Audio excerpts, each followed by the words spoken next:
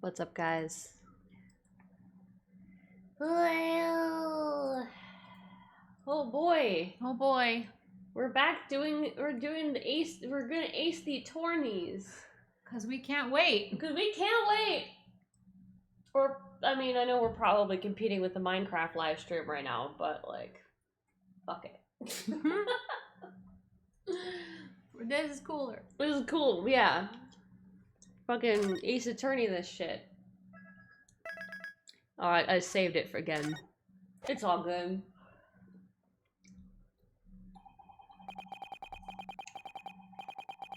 Susato. When I awoke the next morning, Susato-san was already gone. Outside the window, the rain came down in sheets. Oh, like the rain in my heart. And so began an even longer day than the last. One that I would remember for the rest of my days. I don't like that. I don't like that either. I don't like it. I don't like it. It's gonna be a very, very long day. Oh, God. Oh boy.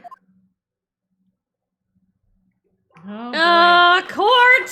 Court already. Shit. Court! It goes straight to court! And Zeke's time.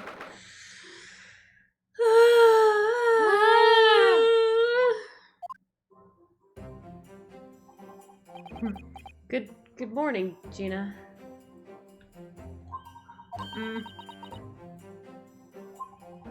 I'm determined to prove your innocence today. I'm sure we can do it. So where's your friend then? Sorry? You know, we're in the fancy dress. Susato, or however you say, I don't know. Oh, Miss Susato had to leave early this morning. She was already gone by the time I woke up. So you can't trust people. They sleep you. You're all right with that, are you? No! Actually, now that you mention it, I'm very much not okay with this. Thank you for asking, though. Forget about me if you like. Go on, see her off. Oh no, she's gonzos. Like she left it gone. early this morning. It's all good. She's super gone. It's fine. It's not as though Miss Susato and I won't meet again one day.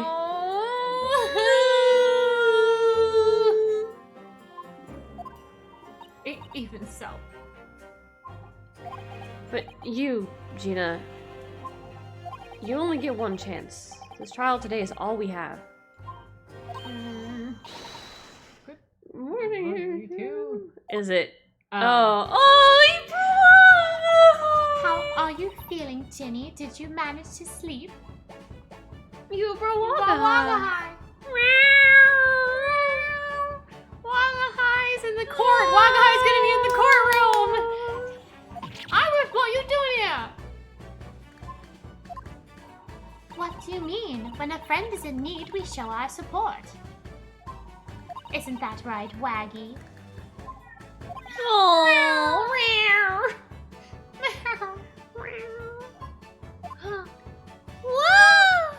Waggy? Great way to show your support, kitty. Let him have a nose round. What I'm gonna do? Never see that cat again. Oh, that reminds me. I bought a paper on the way here. Now, would you like the good news or the bad news? Oh, I would highly rather none of those things, The actually. bad news first, and then bad news. What do you say, you know, Ginny? Oh, well, I think I'd rather get the bad news out of the way first. All right, well, you're going up against the Reaper of the Bailey, and he's got you. Nah, always take the good news first. I might not live to hear the bad. Well, fortunately for you both, it's bad and good news. This question always gives away people's personalities. Let's not go there. All right, then I'll give you the bad news first. Brace yourself. A record amount of rain has fallen this morning, and carriages all over the capital are struggling to move. Oh, okay. It's muddy everywhere. That's the bad news. Okay, good. I just don't like mud. I have a nice outfit. Huh? The bad news was a weather report? The good news is that Susie didn't get to go across the ocean. Right. I hope that Susie made her train to Dover and that the train isn't delayed on its way to the port. Gosh, yeah. Alright then, so what's some good news?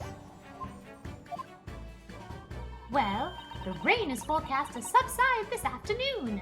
We can go out and play. Even if the train is delayed, it should be able to make up the time later. So she's suggesting that Susato's gonna actually get stuck here and could still show up again? Well, that is good news, isn't it? I guess she's taking a She's taking a train to get to the ship. yeah, she's taking the ship from Dover, which is a place in England I've actually been. Ooh, Is nice. has very beautiful cliffs. I couldn't give a monkeys, really. Only all good news canceled out the bad. And look, this trial has made the headlines too. Great.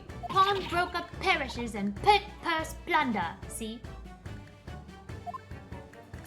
How you like that? Well, let them say what they want, see if I care. I can't because you're covering your face. Don't worry, Runa will soon show everyone that this headline is nonsense. I will. And then in tomorrow's papers, the headlines would be Discharged diver is dauntless do-gooder, isn't that right, Bruno? Oh, yeah, let's hope so. Of course they will. I have absolute faith in you. How was that? I was trying to sound like Susie. Did it work? Did it? It's like she was still here. Oh boy. Oh. Good luck then, Bruno. I'll do what I can. That's nice.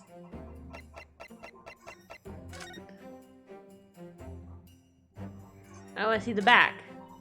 There's a sensational story lower down the front page as well. Look. Ministry moral classified secrets may have been leaked overseas from Ministry of Justice. Ooh! Oh, Riddles! Hi, Riddles! Hello! You're just on time. Just on time For the saucy stuff. for the saucy stuff.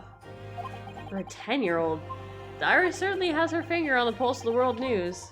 It's about secret communications between Great Britain and its allies. Cosmo's alive, I fucking swear it. Apparently, they're being intercepted by hostile nations. Ooh. Communications are being intercepted. But how would somebody be doing that? That's the question, isn't it? I've come up with 3 different possible methods so far. Are you looking for a new career, Bruno? No, of course not. Wasn't looking for this one either. Right, I wasn't actually looking for a career at all. I was just kind of live with my boyfriend and live out the rest of my days in comfort. Mm-hmm. I wonder, perhaps this is what Lord Strongheart was talking about yesterday. Yes, it could be, and it could explain why he has Gracie running from pillar to post at the moment. Yeah. Ooh. Government secrets being leaked to foreign agencies. Very nice, very nice. Yeah. Okay, Riddles, are you ready for my for my lesson in it's a creative writing lesson. So if you've taken any like English course or writing course or creative writing course, you'll probably have heard of the hero's journey. There is kind of a secondary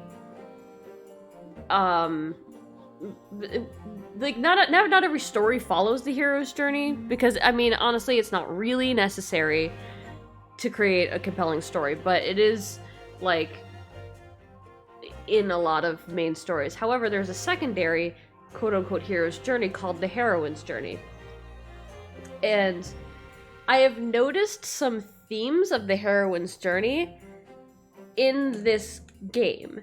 And I've seen heroines' journeys in games before, So that's how I recognized it. So I'm gonna read out kind of the steps of the heroine's journey. This little educational trip here. And we're gonna kind of talk about how it pertains to Ryunosuke's journey so far. And I will say that it kind of it goes into like masculine and feminine themes, but like that's a little bit problematic, so we're gonna like, but it's also broader themes in the quote unquote masculine and feminine thing. So we're gonna talk about that more than the actual masculine and feminine. So step number 1 in the heroine's journey is the heroine, in this case the hero Ryunosuke, separates from the feminine, and the feminine is often a mentor figure or socially prescribed, marginalized, or outsider role. So, we are separated from our mentor figure first fucking thing. We have Kazuma, he's murdered. Separated immediately. Alright, identification with the masculine and gathering of allies. So, this is the heroine embraces a new way of life. This often involves choosing a path that is different from the heroine's prescribed societal role, gearing up to fight an organization, role, or group that is limiting the heroine's life to options, or entering some masculine dominant identity-defined sphere. So in this case, we are talking about Ryunosuke decides he's going to become a lawyer. He is embracing a new way of life that he was not actually intending to go into before, and people are like, it's a bad idea for you to be doing this, right? Alright, roads and trials and meeting ogres and dragons. The heroine encounters trials and meets people who try to dissuade her from the heroine, dissuade the heroine from pursuing their chosen path, or try to destroy the heroine. So, we're talking, initially, Susato and Hosonaga are like, you can't do this is not a thing that we can do. And so he pushes back to them pretty easily, but then we're talking Van Zieks is trying to push him down from this path of Strongheart puts him through a trial, you know? Literally. You know, like this kind of stuff. So he's kind of being pushed back on immediately as he comes through these, as he steps up to become a lawyer. Experiencing the boon of success. The heroine overcomes the obstacles in their way. We won a bunch of trials. Yep. That's amazing. He gets a confidence boost a little bit.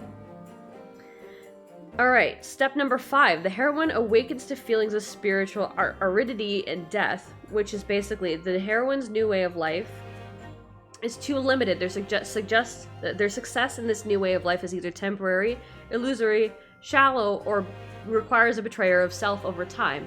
So, the McGilded case.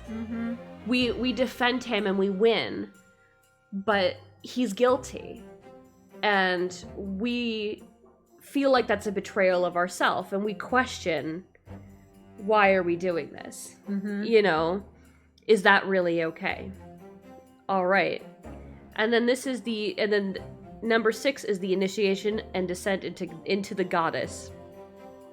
The heroine faces a crisis of some sort in which the new way of life is insufficient, and the heroine falls into despair. We are seeing Ryunosuke. We saw him at one point kind of come in despair at the beginning of Natsume's trial, when he's like, when he's like, I don't even know if I want to defend you because, like, I don't really know if I want to do this lawyer thing anymore. Like, this is kind of awful. So he gets into that, downfall. All right.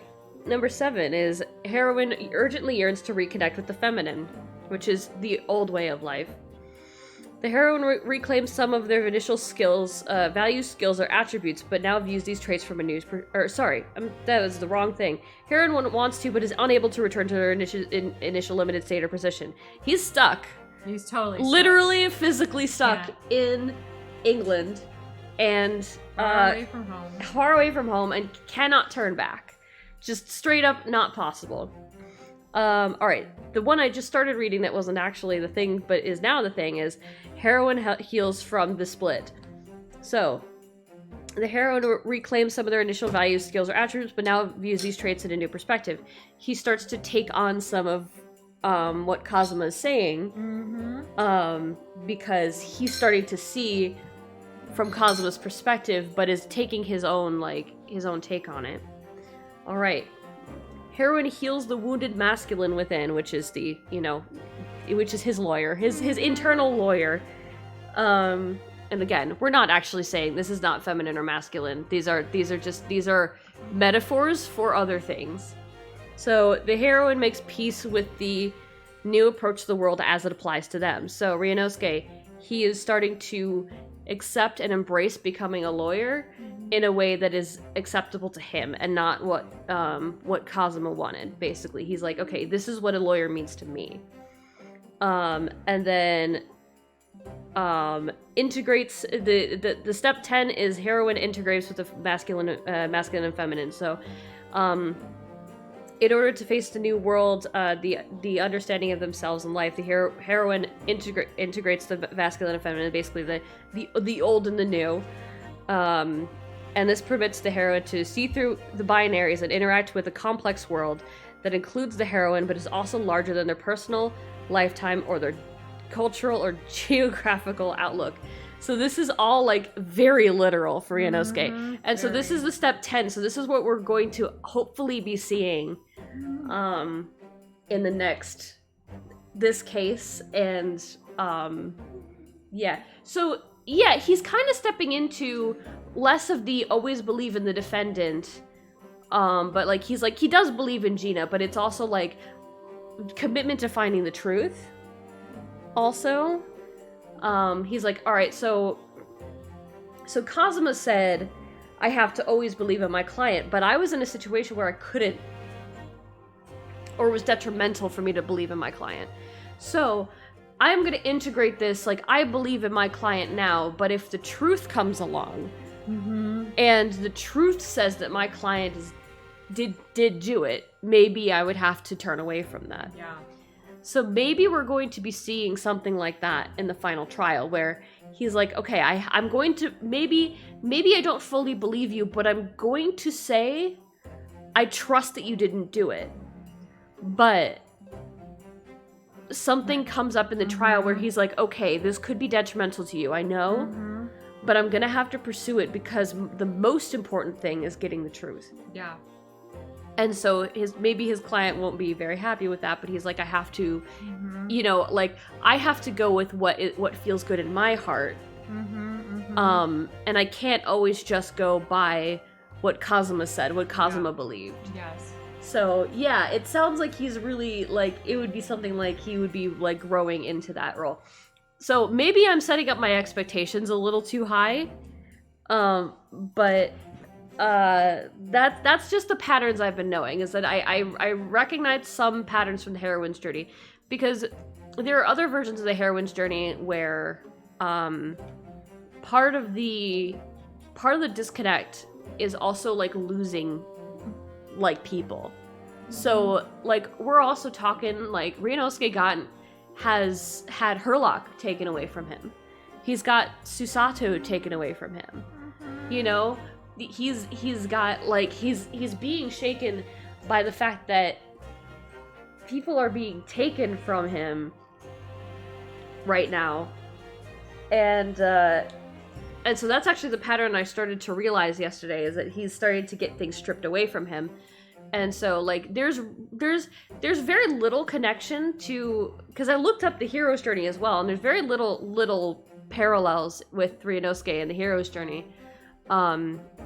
But with Ryunosuke losing so much, in this trial right now, it started to feel to me like it was falling further into the heroine's journey. So they actually gave him, well, for a lack of a better term, a more feminized role in this game. And thank you so much, Wolfie, for 7 months. That's 7 months. God Thank you, Wolfie. damn, Wolfie. Don't worry about falling asleep last night. We know it was late for you. I was just giving everybody a creative writing lesson. And let me give credit where credit is due. The heroine's journey was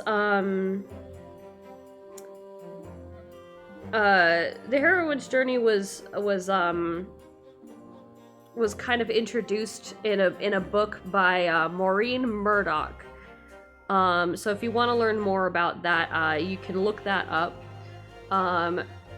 It is literally just a book called The Heroine's Journey by Maureen Murdoch. So, highly suggest you look that up if you have any interest in writing. And yeah, that was your creative writing lesson for the day. Ryunosuke is a heroine. All right. Pawnbroker perishes in pick-purse plunder. How awful. For Ginny, I mean. It's prawn broker. Prawn broker! But tomorrow's headline will be Discharged Diver is a dauntless do-gooder, right? Oh. Yes, something like that. If possible, I'd like to go even bigger. Bigger? How? Proud pickpocket protects planet post-trial, perhaps. Protects planets? Oh, I can't wait for tomorrow now. It's going to be so great! Amazing. Makes sense. Makes a lot of sense to take this concept and stripping the gender role away from it. We dismantling the patriarchy. Basically, yeah. Like it's the heroine's journey is very gendered in its in its presentation, but the basis is there because again, we're not talking about masculine and feminine in its actual, like in its actuality. We're talking about an old way of life to a new way of life. Mm-hmm. So, I mean, the heroine's journey was mostly talking about like women and girls like coming of age story where they try to like, for the most part, especially in young adult novels, they try to like assimilate to the masculine in order to like become accepted. And so that's kind of where the heroine's journey comes from. So that's why there's so much of this like masculine, feminine, like wording around it. But really what it is, it's an old way of life to a new way of life. And so Ryunosuke's got his old way of life. He was a university student. He had Kazuma. He was happy. And then now he's in a way forced to assimilate to a new way of life as a lawyer, and he thinks he has to turn away from his old life to do that. But what it really needs to happen is he needs to integrate his old self into his new self. Yeah, actually, I think Mulan's a good. Probably arc this out with Mulan. Yeah, I was gonna say you could probably definitely arc this out with Mulan. It's definitely an exercise I'd be willing to do. Like, check out a Mulan, like a Mulan parallel. So yeah, and kind of yeah, I think you're absolutely right because really at the end of Mulan, she does end up like realizing that her like there are merits to how she learned how to fight. She learned how to fight and she was brave and she was like this, but there is also merits to being feminine and like being a girl. Yep. She didn't just need to be a man. Exactly. She could just be herself. And herself was not entirely masculine or feminine to begin with. So, God, this making me want to just watch Mulan again. Right? Exactly. Yeah. So, one of my favorite Dragon Age games, Dragon Age 2, actually follows the heroine's journey as well. So, writing concepts, yay! Anyway, huh? Obviously, I don't know the law like Susie does, but still. I'll be by your side the whole time, giving you more support and encouragement. At gunpoint. Yeah. Take it or leave it, but you can't leave it. I'm not sure that big thing is comforting as you think it is, to be honest, but... That's what he said. Thank you, Iris. That's very kind of you. Oh, thank you. I'm glad that you enjoyed my creative writing lessons. Meow. Oh yeah, Iris. Yes, Jenny. Well, I was wondering is all about Sholmes. They fix him up all right. Well, they better have. Yes. The operation was a great success. But Ellie still hasn't come around yet. Shut up! Oh! We both know that's wrong. Oh. What the fuck? They're lying. They are. They're lying. Oh my god. Wow. Oh, They're lying. He's awake. We know he's awake. Oh boy. And he was plotting something with Susato last night. Ooh. Oh boy. Eh? I've asked a friend of mine at Scotland Yard. Oh no! Oh boy. No! Oh boy. Yep. To send a telegram as soon as he wakes up. I'm sure Gregson will let us know the moment there's news. No, he fucking won't! They're all in on it. Cosmo's still alive surprise party? I hope so! Yes, please. Oh, right. No. No Susato-san. No Mr. Sholmes. What are you dealing with now, buddy? It's all down to me today to prove that Gina's innocent of this crime. Crime. Miss Gina Lestrade, counsel for the defense, the trial is about to begin. Please make your way into the courtroom. It's time then. Yes, let's go, Gina. Iris. Lead the way, Bruno.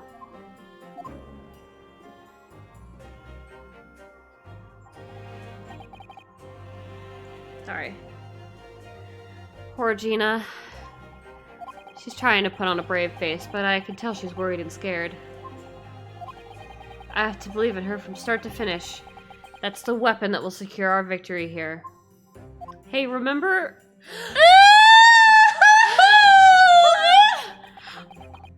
Oh my god. If I learned anything from my great friend, it's that.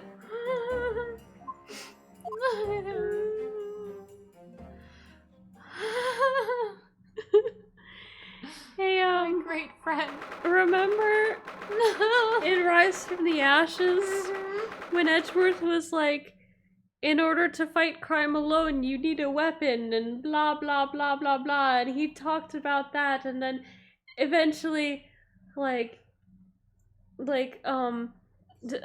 was like, you don't need a weapon, you need teamwork. Oh. You know, it's like you weren't alone, you had Mr. Right. You had Mr. Right. And then they were like, please, we love you. And then Myraru's like, sorry, we call him Myraru. Yes. Because we're terrible people. It doesn't make any sense for any reason. Yeah. We call things incorrect things. It's our thing. But he's like, yeah, well, whatever. And then he does bad things. Mm-hmm. So, Myra. yeah. My great friend. No, Riddles. Yeah! It's Van Zeke's And Van time. Zeke's is back! Van Zeke's time! Woo! In the name of Her Majesty the Queen, I hereby declare this court to be in session.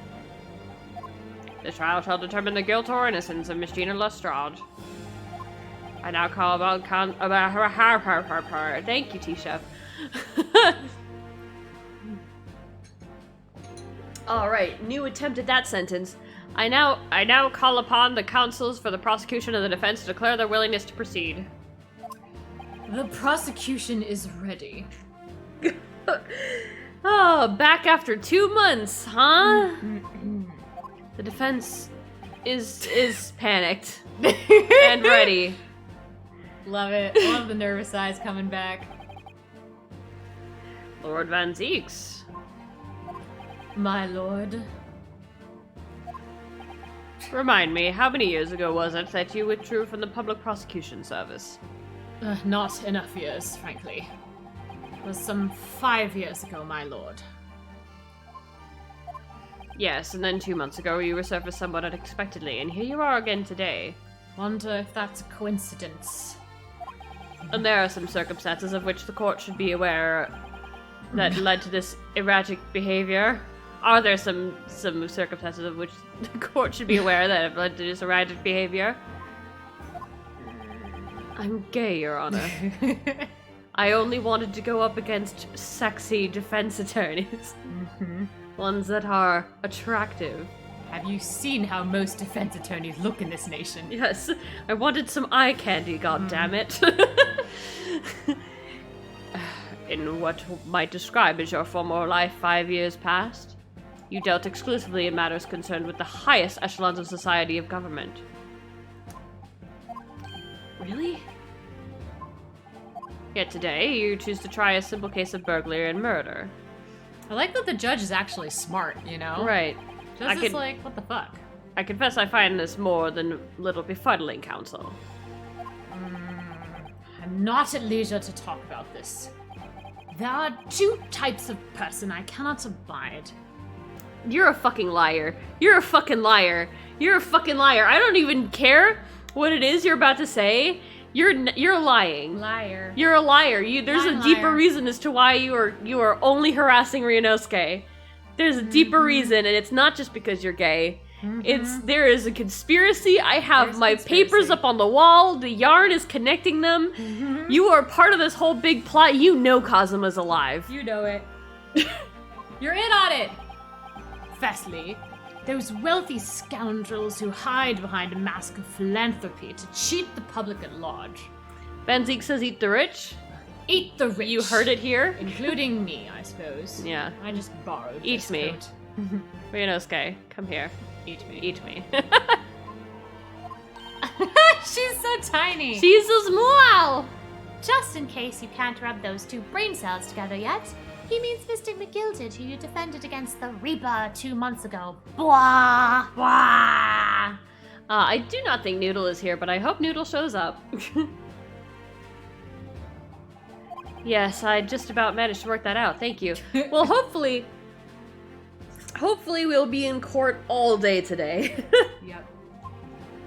Magnus Begilded, if I'd known what a monster he was, I never would have defended him. You would have just gone back to Japan, because that was your only other option. Yeah. Uh-huh. And secondly, even more loathsome, those wily scoundrels who masquerade as allies only to effect total betrayal in the final hour. In other words, the confident tricksters from those tiny... Holy You're a racist! God damn, dude! Holy, what the fuck, Zanzeeks? What the fuck is those wily scoundrels who masquerade? Okay, alright, so, like, he thinks Japan is stealing Britain's secrets. Oh. Masquerade as allies only to effect total betrayal in the final hour, and then he blames the entire country of Japan. So he's like, I must come here to shake down this one pretty boy. Right, he's like, and so because the defense attorney is Japanese, I'm going to harass him. I don't trust this, so. Wow. Damn, Van Seeks. Okay, trying to go through the whole case today. We'll see what happens. Yes, asterisk. If we're gonna give it our best shot. We'll see. We're gonna go probably from anywhere from like 2 to 2.5 to be continues, you know? Mm-hmm. Yeah. Or 3 depending on if they're short enough. We're gonna go as far as we can go with this. Right, so we're talking anywhere, a stream that's anywhere from 3 to 6 hours. So it's gonna be a good one though. Buckle in there, bitches. What? Did he really just say that? I mean, holy fuck. Fucking racist. Christ. Marathon Strem. He means you now, Bruno. Yeah! wasn't No! clear. He doesn't just mean me, he just means the entirety of Japanese people. Yeah. Iris. The fuck? I actually managed to work that out too, thank you. Congratulations. God. Total betrayal, what are you talking about? And this is He's super nervous. Prime EU Extreme Timey things. Good. Yay! Good. Good. All the Europeans can watch this Europe versus Japan trial. Right? That torrid look of hatred from Van Zieg's eyes. Ugh. Kind of I hot. hate that I like you. Ugh, I it's- hate that I want to bend you over that bench. Was that directed solely at me? Or was he talking about all Japanese people? They're calling it out. They're actually calling it out. Right, does he hate me or just is he just racist?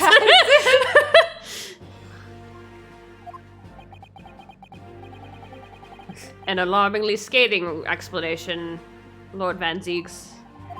Still, the judiciary welcomes the return of the so-called Reaper of the Bailey, fueled by all London malefactors. All London malefactors. Your lordship is too kind. Now, jurors, the 6 of you have been selected boy. at random to present. At random, you say. Uh-huh. We're gonna see new people or fucking old people on that trial. Oh boy. To represent the will of the people in this trial. What? Are you fucking? What do you mean at random? Oh my god, that's Wait yeah. a minute! Are you kidding me? Shut the fuck Are you up! fucking kidding me? Shut Are the you fuck fucking up! kidding me? We can recognize 5 out of the 6 of people. Holy shit. I cannot believe it. Hey, didn't we have we'll know someone on the jury? I mean, This isn't yeah. the final case. It's Yeah, that's someone we true. know very well. And I guess we don't know him very well, but So we've got Mr. Garridem. We have frickin' the maid maid lady guy. who was definitely a juror on the first in the technically third trial. Some rando we don't know. A guy that was on the jury in the last trial. He now looks like he's become a doctor. The same lady who was in again another lady who was in the first trial that was in England, who was a juror, and then the fucking Russian terrorist. So you know how we were saying that they couldn't be on the jury if they weren't a citizen? No, Well- Asrup guy is not here. He's in hiding. The fucking Russian terrorist is on this jury. He's got a mort. He does have a mort. Oh my god, there's a cat in the courtroom and he's got a mouse. That's fucking funny. That's right. Wagahai is here somewhere. Hi. Meow. Former Lieutenant British Army here, don't you know? Chaps like me were born ready. Clean crockery, clean cutlery, and a clean conscience. His lordship's motto is very appropriate here, I think. Oh, great. Everything will be stereoscopic in the future. Absolutely everything, and I'm ready for it. I don't understand it. I can't have left it in there. It's not possible. What could I have? I left it up in the ass. Is that me? Women indispensable in society. Stop. Female-centric future awaits. Stop. Oh boy. He's actually translating. Oh my god. Would you like me to be him? Or Be Russian, be yes. the Russian? Okay, alright. Good day. I am visiting London for sightseeing. I would like to take bus to Crystal Tower, please. I'm with you there, buddy. I'm with you. I'm with you. At fucking random? Are you kidding? It's so random. I'm so random. Is something wrong, Bruno, aside from everything? Oh, not exactly. It's just... I'm fairly sure I recognize these jurors. Almost all of them, in fact. Can I trade you, telegram lady? On the jury? Really? Funny coincidences like that do happen from time to time, don't they? You know, coincidence isn't exactly the word I would not choose. call this coincidence. But it is quite strange. The jurors are chosen at random from London's 6 million inhabitants, you know. No, they're not. Small city, I guess. So I've been led to believe, but something tells me I'm being duped. Uh-huh.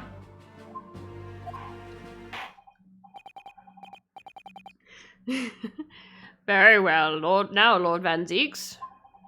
Court calls upon the prosecution to introduce the facts of the case. There Yes, are my no lord. facts in this case. There are no facts. As you wish, my lord. They are all untruths. Allow me to begin with a word of warning to the ladies and gentlemen of the jury. Fuck you, and I hate you, and I will kill you all. That's all. I rest my case. In short, Fuck you, I hate you, and will kill you all.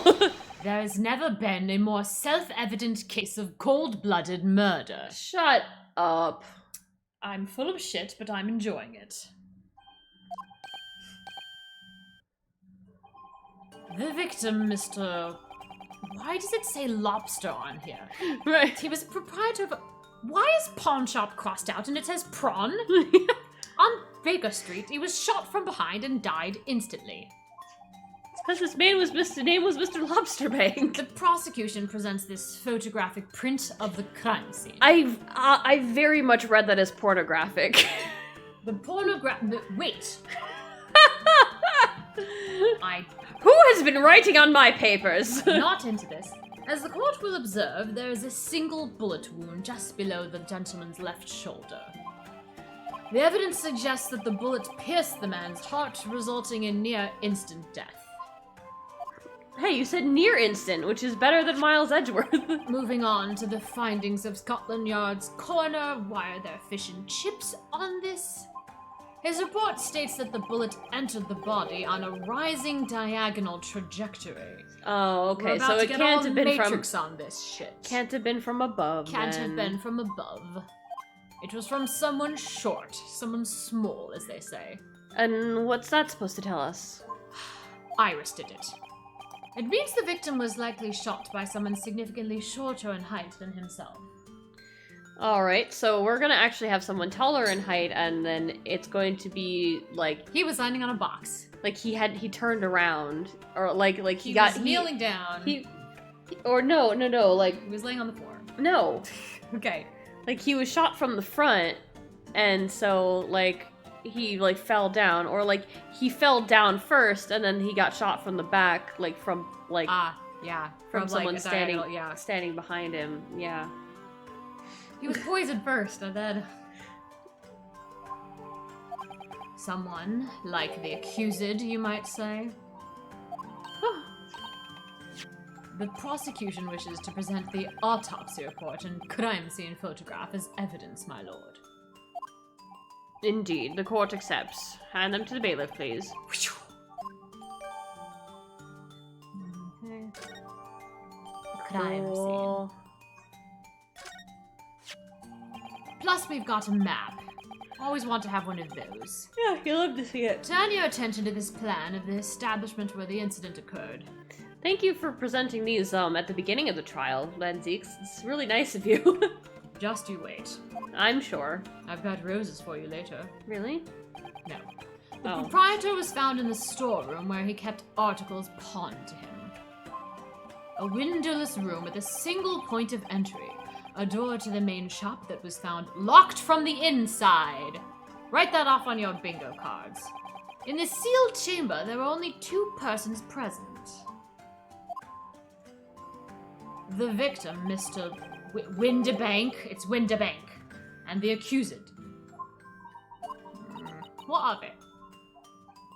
Oh, It may further interest the court to know that when the accused was discovered at the scene, she had in her hand the gun used to fire the fatal bullet. There's a Russian on the juror. Yep. On the jury. There's a Russian on the jury who Which was means- mixed up in the... Yeah, somehow he got pulled for jury duty despite not being a citizen. Exactly. And why is he here? Why is he here? Why is he here? And And that also brings the distinct possibility that literally anyone can be pulled onto the jury. Literally anyone can be pulled on the jury. Despite their citizenship. Also. So someone we know well on the jury for the final case could be somebody. It could indeed.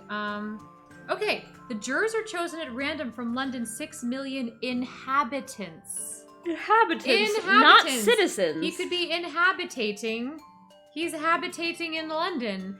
Okay, so also, there's been some kind of betrayal between Japan and Britain about secrets. Well, who might be the one getting out those secrets? Maybe a mysterious, suspicious Russian man, perhaps? It's Tartaglia! It's exactly what It's Childs! Yep. Anyway. I said this. She had to hand the gun. The gun. Guilty! Yeah. Welcome to court, Iris.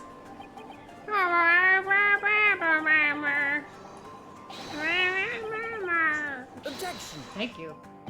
We can't jump to conclusions here. We mustn't assume her guilt because of what she has to do to survive. It's already 1 o'clock. My learned friend. Interesting. He actually is like, my friend.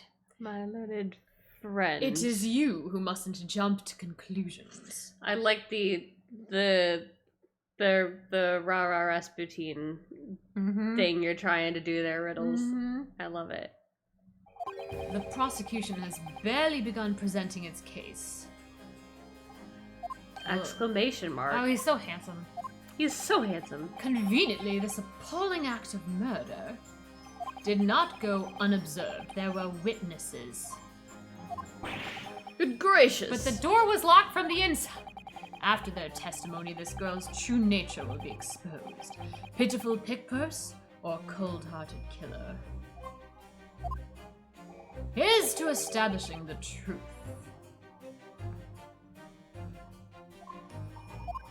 Whatever. Suck my balls. The court will take the floor plan and the firearm into evidence. Oh, we get the map and the murder weapon. It's evidence. It's a Incredible. evidence palooza. This is raining evidence. Hallelujah! It's raining evidence. Hey. God, this is like the opposite of the other trial. At once, my lord. We've got so much fucking evidence. We have so much fucking evidence. No, this is good, Yukon. This is great. We love evidence. We have so much evidence. It's going off the screen. Holy shit! All this evidence. Oh my god. Also, I didn't actually look at this. Yeah, we should take a look. Okay. Oh, we found out his actual name now. Mason Milverton. Brickmaker. East End of London. You know what? Okay. Prediction. Someone's gonna be named something Milverton. Because notice how like the whole thing has been they didn't actually call him by name, and it's gonna be like a thing you have to remember that they're associated with the crime. Right, yeah. Found deceased. Defendant, Varag Benzies, Yunoskina Hodo. The conviction was assured in three eyewitness testimonies, however, surprise fourth witness testimony resulted in acquittal due to insufficient evidence.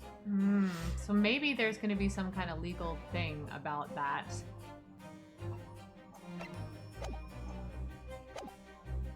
Oh, I didn't look at any of the other things that got handed in. Alright. Whee! It's a map. It's a map. Cool. Map. They put him in red, like a lobster. Yup! Lobster, lobster, lobster. Okay. Yep, rotate that evidence. Oh, it's a gun. Let me check those bullets, please. This is Mr. Windibank's gun. The cylinder is completely empty. Mr. Windibank always used to keep this gun to hand on his shop counter, and he kept it to his temple quite often also. Yes, but only ever with a single bullet loaded, I understand. That's right. To keep all the pond articles that were in his care safe. But his one bullet was fired that night, and the poor man lost his life. Was he protecting his shop, I wonder? Trying to keep the articles safe? Hmm.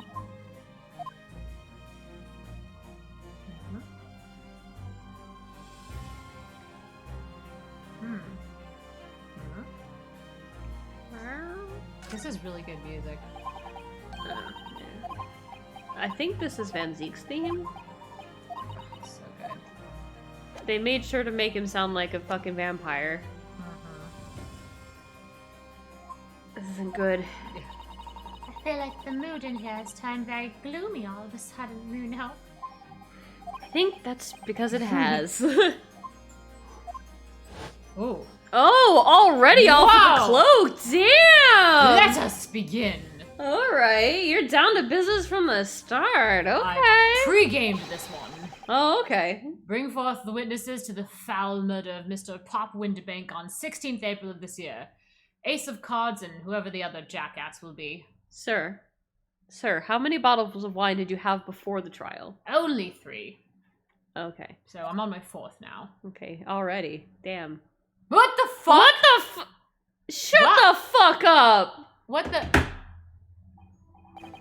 Witnesses, state your names and occupations for the court.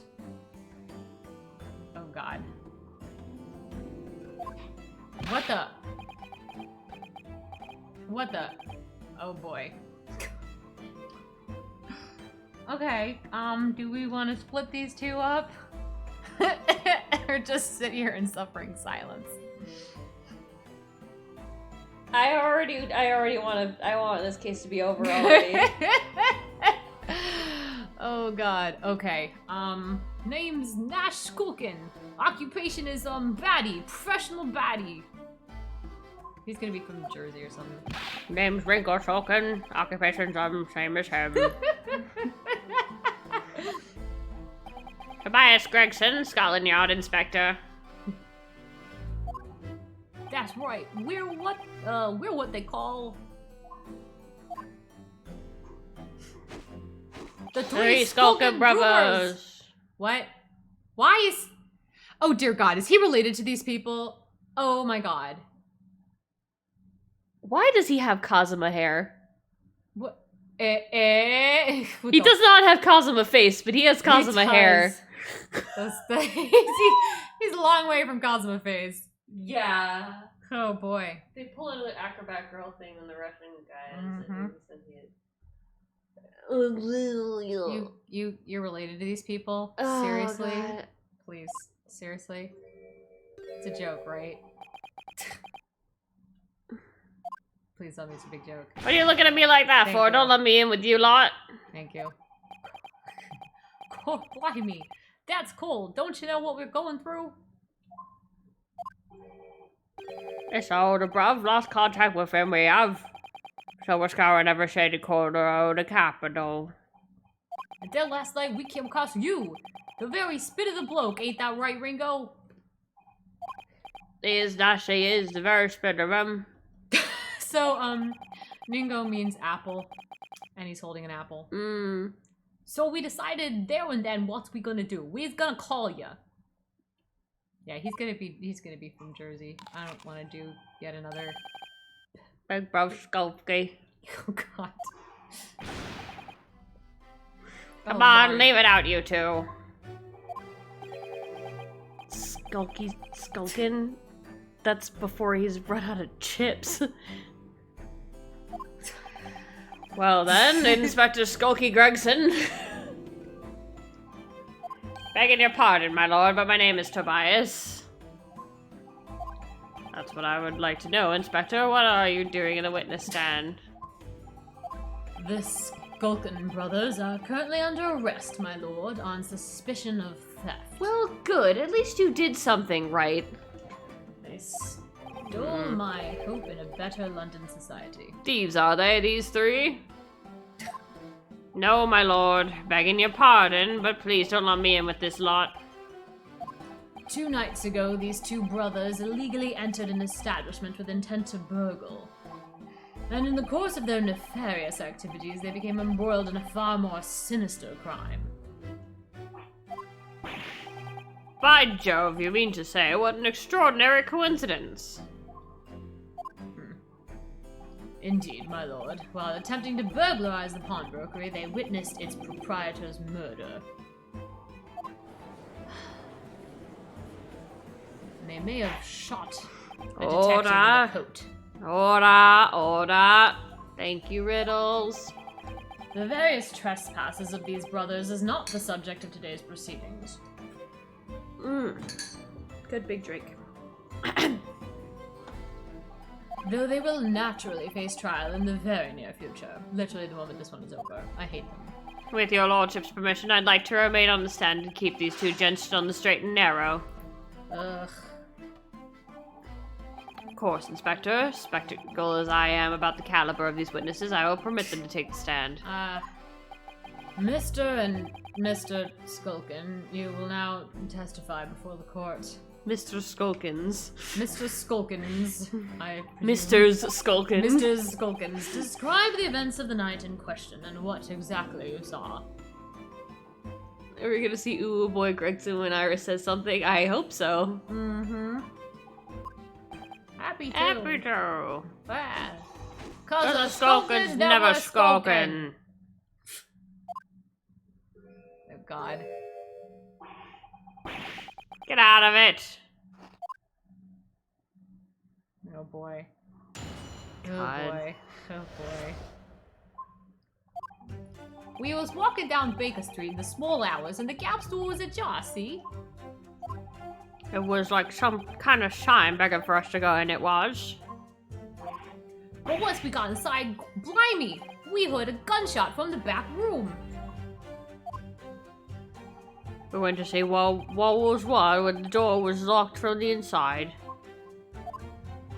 We never done nothing, governor. We never took nothing. We just left after that, nice and quiet like. Yeah, they are both blushing. That's a little weird. Yeah, that is a little bit weird. They're weird. They're weird weirdos. A terrible coincidence, it would seem. The precise moment these miscreants entered the property, that even more sinister crime was afoot. Honestly, You weird know, fucking coincidences. Hello, happen in Ace Attorney. one of them fucking shot Herlock Sholmes. Yeah, can we mention that? Can we talk about that? You fucking shot Herlock Sholmes. What the fuck is wrong with you? No, we're just going to talk about this map. God. The witness's testimony is consistent with the crime scene in every detail.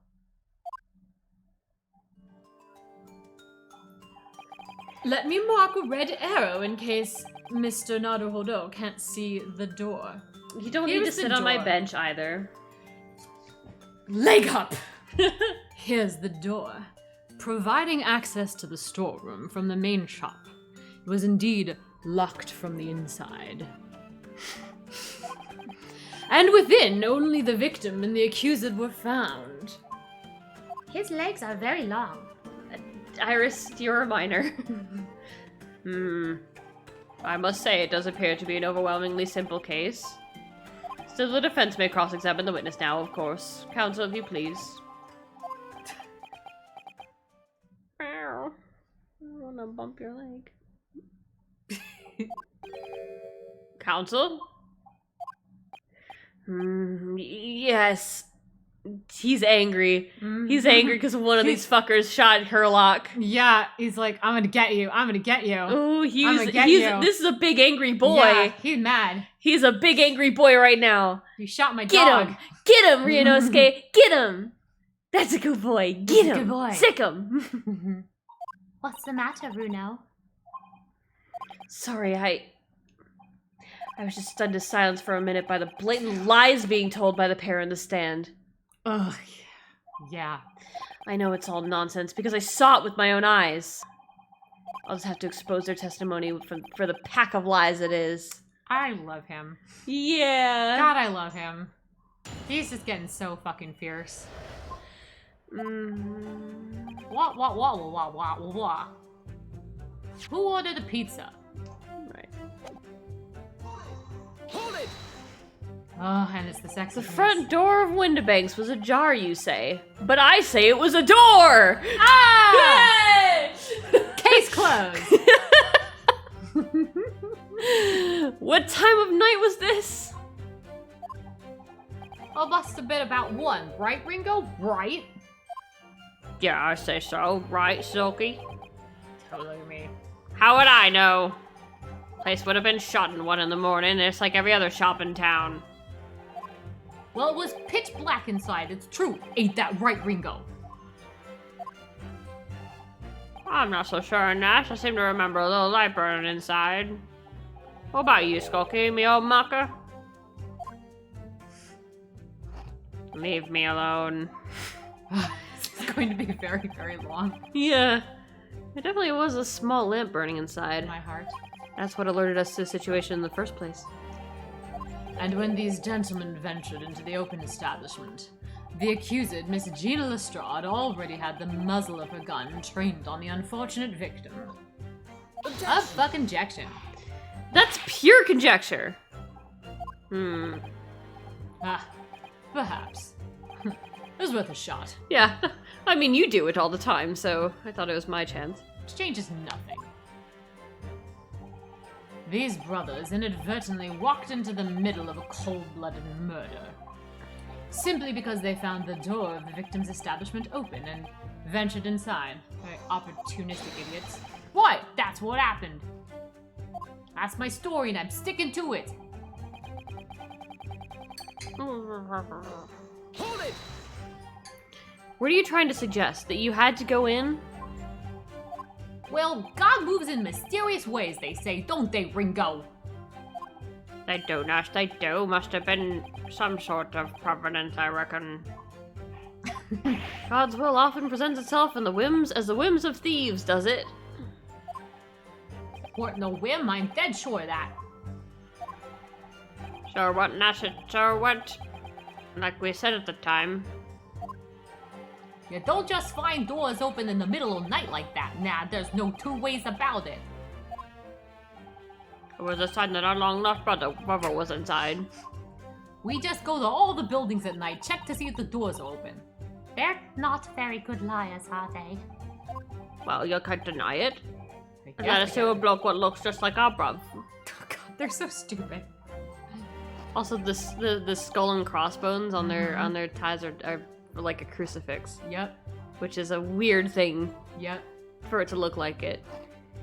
I said cut it out. They give me the biggest Wario Yes, Waluigi seriously. vibes. Very much so. Seriously. Those chips are getting a little chompy today.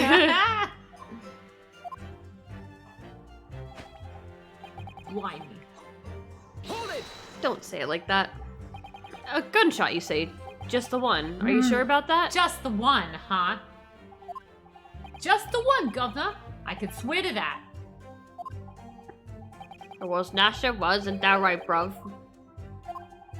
The firearm used belonged to the victim himself. Yes, Mr. Winterbank always used to leave his gun lying around the counter like an idiot.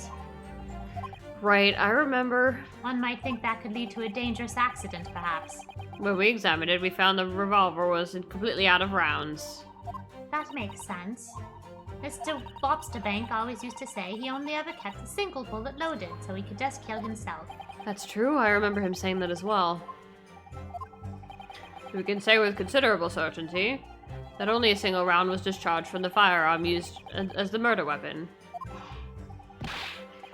Yes, my lord, we can. And I should remind the court that the firearm in question was discovered in the hand of the accused. Wonderful. What? Hold it! You mean the door between the main shop and the storeroom?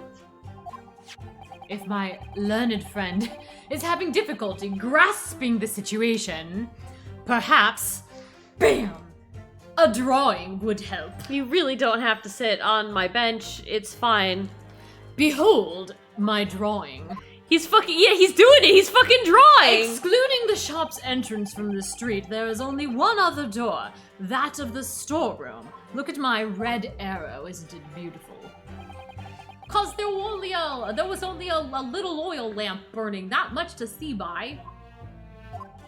And the door was hidden behind the curtain and all. That's right. When we arrived, the door was mostly obscured by the curtain. Obscured by the curtain. I was scared. Tell me. Why? Tell me why. Why exactly did you try to open that door?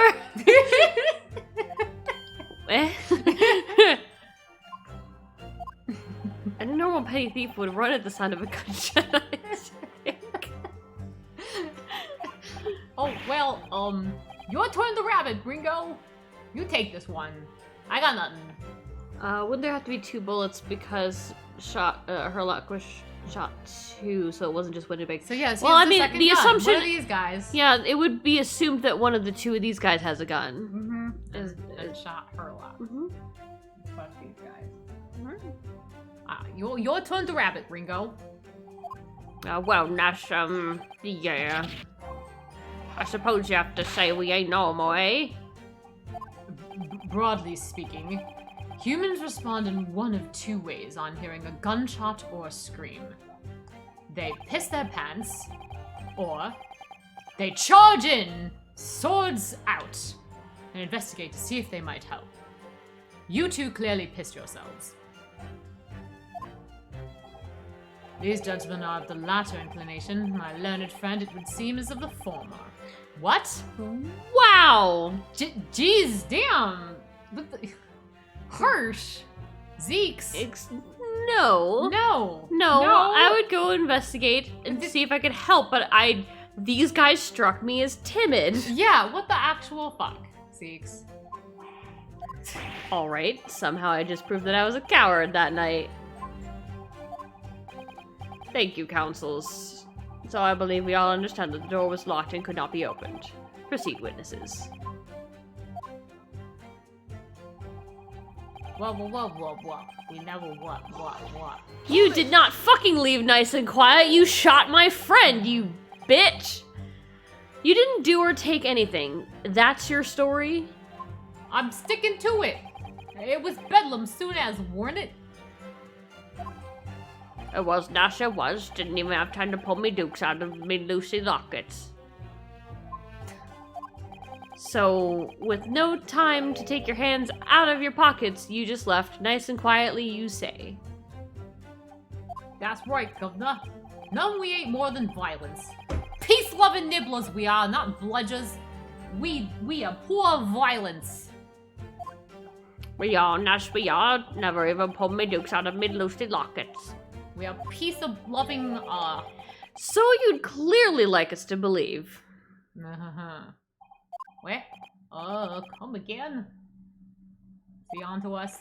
As you fled from the pawnbrokers that night, did you not run into anyone else? Get him, Dukin. And did you not fire a gun at that person? Ugh. Take him down! Saints alive, they fired a gun, you say? No! Blimey, Governor. You ain't telling us it was you in the doorway? Oh my god. It was! Ugh. That's you. No. Yeah? No? Oh, no, okay. Why the breed of Dora? Didn't you mention that before? Bruh. You were armed with a gun. As you fled the scene, you fired that gun. At London's greatest detective, Herlock Sholmes.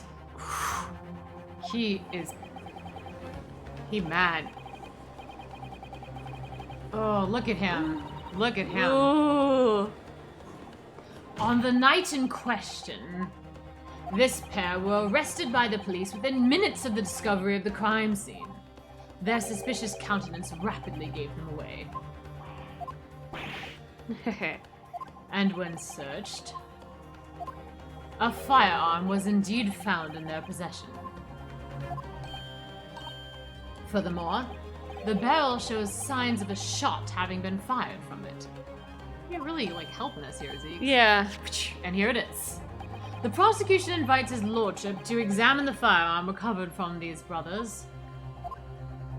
Yes, indeed. Evidence of powder on the muzzle, as you say, counsel. court will hold this weapon as evidence. A single round was fired, huh?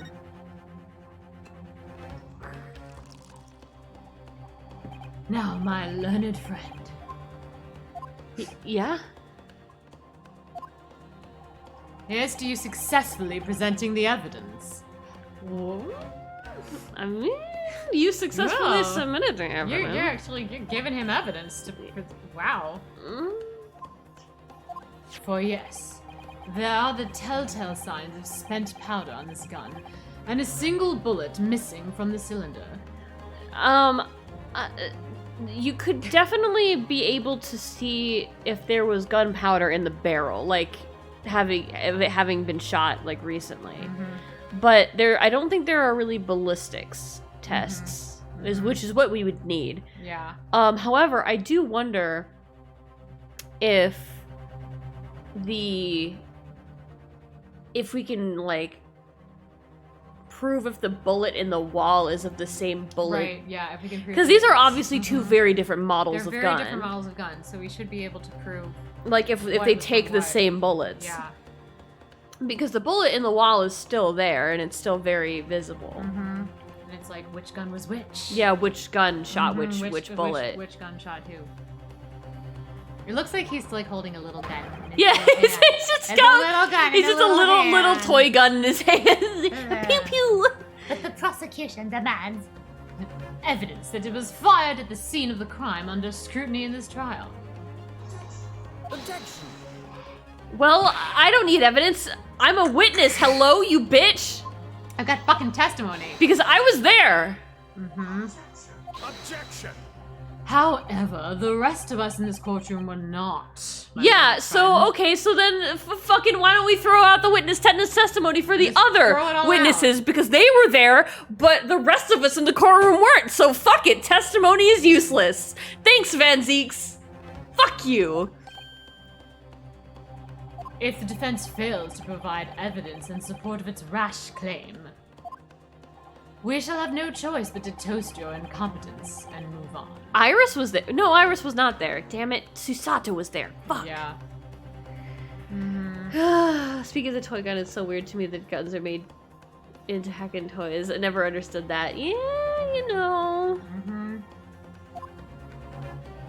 Evidence that these two fired that gun before they left Windibanks that night. The court demands that these claims are affirmed with clear come on. That these witnesses unloaded a firearm and the pawnbroker shot that night. How about the fucking... Yeah. legit? Like, can we present that? I'm gonna save the game, but... it's in the fucking wall. Hello? Take that. Bam. The evidence is in this portfolio. What on earth do you have there, counsel? Ugh. During the course of our investigations, we discovered a number of bloodstains. Not trusting the police to do the job they're trained to do? How arrogantly racist of me to say something so racist that I just said. Well, anyway, we analyzed all of the blood samples we found and recorded the results in this portfolio. And you claim to have evidence that the court is demanding therein. Yes, my lord. No more dallying then, counsel. Present the pertinent evidence at once. What do you have in the portfolio? Blah, blah, blah. Is this one, This obviously. Take that. What is that? Explain. It's a photographic print taken at Windibank's pawnbrokery on the day of the incident. From the scene of the crime, is it? Crime. Is that a bullet hole? Do my eyes not deceive me? It appears to be a bullet still lodged in there. Yes, as your lordship noticed. The bullet pierced Mr. Windibank's calendar. The date shown being the 16th of April, the very day of the pawnbroker's death. The incident occurs 1 hour after midnight. But this indicates a separate shot had been fired sometime after the calendar had been set to the 16th. That's right. And while it isn't irrefutable, the defense believes this is credible. This is This is good. This is It's good. curare. This is credible evidence that the witnesses did fire a round from their gun in the pawnbrokers that night. Wow. Wah. Wow. Oh, the guy's on a box. Oh. Order. How does the prosecution stand, Lord Van Zeeks? Very gaily. Right. On my legs, obviously. With one leg up on the bench. Right. If that is the direction my learned friend wishes to take, the prosecution has no objection. Good. No. What? What? What? What? Yeet! But you'll forgive me for flinging my hallowed chalice aside in disgust at the repugnancy it exposes. Yes, on the night in question, these brothers entered the pawnbrokery illegally. And like the bold baddies they claim to be, opened fire on the new arrivals before fleeing back into the street. Oh yeah, take down those timestamps. Mm-hmm. Take it easy there, Governor. You're gonna let us in the soup. Why aren't you at the soup store? We had a deal. You weren't gonna tell them details. I don't remember what my fucking voice was like. God damn it. Tell them, Skokie, shut the bloke straight. I think it was like that. Mm-hmm. I have nothing to add. So he knew, did he? Van Zeeks knew their testimony would almost certainly expose the extent of their crimes. It would seem now that I owe my learned friend a word of gratitude. You could show me gratitude later. Huh? If you stop being racist, anyway. Yeah. What do you mean?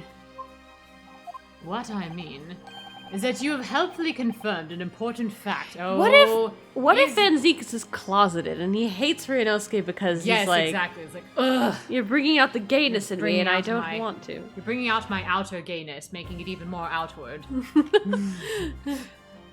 I'm about to play 4D chess with you. Are you ready Right. for this? I'm very ready. You've confirmed an important fact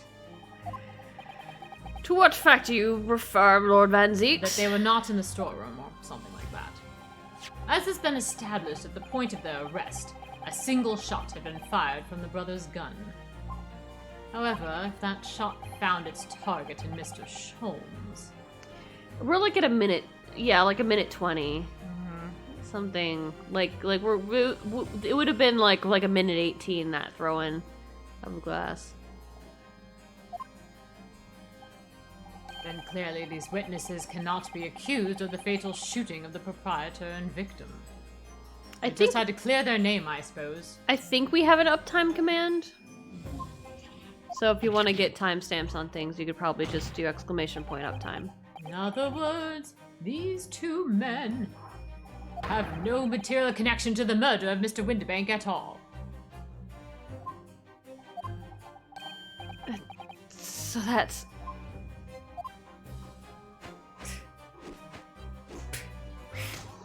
That's it. We didn't have nothing to do with it. we did it, Nash. We did it. That's what I reckon. Your crimes include unlawful entry, intent to steal, perjury, and let us not forget, attempted murder. You're going to jail and then to prison. For a Quite very a long time. catalog, eh, fellas? They cut a deal that, like, if they testify, they're gonna get a shorter sentence or something? Probably. We're in for it now, bruv. Now then, let us take a moment to consider the aforementioned great detective, Mr. Herlock Sholmes. It would seem the man patronized the pawnbrokers in question somewhat regularly. Where's he going with this? Not where you have gone on that chaise. Mr. Sholmes appears to take pleasure in tinkering with eccentric machinery from the Far East. I was gonna say, don't call me eccentric machinery. I am a person. Eccentric says who? Wolfie! Wolfie. Your internet does it have a whole number? Is there a whole number, or is it just decimals still? Not me, don't give me that look. He installed a pair of machines like this one in the victim's shop. Ooh, yeah! It's camera time! Heck yeah! Called it. Heck yeah! Good one, baby. Oh. That's one of Pally's red-handed recorders. What is that, Council? It has the appearance of a photographic contraption. As your lordship has surmised, it is indeed a camera attached to a small timing device. Every half an hour, it automatically photographs the interior of the establishment. The idea being that if a thief were to break into the shop, he would be caught red-handed. The prosecution has obtained the photographs taken by the device on the night in question. We're about to get a stack of evidence. Fantastic! Ooh. Ooh. As the court will observe, copious identical prints are produced in a quite desultory fashion. Rather prodigal, I feel. In fact, there are 2 such devices in the victim's shop, my lord. If I may refer the court to the plan of the premises, their respective positions are here and here. Here and here.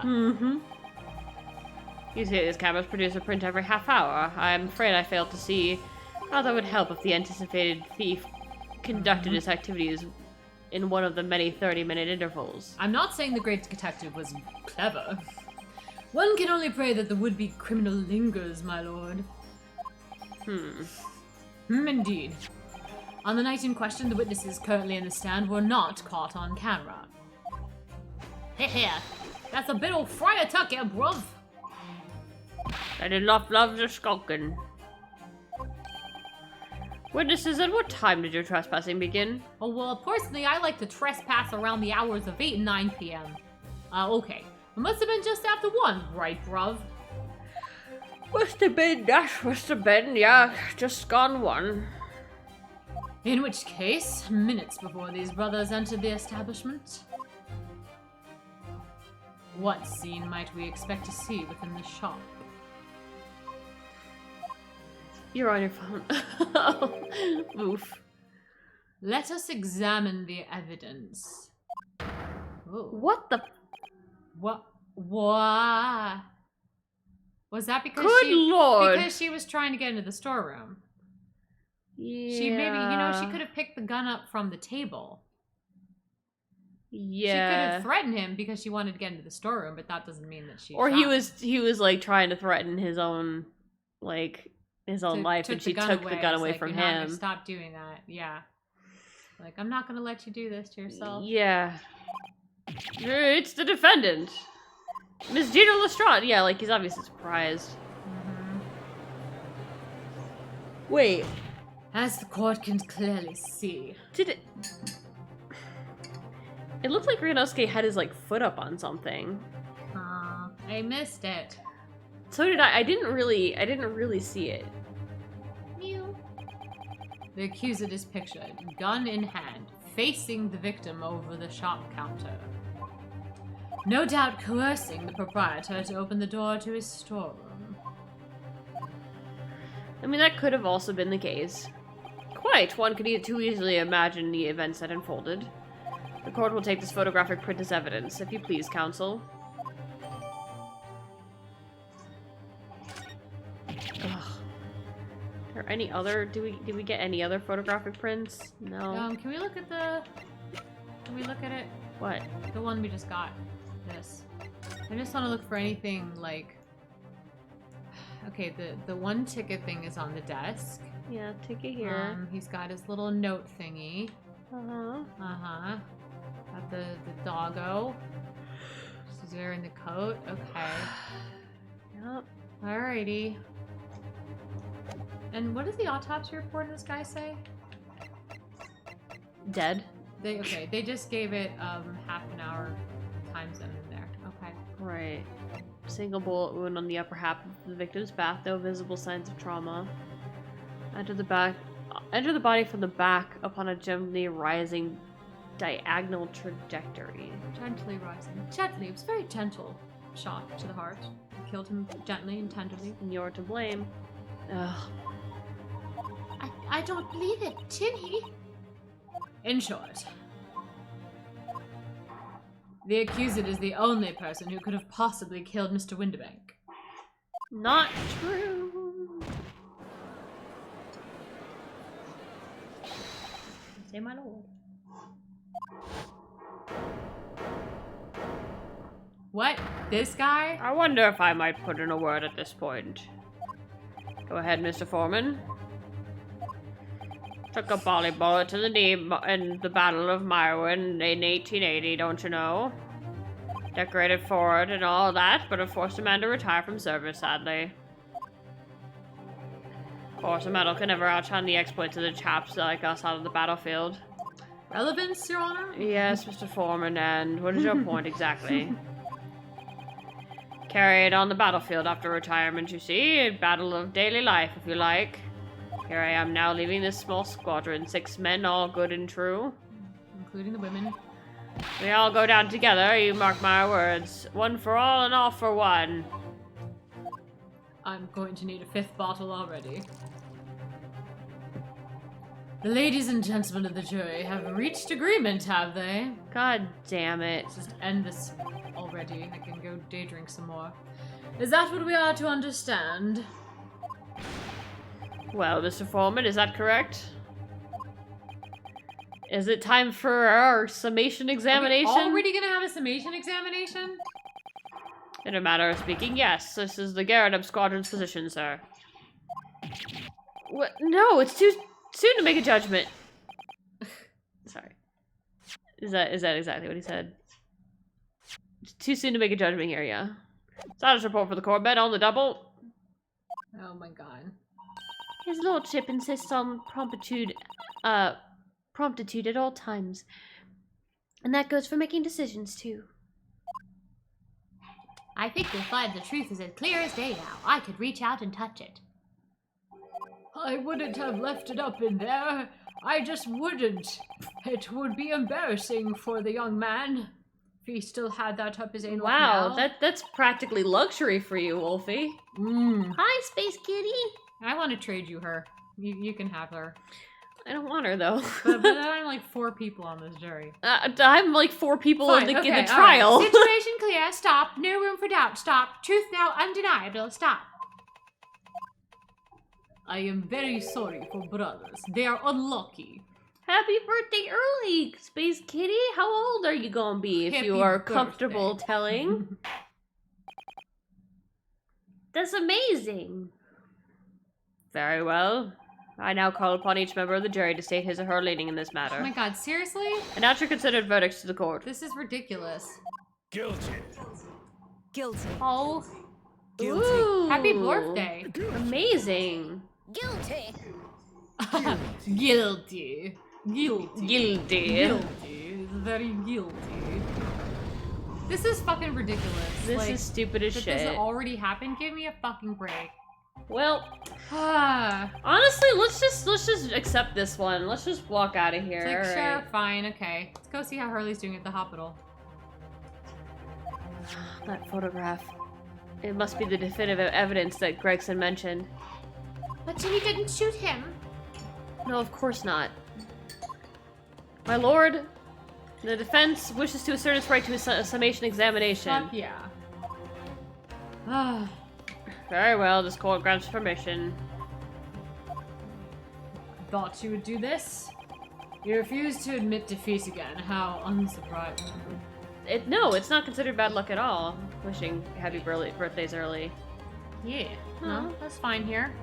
This, you know, it's timely and Yeah, it's because it's a lot of like, you know, if I don't see you next time, Yeah. and, or like, it's like it's considered ruder to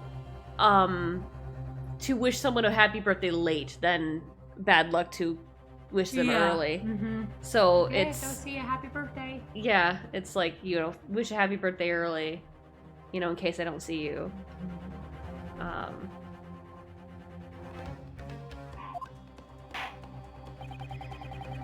Yeah, belated birthdays suck because it's just kind of like, oh, so you didn't remember that my birthday is. We shall proceed immediately with the summation and exposition. Mr. Foreman, are all members of the jury ready? Absolutely, sir. Always ready for action, my chaps. Very good. Ladies and gentlemen of the jury, you will each explain on what grounds you have determined the defendant to be guilty. The photo. The photo. The photo. The photo. The photo. Ugh. Yeah, no, that's definitely the other way around here. Like, basically a belated birthday is somewhat of a insinuation that you forgot when their birthday was, or that they weren't important enough that you remembered what their birthday was. And a happy early birthday is like, I want to wish you a happy birthday, but I may not see you on your birthday, and I may not remember to do it on your birthday, so I'm just gonna wish you a happy birthday early. Yep. So that you know that I do in fact wish you a happy birthday. I do wish you a happy birthday. Yeah. Okay. I really want Wagahai in this courtroom right now. Right, I want Wagahai to come back in. Come on. All the evidence clearly points the finger of guilt at this young pickpocketer. As a housemaid, I should see to the filthy eyesores and properly and rigorously eliminated. God, I fucked that up real bad. I think you'll find that if you look at that photograph in stereo, the truth will just pop out. If I have left it in, I should think there'll be repercussions by now. He'll never be able to have that type again, not in the back. Mind made up. Stop. Global radio transmission. A verdict to follow. Stop. Oh. In motherland, we say never judge by clothes, judge by head. I am convinced brothers are innocent. What? Wow. Really? Well, they're not. I mean, okay. You could say you're innocent of the Windabank crime, but they're not fucking innocent. I can see why it might be considered bad luck to wish early birthdays. Like, it's sometimes considered bad luck to, like, decorate a nursery before the baby's born. That's very bad. That's a no. Basically, like, what if the person dies before their birthday? Yeah. You know? That's bad luck. The circumstances of the crime and the evidence do implicate the defendant rather comprehensively. The storeroom locked from the inside, in which the victim and the accused were discovered alone. And in the accused's hand, the fatal revolver, the firing of which was heard by these witnesses. Not to mention this print. I kind of hope we do get to see it in stereoscope. Yeah, I think it'd be really fucking cool. Especially if there were some kind of thing where the stereoscope revealed something about depth somehow. Yeah, well, like, what about, yeah, I want to see the... Maybe it shows that something was in a different position than we thought, or somehow, I don't know. Right, like, because we know that there's another camera at a different angle, so, like, what if they're both pointed at the same... Because I said this before, that Herlock had both cameras, like, are they both facing the same direction? Like, can we look at them in stereoscope? You know? And what will it reveal? Yeah. Take it from a chap who's seen the action on the battlefield. That girl is on the verge of pulling the bally trigger. I bet Lobster Bag's birthday was just around the corner in Shellfish Years. Exactly. Thanks a lot, Mr. Sholmes. Oh dear. Hurley's cameras were supposed to help, not hinder. I'm afraid you have an uphill struggle ahead of you. But Gina didn't shoot Mr. Windabank. Which means there's more to the situation than we've yet to see. Agreed. No mind reading! Stop it, Iris! Susie taught me everything. Oh god. Everything? Well, she said some things I would learn when I was older. Gross. You have the floor, Council. Proceed with the summation examination. Yeah, I'm gonna leave the bench now. Let's have some. It's time for me to do some pacing. Let's do some hot Fucking pacing. Waluigi in the background. Yeah. Look at him. Okay, he's holding the sword at his side. He's holding it. Holding it. Alright, hold it. Hold it. You're Mr. Natsume's landlord, Mr. Garrett, aren't you? We really must stop meeting like this. Tansy just read my line. We said the exact same words I was thinking about the mind reading. I'm Queen, thank you? Oh, no. You said that Susie taught it. Yes. My part. So Susie taught it. I learned it all from Susie. Ha ha ha. Okay. That's fair. She also gave me her diary. Yeah. Oh, yeah, that thing. Okay, cool. Meow. Ah, you're that lawyer chap. Well, there's a turn up for the books. What happened to your wife, by the way? Yeah, it's a rather turbulent time we had back then. Is your wife in prison? Right, probably. Some extraordinary evidence took place at your house, that's for sure. Probably for involuntary manslaughter. Yeah, seriously. Involuntary, almost attempted manslaughter? No, it's okay. You're all good. Luckily, Mr. Sholmes and I were able to get to the bottom of it all. I think we did a rather lot for you, didn't we? We got your wife arrested. You know, I mean... It was great. Yeah, we really helped out, you know? Yeah, now you're safe. You're not getting books thrown at you anymore? I mean, obviously, I wouldn't be suggesting that therefore you should change your lien to guilty or anything. To not guilty or anything. Can't be denied, I suppose. The curse of the Garrett house was the talk of the town after that business. I just moved out and I couldn't get a bally soul to take up the tenancies. Oh. Haven't had the heart to break the news to Jody yet. Bad enough the old girl's clapped up. Yeah, she's in fucking jail. She's in fucking jail. She's in jail, and he lost everything except he's got his safety back. Yes, can't be denied. You did do a rather lot, but not for us. That's for dashed certain. This guy should not have been on the jury. Suppose not. Yeah, exactly. Like, what the fuck? Carbon monoxide poisoning isn't popular, my mans. Yes. Exactly. Uh-huh. Of course. There can be no suggestion of that being the reason I'm leaning toward guilty here, obviously. Get this guy off the jury. Obviously. But honestly, I really wish he'd pay more attention to the trial and less to juror number 2. Ew.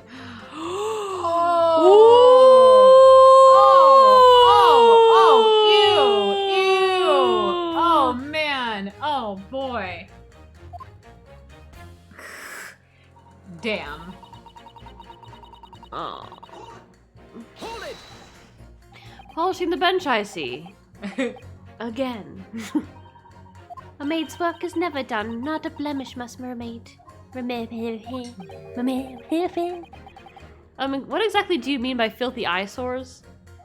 I mean you ugly bitch. Oh! On my way to the market for his lordship, I had to pass through the East End. The place is full of beggars, pickpursers, and crossmen. The scum of the earth. A little harsh, perhaps. Let me be plain. If it were up to me, all those back slums would be made spick and span or eradicated. This is literally genocide. Wow. This is genocide of class warfare. Holy shit. The maid is on the side of the rich. Let's just fucking nuke the place. At least we have people like the great detective working to achieve these important goals. No, he is not. Shut the fuck. Fuck you. Shut the fuck up. Not Fuck you. a fucking chance. Get shit on. You're referring to Mr. Herlock Sholmes? That's right. I like to keep abreast of his exploits by reading Rance magazine between my duties. He does wonders cleaning up London streets. In my opinion, he should be declared an honorary maid of the capital. Mr. Sholmes? A maid? A mental image that I will never get out of my head. Ever. Alright, Sholmes, you're gonna put on this maid costume. And you're not gonna ask me why. Oh, are you going to pay attention to me then? No. You just put it on. Okay. I feel so neglected. It's really quite unforgivable. The guts of scum having the audacity to shoot our very greatest detective.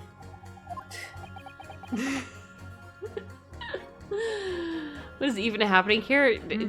Well, for your guess is good, honestly. Minor detail, it was the two brothers in the stand who shot Mr. Sholm, not the defendant. A minor detail indeed. They're all gutter scum as far as I'm concerned. God, fuck this lady. Wow. Well, it might be an idea to get our facts straight anyway. You know. Also, get off the jury. You are obviously not impartial. Yeah, seriously. Yes, all right. I shall amend my statement. His brothers are the scum of the earth. They should swing for shooting the greatest head. She wants them to hang, is what they're saying. Holy Yeah, shit. Wow. For shooting Mr. Sholmes. Yep. Holy shit. God damn. I would love to see it in stereo. Hold it! What do you mean look at the photograph in stereo? Sorry, what? Don't you know? If you look at the photographic print normally, it looks as though the pickpocket girl is about to shoot the victim, obviously. Objection! But there's no indication that the defendant ever fired the gun. All I'm saying is that if you look at the same print in stereo, it could reveal all sorts of new information. By any chance, are you a fan of stereoscopes? Me? I'm an early adopter. Ooh, how did you know? Let's call it a lucky guess. It never gets old seeing the two prints merge into one before your eyes. It's extraordinary, it's captivating, it's the height of modernity. Of course. Oh yes, I think you'll find that the stereoscope is here to stay, giving us new perspectives we could only dream of before. It's the greatest invention the world has ever seen. If only it could give me a new perspective on this case, I might agree with you. It can. I bet it can. It can. I haven't found the butt plug yet, Right. but I'm trying. Hold it! What exactly have you been muttering about all this time, sir? Emergency surgery. You keep talking about having left something somewhere, or something like that. Oh, so sorry. As you can probably tell, I'm a surgeon. I was an old man a little bit ago, but A surgeon? That totally passed me by. I changed my clothes. My two brain cells were not rubbing together when I looked at you. Of course, people conducting surgery in this country aren't considered to be doctors, oh no. Even though me and my kind are to the forefront of medical science, the real brains in the field. So, what is it that you think you've left behind? A butt plug, obviously. It's a little embarrassing, to be honest. You see, I was operating on... Oh my god! Is it the bullet? He is! Is it the bullet? The bullet, it's still in Sholmes. It's still in Sholmes! We're gonna get Sholmes! We're gonna get Sholmes on the witness stand! And we're gonna take the bullet out! It's gonna be evidence! I hope so. But when I finished the procedure, I couldn't find my scalpel Oh, anywhere. it's a scalpel. Eh? What? Did he? Surely not. Exactly, surely not. You say to yourself, didn't you? Worrying, isn't it?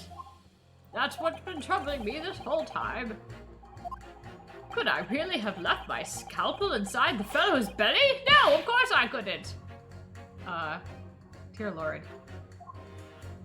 So, there you have it. Like I said, a little embarrassing, really. That's one way of putting it. The other is manslaughter. That's exactly my concern, and seeing as this case appears to be all but sewn up, I'd like to go back to the hospital and not kill my patient. We could have cut him open on the witness stand. Yeah, just cut him open right there. God, this is very...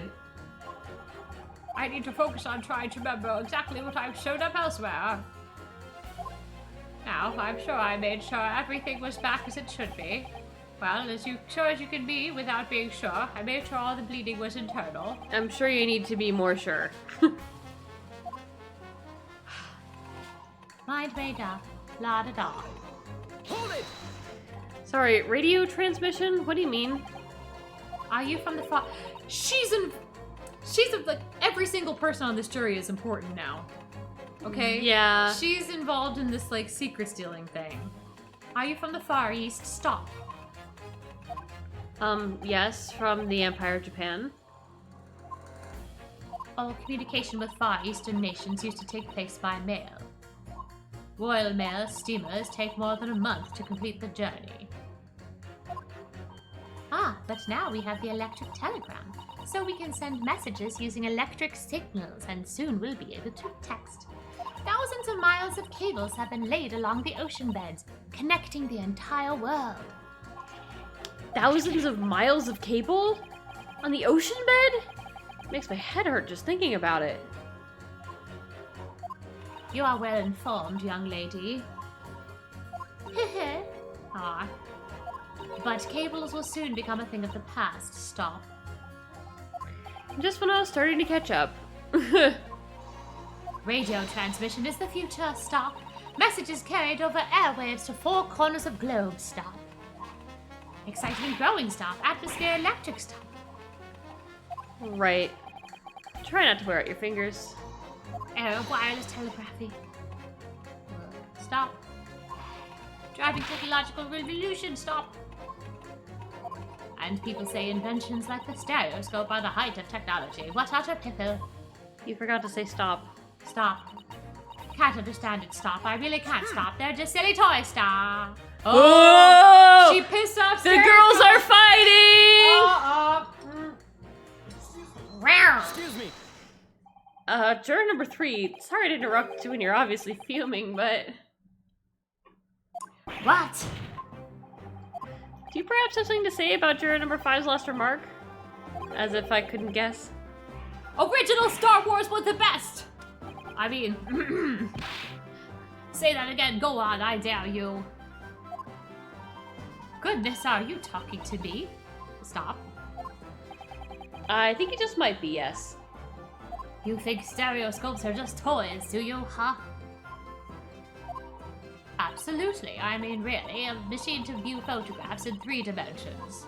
Why on earth would you not just use your eyes to look at the world around you? It's all 3-dimensional anyway. What a great way to appease the man. No, I'm sorry. Stereoscopes are of no practical use at all. You just don't know! Pardon? I think you'll find that viewing a photograph through a stereoscope can unlock all sorts of possibilities. I'm obviously going to have to demonstrate. What sort of possibilities? Exclamation mark. Well, take a crime scene, for example. If you had a pair of photographs of a crime scene that you could view through a stereoscope, you could reveal hidden clues you never even noticed before. What? Have you got any, do you know? Any prints we could look at with a stereoscope? Do we still have the 2 tickets? Yeah? How about this print here? It should do the trick, I think. Okay, well. Let me save. Yeah. I mean, it's these ones. Take that! Oh, I was wrong. I can't actually think. Really? Really? What? Oh. Oh, really? Really? Oh, Really? well. Sorry. Load, I guess? Did you actually lose a point? I didn't, but I would have to, like, go back and... Oh, yeah, redo it all.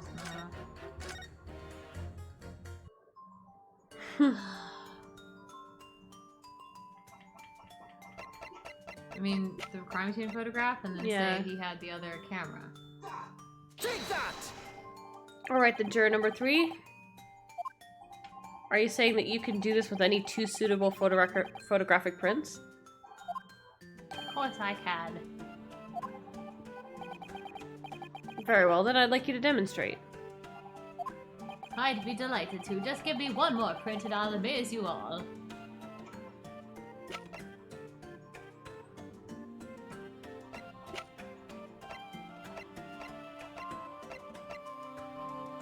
Do we? We don't have we- another print. Hmm. Maybe we get the print by pressing people? It could be. Do we Wait. have something in the blood samples portfolio? Yeah. Do we have pictures? No. No.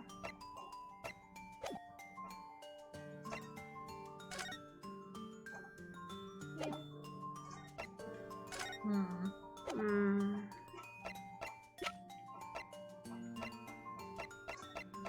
There, this one. Yeah. Why not? Take that!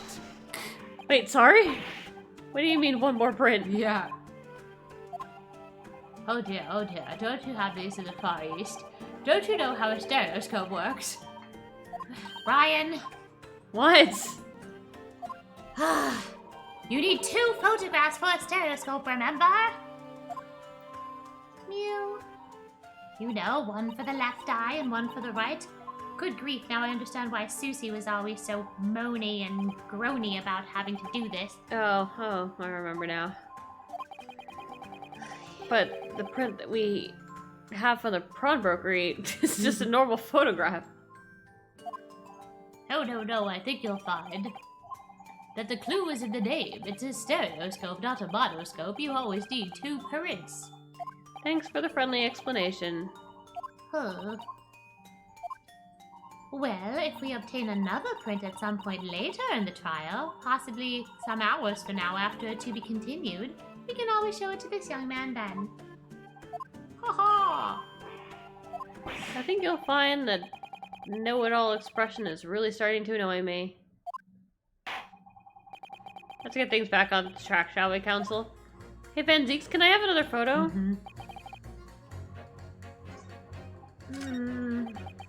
Russian guy. Hold it! Please tell me you're not... I really like how he has no chill right now. He's just like, I'm not even He's like, with look, this." we're just gonna get this out of the way. Yeah. Please tell me you're not Villain Bolshevik. I am not. I am Hero Bolshevik. Yeah, Zeke's probably does have one, but he's just not giving it to us yet. It's in my back pocket. The Russian revolutionary. Revolutionary? Sorry, I just wanted to look at that guy for a second for some reason. Duh. I believe there is such a rumor. It's just a rumor? As you see, I have unfortunate appearance. I look like a vicious criminal. Your words, not mine. Just want to point that out.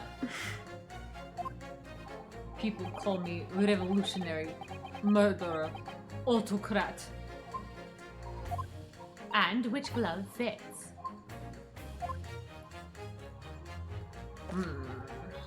Go fuck yourself.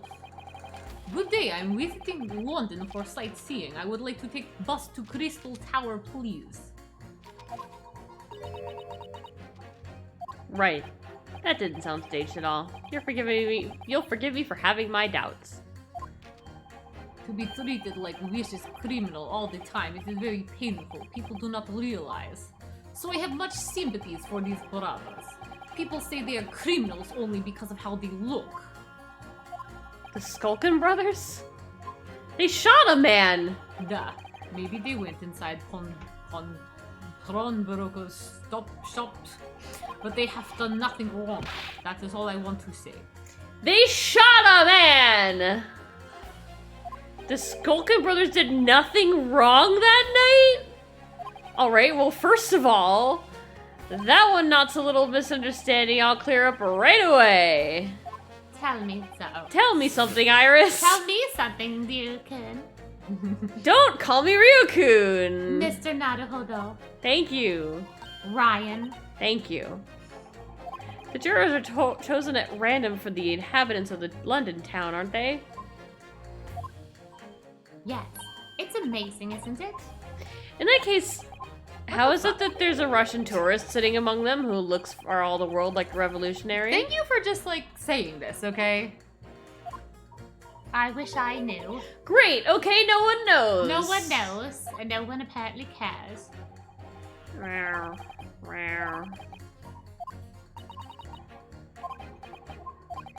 I know who we gotta make these two fight each other.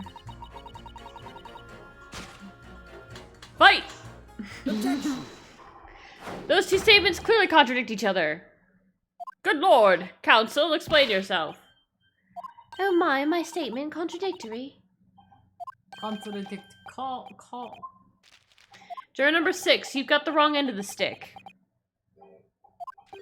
I do not have stick. I have mouse. Ugh. Yeah. As juror number 2 said earlier. When the Skulkin brothers fled the scene on the night in question, they fired a shot from the revolver. Ugh, he's handsome. Yes, they shot poor Mr. Scholes in the abdomen. Mr. Sholmes in the abdomen, I understand. No. Surely you're not going to tell the court now that you didn't hear. Don't call me Shirley. Abdomen. Sir? Ugh. Sorry. My English is still learning. Oh, the mouse is looking at the book with him! No, she's looking at the book. No. I love It's a him. little mousey. You are telling the court you didn't hear. Duh. Forgive me, I did not hear. Ugh. Ah, here is word. Abdomen, part of person's body containing stomach and other vital organs. If this is what you mean, you should say in plain English. I am Russian, not a native speaker. Who thought it was a good idea to let this man be on the jury again? Mouse. So, you are telling me these brothers who look like criminals were lying? They said before, we never done nothing, but truth is, they shot detective. Duh. This is double negative. I am not native speaker, and yet I... Yeah, that's exactly right! It's the name of a James Bond book I read. Don't hurt your mouse! Lying is wrong, especially when lie is said by person who looks like criminal. Oh god, don't squeeze your mouse! You like to be squeezed. It's Coming a from massage. you, that seems surprisingly prejudiced. This means when they said we never took nothing, maybe it was also a big fat lie.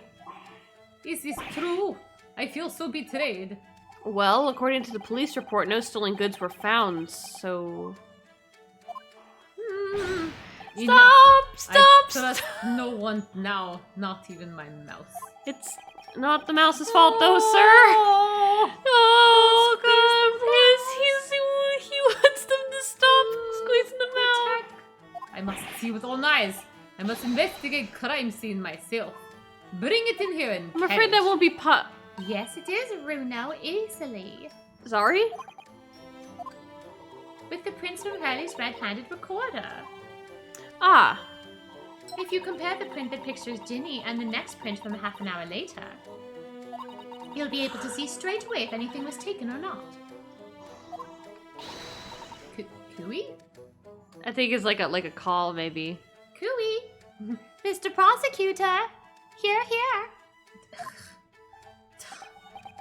Calling on the prosecution in the middle of a summation examination of all times. I'm going to need a 6th bottle.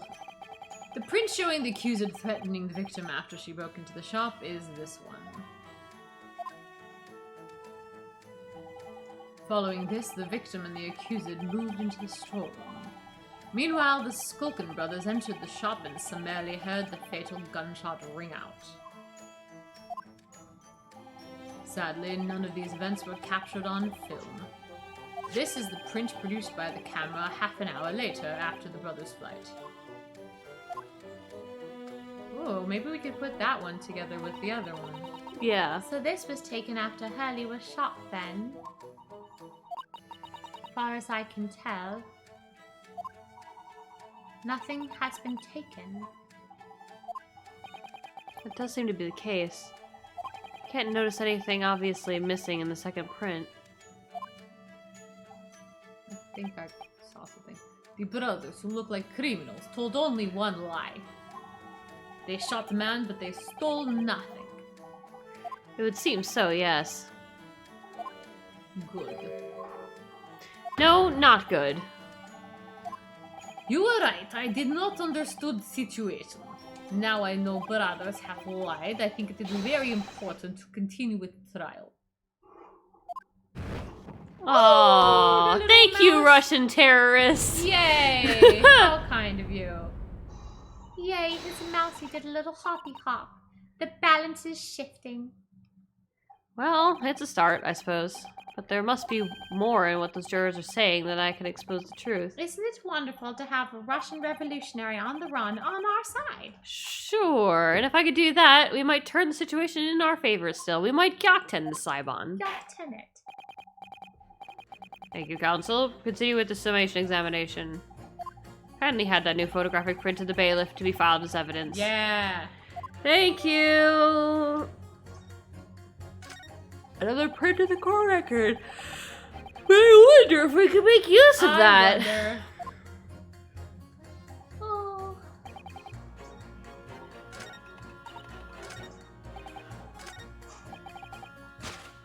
Sorry, I didn't mean to do that. I want to press.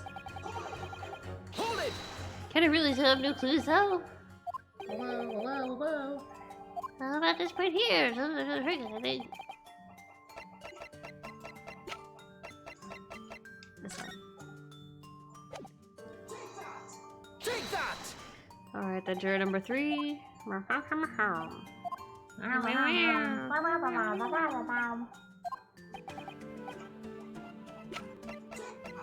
Take Yay.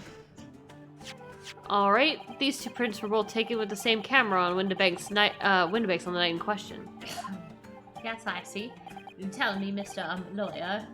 Can't fucking pronounce my last name, you idiot. Mr. Lawyer, do you know how stereographic images work? Thank you, teacher. Do you understand the principle? I can explain it all to you. Yes, I do. I have a YouTube channel. Well, I think so. I did have a lesson only yesterday. That doesn't necessarily mean that my brain cells retain Doesn't any mean of you these retained things. it at all. It is Dukun after all. Meow. The left and the right eye and images need to be the same, only with a slight shift in the positions of some objects. Then when your brain merges the two images together in your head, it notices the shift as if it were depth. Yes, exactly. You Worth did your noting homework. that this game came out on the 3DS. Yeah, gotcha. Clever. Clever. Thank you for the stretchy stretch too, Wolfie.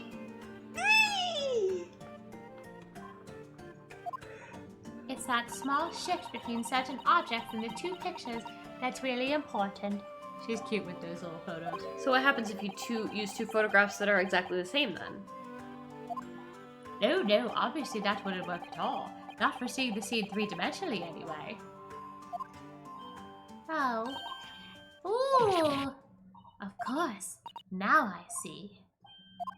Ah, I think the young girl has discovered the secret. I have. Can you uncross your eyes before you tell me? Have another look at these two pictures from Hurley's camera, you know? Go on. Can you see that there's a really obvious difference between them? Yeah, they are at slightly different angles. Of course there is. There are two people in the first and there are no people in the second. Well, yes, you can see that straight away, but now, try looking at the pictures in 3 dimensions. Alright, I'll give it a go. So to start with, you have to cross your eyes and then make the two pictures overlap exactly. Okay, I got it. Ugh.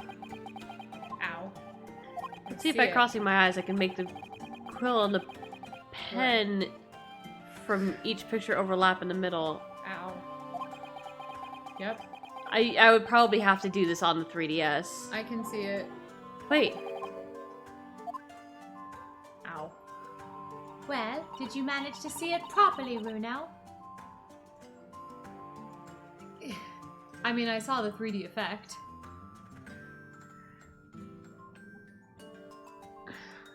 not really. We're just not very good at this, that's the trouble. Oh, don't worry. I have just the thing. Yeah. I Yeah. happen to bring with me a portable stereoscope. Oh, thanks. I know I mentioned this yesterday, but if you've had that contraption with you from the outset, you could have saved me staring at Mr. Wendebanks and Gina like I hate them all that time. And if you remember, I said in reply that it's much more satisfying to be able to see the effect with your own eyes. Anyway, why don't we try using this helpful little aid now? Here goes.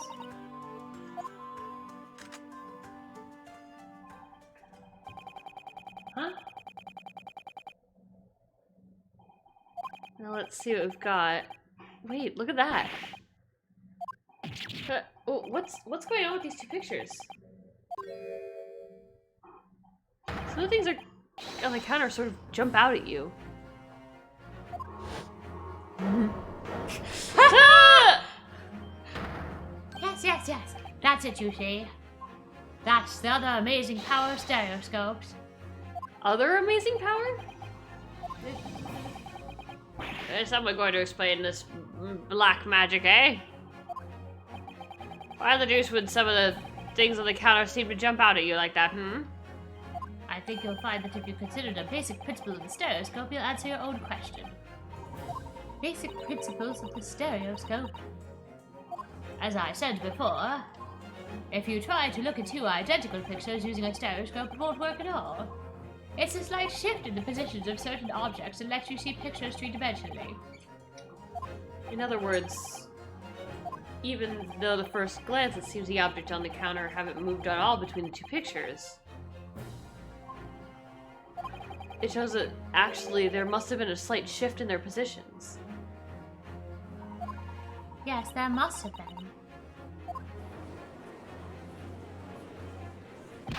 Now hold fire there, sir. Got a reasonable grasp of this whole cross-eyed business now, I'd say. Why the devil does the shift between the two prints exist in the first place? Well, what's the answer, fellow? Go on, you're the cross-eyed master. What? Me? I haven't the first idea. You know it's quite simple. It is? Just think it through step by step. The first photograph was taken at 1 a.m. Then, 30 minutes later, the second photograph was taken. But the position of some items on the counter appears to have shifted slightly in the interim.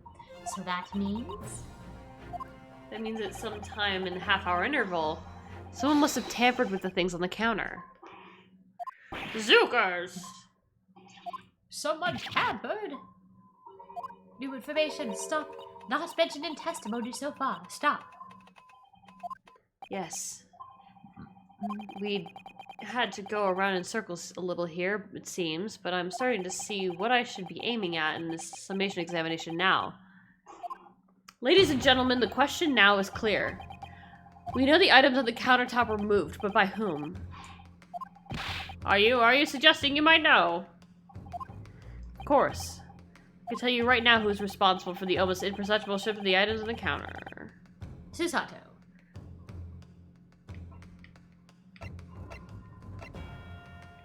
I think... Gina? It could have... Dandy guy? It could have been. I think it might be him, like, when he hit the button. He hit the panic button? Yeah, strong heart. Mm-hmm. It's Eggert Benedict. Yes, exactly. Eggert Benedict.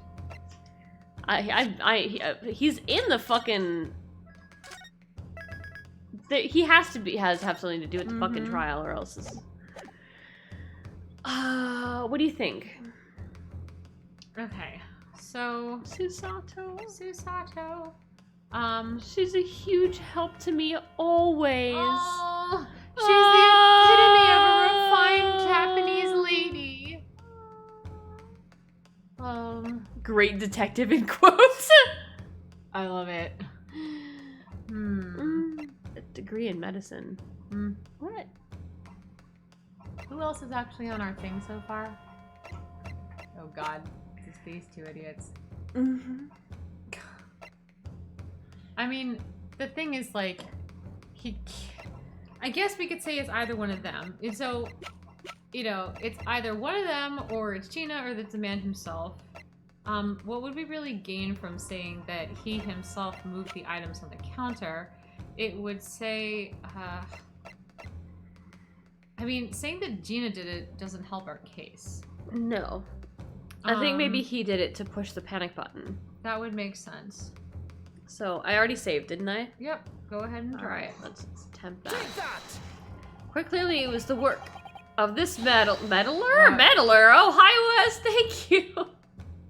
Thank you! Thank you! I know it's a gift subscription, but thank you anyway. You're amazing, and we love to continue to have you as a subscriber to the stream. Clear as the work of this meddler! Yeah, okay, yeah. I'm apparently wrong. Okay, so maybe it was just one of the two thieves? Van Zeeks is gonna sass me now. Should now be clear even to you. You're not so learned. Who is responsible for the impeachable shift in the direction of this trial? Totally absurd. Let me guess. Me? You. Shift aside, my learned friend, and let the real lawyers do the talking. Ow. Really felt that one.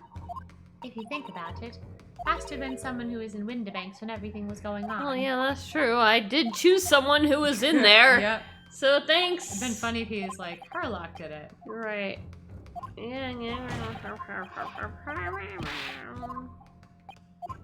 one of these One idiots. of these guys. Take that! Yeah. There's a witness clearly on the stand, the Skulkin brothers. Mouse. Well, wait. This does not agree with what brother said in testimony before. Oof. That's upsetting, Wes. I'm so sorry. They said they did not even have time to pull dukes from Lucy lockets. My phrase book says dukes is meaning hands, and Lucy lockets is meaning pockets. That's a very comprehensive book. Stop squeezing your mouse! But is this another lie? Wait, the cat! Yeah, Wagahai. Wagahai and the mouse! I know! A Scooby I Stew! know! Wagahai's going to chase the mouse No! around. Oh no! Wagahai. Wagahai! Is this what you're saying? Poor little stressed mouse. Yes, I'm afraid so. Please let your louse. Now hold on there. Please let your louse. That's a totally different. Totally Not different. so cute now. Do not squeeze the mouse. You can't be sure of that. I quite agree. The accused is a common pick purse after all. It's perfectly possible that she went through the things on the desk to see what she might steal. I think that's unlikely. And why exactly? As you can see from the photographic print, the defendant was pointing a gun at the victim. It would seem, as my learned friend indicated, she was coercing Mr. Winterbank to open the storeroom door. Yeah, sass him back. In other words, Miss Lestrade's interest lay within the storeroom, not in the main shop, giving her no reason to touch anything on the counter. All of which points to one thing. The Skulkin brothers have admitted key facts from their testimony. But the accused is a pig purse, common gutter trash. Why look any further for the wrongdoer here? Because the Skulkin brothers are thieves, madam, no better, or in fact worse, than a pig purse. I believe that these brothers were looking for something on the victim's counter last night. Oh, you mad? Ladies and gentlemen of the jury, you would condemn the defendant on the grounds that she's a pickpocket? Would it not be right and proper to thoroughly scrutinize testimony given against her by two thieves? Whew, using their logic against them. Wow. Well said. I, for one, would like to hear more from that shady pair. What? That was actually kind of That's kind of funny. Yeah, okay. you get this one, Ace Attorney. Can you all see now the power of stereoscopes? Here find they aren't playthings. You've seen their extraordinary potential firsthand. Whoa.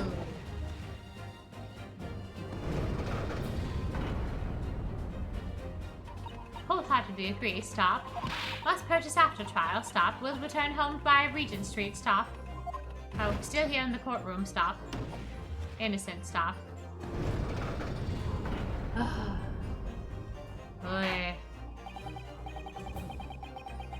Well, it seems this trial is yet to run its course. Ladies and gentlemen of the jury have decided that they've declared, rather, Jesus Christ, my eyeballs. Declared their inclinations via the mighty scales of justice. I hereby call the summation examination to conclusion with the balance altered in the defendant's favor. 2 lean guilty, 4 lean not guilty. Accordingly, the jury is without consensus. And I order this trial to continue. Yay, well done. By the way, What?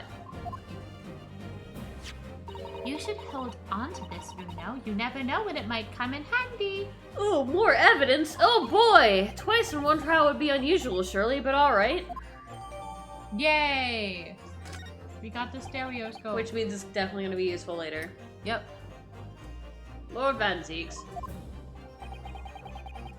You will instruct the witness to, that the court demands additional testimony from them. Yes, my lordship. Just finishing up bottle 5 here. I'm sure it won't spoil the bouquet to do so, my lord.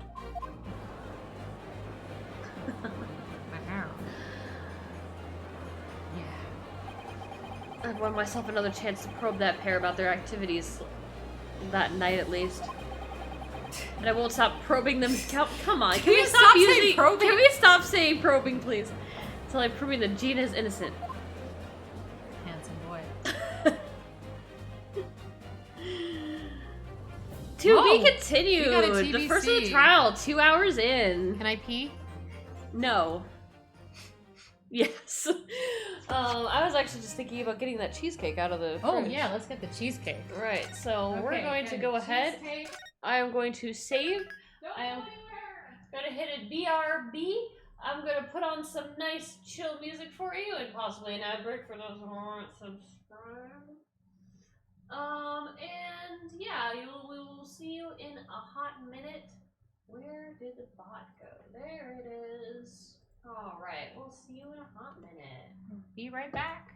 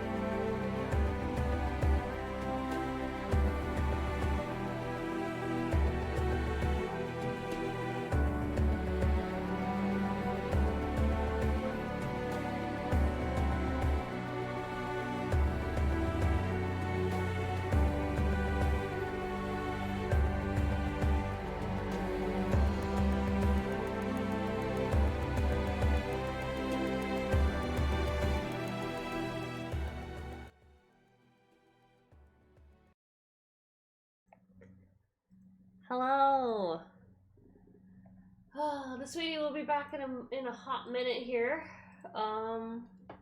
So yeah, let's chat. How are we doing? How are we feeling? How is the case going in your opinion? What are you thinking, everyone? I am here with Cheesecake, and I am here to talk about this trial. Fucking ridiculous already. Oh God. So we've got one guy. Okay, no, we just straight up got two guys that are sitting here like we didn't do anything wrong, and they literally just shot a fucking guy. You think you need me more than 10 hours of sleep? Straight up though, I'm so tired too. You can't comment. Well, yeah, the funny thing is that in the last trial, we had an abundance of information that we knew personally, and a very small amount of evidence. And now we've got a very large amount of evidence, but very little that we know personally. Like, we came upon the scene of the crime with Herlock. Herlock got fucking shot. We saw Gina lying on the floor with the gun. And we saw Mr. Lobster just laying there too. Yeah, for sure. Go ahead and do that, Ziva. We're just chatting right now because we're waiting for the sweetie to come back. But Gina still hasn't said anything about like what she did. Like, she hasn't told us anything. You know, because she's still like, I'm not worth being defended, blah blah blah blah blah. Like, we don't have her testimony of what actually happened. Which is infuriating, because if I think back on most other trials in the entire series, you could at least ask your defendant what they say that they were doing. And they'll be like, oh yeah, I definitely didn't do it because I was sleeping, or I'm really not sure what happened, but I am sure that I didn't shoot him. Like, but like, I can tell you everything that happened up until that point. So she just hasn't told us what happened at all. All we know is that she went into the storeroom with the gun. So we have an unusual amount of evidence. We also have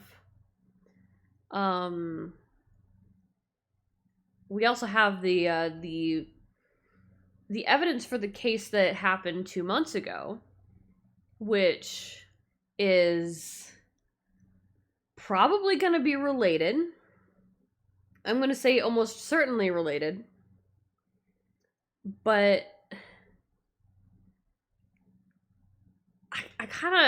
I'm interested in knowing how we get around to like connecting those. And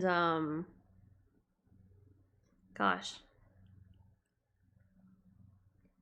because I'm wondering if basically the Skulker brothers are hired by Mr. Eggert Benedict in an attempt to have them steal in order to have them steal the like the coat or other things that are in the storeroom that McGilded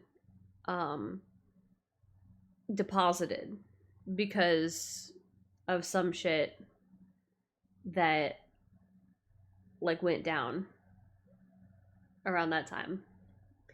Yeah. So yeah, because Mr. Eggert was, you know, got into a kerfuffle with Windibank about the ticket. So, and we have those tickets in evidence, so we know that that's something that he was after, but he hasn't been brought to trial yet. So, we're gonna have to bring that up at some point. And the sweetie's back. Meow. Meow. How much of this cheesecake do you want? Because I'm about to eat the whole fucking thing. Eat as much as you want. Great. Oh. All right, shall we? Uh-huh.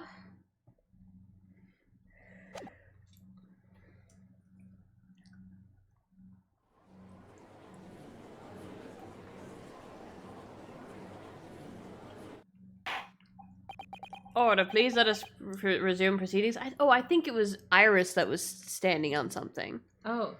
Maybe that's what I was looking at, because I was like, it looked like Ryunosuke had like one foot up on a box or something, but it looks like that. Yeah. Okay. Order, please. Let us resume proceedings. Witnesses, you will now retake the stand.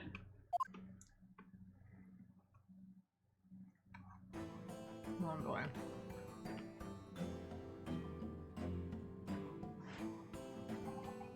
I presume you heard the defense counsel summation examination. Oh, yeah, Governor. I did. Mr. and Mr. Skulkin. Blimey. This is going to be hard work. Oh, I missed it again. Early in this trial, you gave the following testimony about your actions after you entered Windibanks. Unnecessary flashback. Unnecessary flashback. Yeah. However, that was a lie. You brothers. Blimey. On the night in question, you rifled through the items on the victim's counter. We never done that little sword. How did you figure that out?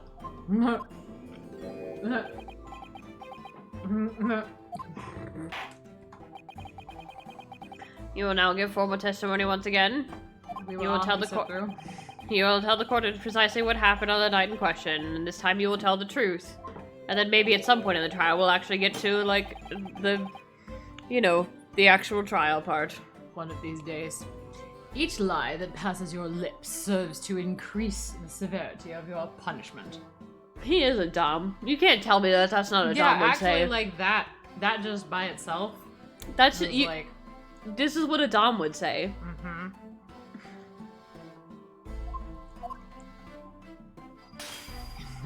And that, gentlemen, may deal a crushing blow to your chances of ever seeing the light of day again. I'll crush you with a blow. They're paid actors, which is why they suck so much at robbing places. Yeah. That would be something. And that's not super Ace Attorney bingo, though. A thought worth pondering, perhaps. That's fair, that's fair. Say no more, Gov, we hear ya! Oh, I didn't even see that part. Oops. You didn't miss much. Yeah, I don't think they said much. If that was pivotal testimony, I will be pretty pissed. Alright, we did knock a few things over, but we weren't rifling for nothing. Welcome back, Diva. It was when we heard the gunshots, see? Made us both jump, and the stuff went flying. Well, me, it didn't give me a fright. We was thinking the shooter'd come out the door and get us next. We stuck everything back where we found it and scampered straight into, in the blah. You know? Couldn't have shot the prawn broker, see? We never had a chance, did we? Alright. So you admit to the defense's accusation. You did indeed ransack Mr. Windibank's countertop on the night in question. Well, not ransack, Governor, no. That's right, Nash, that's right. No, it's more like we tied it up, yeah. Long gay silence. Oh, sorry. By their own admission, these brothers entered the prawn brokery under dubious circumstances. However, they panicked and fled on hearing the gunshot, having first made good their mess. The way you say it, we hardly sound like roughs at all. We don't, Nash, we don't. Can you make the sound a bit more cutthroat? Can it just be a coincidence that these men showed up at Windibanks last night? There's more to their testimony than meets the eye. Transformers. I'm sure of it.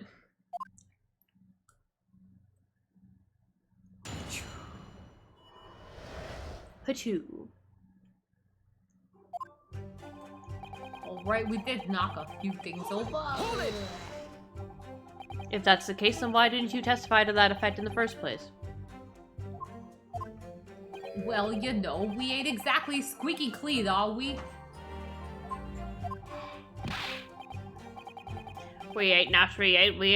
If we admitted to something like that, people would think we was up to no good. I mean, we was up to no good, but... Well said, Brinko. We'd only land ourselves in more trouble.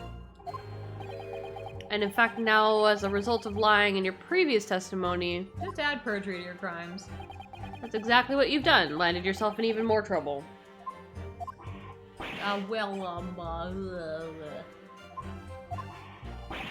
That's rotten luck. Says the rotten apple eater. Who paid these guys to go steal something from the prawn brokery? Eggert. Hmm? Witnesses.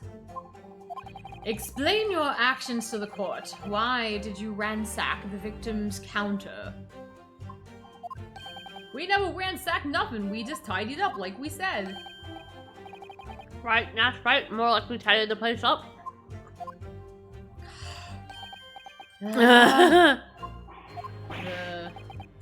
Sorry.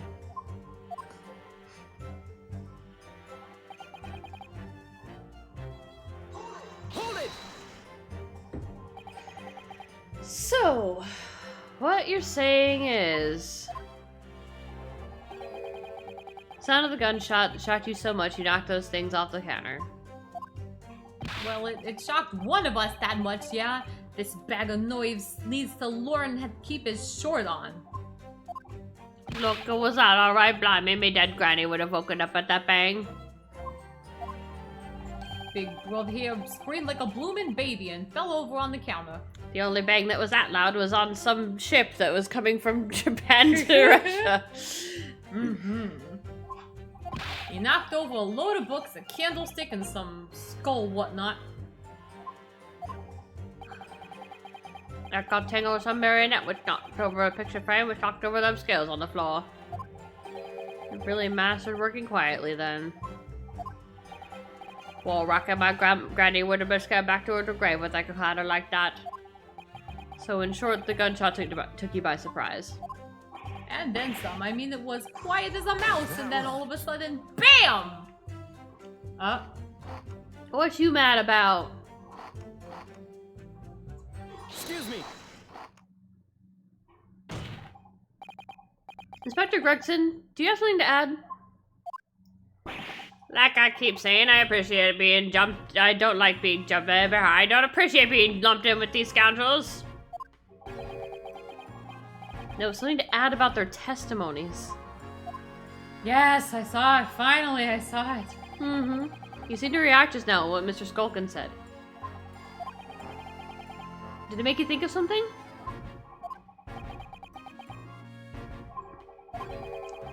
It's probably nothing, of course.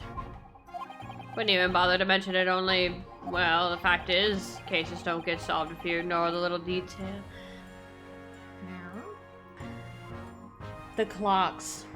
The clocks. The clocks. I bet the clocks could have scared him. The clocks. How about you just tell us what's on your mind?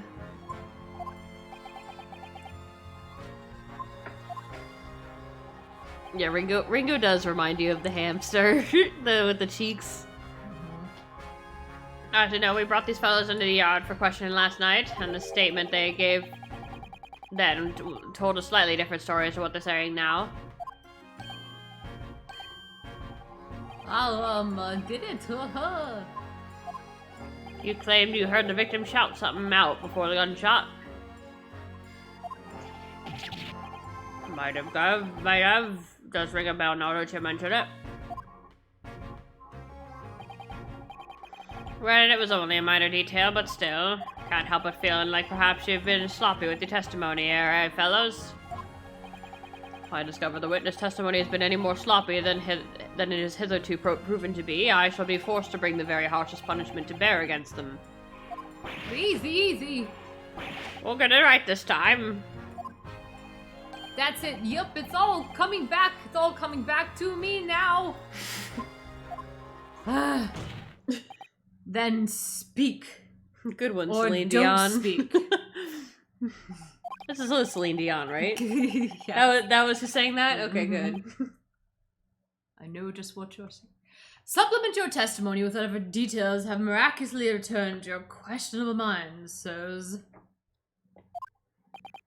Right you are, Gov. See, the reason why I keep thinking that it's you is because sometimes when he's moving his mouth, it's at the same, like, height as the line for the box. Oh, yeah. So, like, I don't actually see him move his mouth at all. Mm-hmm. So, like, Yeah, the text box is actually Mhm. blocking his mouth movements. Give me that gun. Hold it! So, in fact, you heard a voice and a gunshot almost simultaneously. We did, Gov, we did. Although I suppose if you're being honest, we are the kind of wavering voice before the yell and all. If you don't want to get shot. Give me that gun! Kind of thing. The Korean acting tragically missed.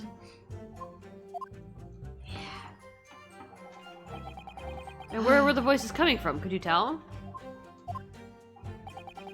Of course we could. From the other side of the door behind the counter, it was. From the storeroom where the victim was found dead. And the voice you heard, it was that of the victim, Mr. Windibank. On me granny's life, because it was. On his granny's life, of course it was. I mean, if you're brothers, it would And be they're your same both of granny, it would be right? both of your granny, yeah. So that would mean that you both knew Mr. Windibank at the sound of his voice. Yeah, so that would mean what? Well, Nash, what? Any ideas? Yes, Counsel, indeed it would. Now, we didn't know the geezer. How am I supposed to deny when the bloke and the fancy clobber's giving us the evil eye?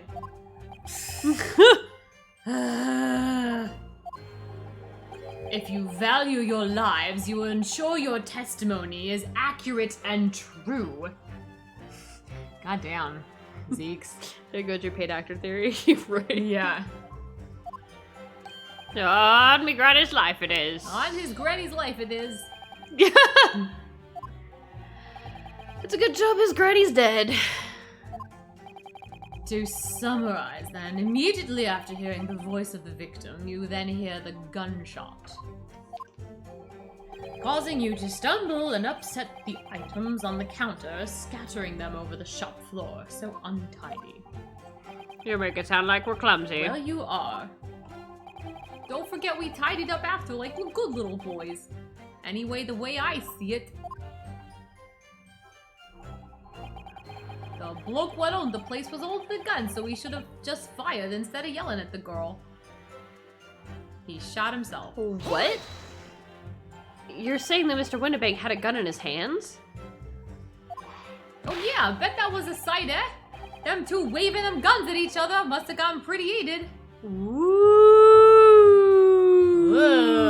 Showdown at the OK Corral.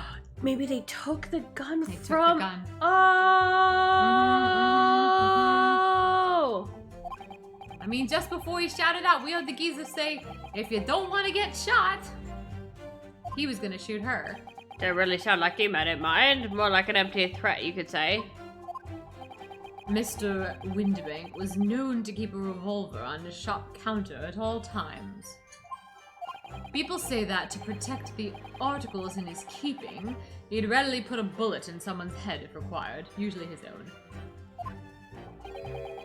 That's someone being himself, of course. Good grief, extraordinary devotion indeed. If alarmingly misguided. Well, Thank you, dear chef. he certainly sounded like he was ready to pull the trigger the other night. Only the person he was gonna shoot beat him to it. Cooked his goose proper. Bet you wish you squeezed the trigger instead of wasting time shouting, give me that gun. And it was directly after those words you heard the gunshot. So either that means there were 3 guns on the scene, or they took the second gun. Yep. Which means they got into the storeroom They somehow. got into the storeroom. It was more or less at the same time, Gov. Give me that gun! Kind of thing. Yes, a career in acting, very tragically missed. Again. And we heard the sound of someone hitting the deck before everything went dead quiet. After that, we done slapdash job tidying up the place. I was thinking this shooter come out the door and get us next. Hold it! So you didn't try to open the storeroom door then? Not on your life! It went deathly quiet after that. It did put the wind right up me. Anyway, the door was locked once. That's no way that was opening. Yes, of course. It was locked from the inside, or so we've been led to believe. It was, Gov. It was from the inside. We had no way of knowing what was going on there, did we? Unless there is some other way to get a view of inside the storeroom, like through that keyhole or a spy hole, perhaps? Don't ring no bells! Don't know nothing about that! We had to cut and run before we noticed anything like that. We're still cutting our teeth in this game, see? But one day... Oh god. One day, you guys are gonna be in prison, okay? We'll really cut the mustard. Please, cut it out. But as we know, behind that door was the victim's lifeless body, with the accused not 2 feet away. Yeah, unfortunately. Gina was in there unconscious with the gun in her hand. To confirm, would it be correct to say that neither of you set foot inside the storeroom? I mean, Gina's around somewhere. That's right, Gov, that's right. Couldn't have even if we wanted to.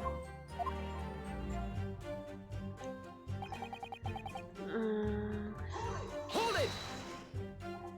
Yes, whereupon you fired a shot from your own gun at Mr. Herlock Sholmes. Yeah, we was a bit hasty there. We was.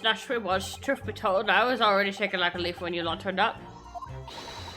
If you're shaking like a leaf, don't put a loaded gun in your hand. Oh, good advice, miss. Good advice. Truth be told, me mind went totally blank. Before your mind goes totally blank, make sure you don't have a loaded gun in your hand. A mental note made, miss. After that, we liked it down the street, but apparently we looked dodgy to the coppers or something, so they clapped the derbies down on us like winky words. For God, what the fuck? Incomprehensible. And after you'd been handcuffed, the police found this revolver in your possession, correct? Well, yeah. But listen, that proves it, didn't it? Eh? We couldn't have shot the prawn broker, see? We never even had a chance, did we? Hold it! And why should we believe that? What? Cause it's true, isn't it? That place was totally empty when we went in. At that time, the victim was already in the storeroom, having been forced to open the door by the accused who had a gun to his head. Exclamation mark. In other words, on the night in question, these 2 witnesses never even laid eyes on the proprietor of the prawn brokery, Mr. Windbank. Correct. You got it, mister. Down to a T. God, this guy's voice has been all over the place. I'm so sorry. So the Skulkin brothers never actually encountered Mr. Winterbank. Is that really true, I wonder?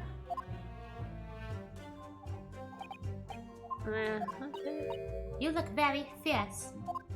Hurley would be proud of you. Mm-hmm. I could pour you some herbal tea if you're tired. I as a person, literally am tired, but thank you, but I'm fine.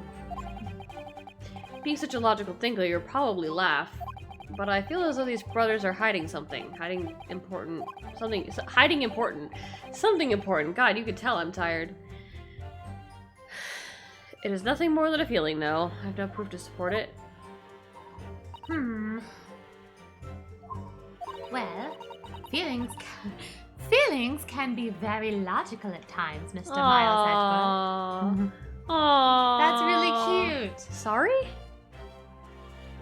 People's expressions, the movement of their eyes, the words they choose. You can take all that in and your brain will quietly analyze it to come up with a feeling like you described. You've concluded that there's something suspicious about this testimony without knowing why. That's all. I think you should trust your instincts. That's so, like, that lines up so well with with how I read, like, Phoenix Wright and Ryunosuke's, like, the extent of their genius is, like, they get the subconscious cues first, and they're not really sure why. I don't know, but yeah, I'm gonna catch up on the why. Right, And like, I so they just- have the good instinct and the Yes. good, like, you know, they have a feeling, and then that feeling was based on logic, you know, because of what they've experienced in the past. Iris, thank you. Sometimes I think if she's 10 years old, I must be 5. Aww. Aww. Oh, that's cute. Alright, well... Here's the thing, though. How the fuck are we gonna prove this? Alright. I already pressed this one. So how do I tell them? So... There's only the one gun, but there's no gun in his hands. So, like, either I present the gun or I present the photo where there's no gun. What do you think? So present the gun or the photo of no gun. Because, like, Yeah, there's see, only so- one gun in the... Right. Yeah, I mean, like, the guy always has the gun. Oh, okay, maybe this one, and then you show the picture Yeah. of the show guy that he not didn't holding a have gun. Objection. Okay. Yes. So you're saying that on the night in question, the victim, Mr. Winterbank, was wielding a gun, is that correct? That's it, Gov. You got the picture. Yes, no question.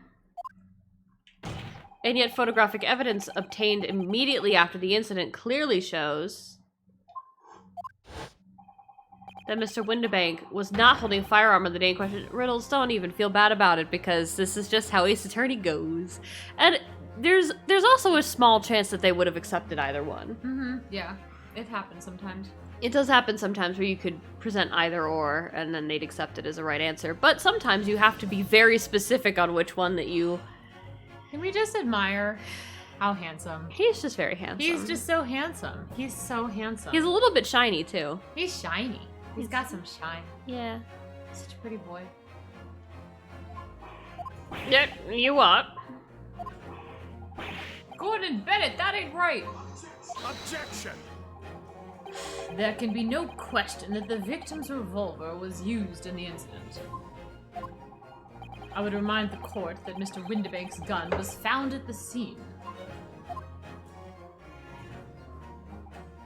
Not only was it identified as the murder weapon, but it was found in the accused's hand. Look at that handsome man. Mm-hmm. Look at that. Handsome. Mm-hmm.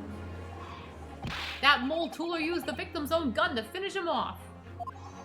Give me that gun!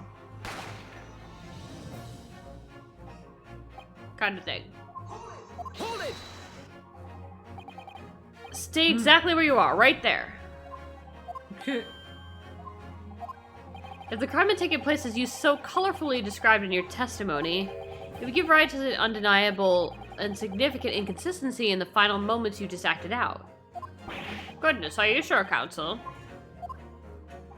You intrigue me, my learned friend, but let's see some evidence to support your claim. You arouse my curiosity. Curiosity is what I call it. I'm used to it being called a great deduction, so I'm not really sure. Where's the proof, anyway? Show me the proof. Let's just flip through that little court record. The autopsy. Was it the autopsy? The autopsy said you shot in the back, didn't it? That's true. That is true. Shot in the back. Yep, and he shot in the back. Shot to the back. Take that! That's fair. He didn't mention the racist part this time. Great. According to the testimony, the witnesses claim to have heard a shout of "Give me that gun," followed by the gunshot. Indeed, with the two events happening almost simultaneously, or so we've been read to rephrase. Yes, that's right. Now, if the testimony is true, it would mean that the moment of death, the victim and his attacker would have been facing each other. However, in the autopsy report, it clearly states that the victim died instantly after being shot from behind. Ah. So as I stated before, there is an undeniable inconsistency as your testimony, Mr. and Mr. Skulkin.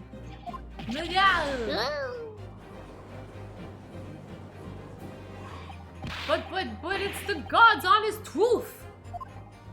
It is. Where we were shot. The shopkeeper had the gun in his hand. We saw it with our own bleeding eyes. You did? Did I hear you right just now? You actually saw Mr. Winterbank holding a gun?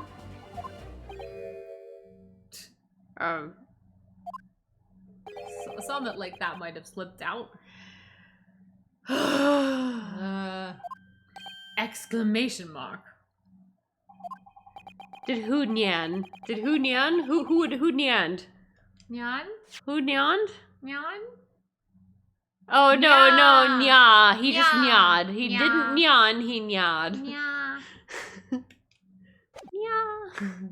Ladies and gentlemen, you have all just heard the admission by these two witnesses that on a night in question they actually saw with their own eyes the victim wielding a gun. Which could only mean that despite their testimony to the contrary, your eyes are no worse than mine. My eyes have deceived me very many times in this courtroom. The Skulkin brothers must have encountered the victim in person. Order.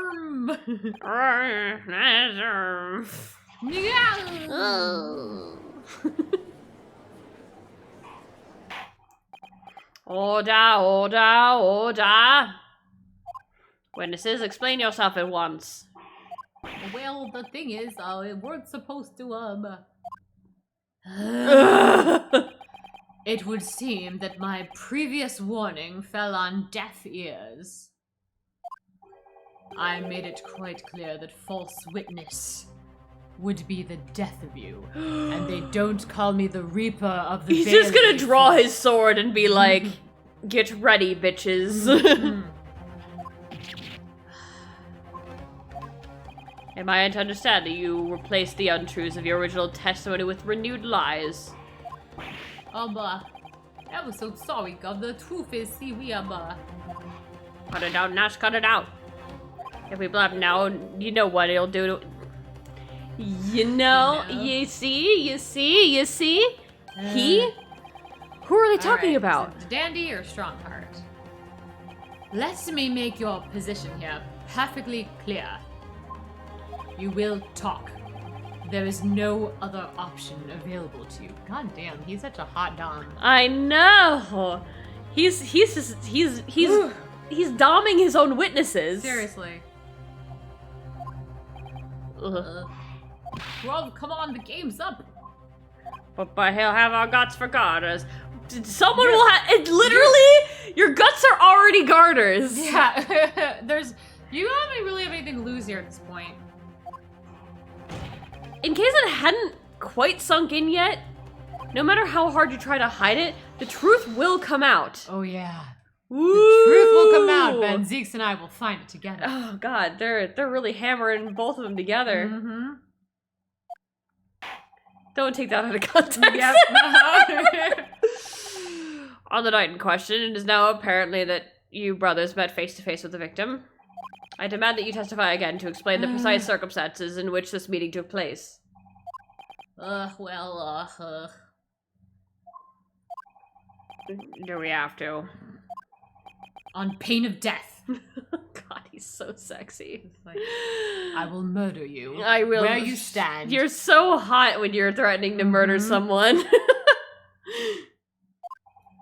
I suggest you make yourselves fully aware that this is your very last chance to tell the truth. Literally, 2 of the lawyers in this courtroom are armed with a sword. Yes. Do not fuck with us. Mm-hmm.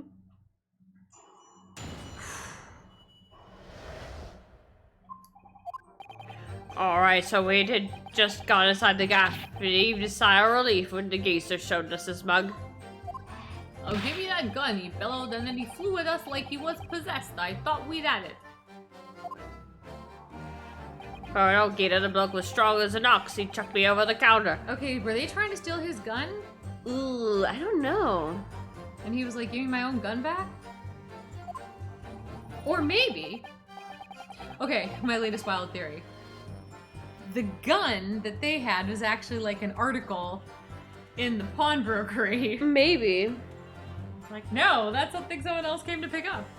I pulled me gun on him and he legged it through that door into the back room. We never had nothing to do with killing him, that's what happened, I swear.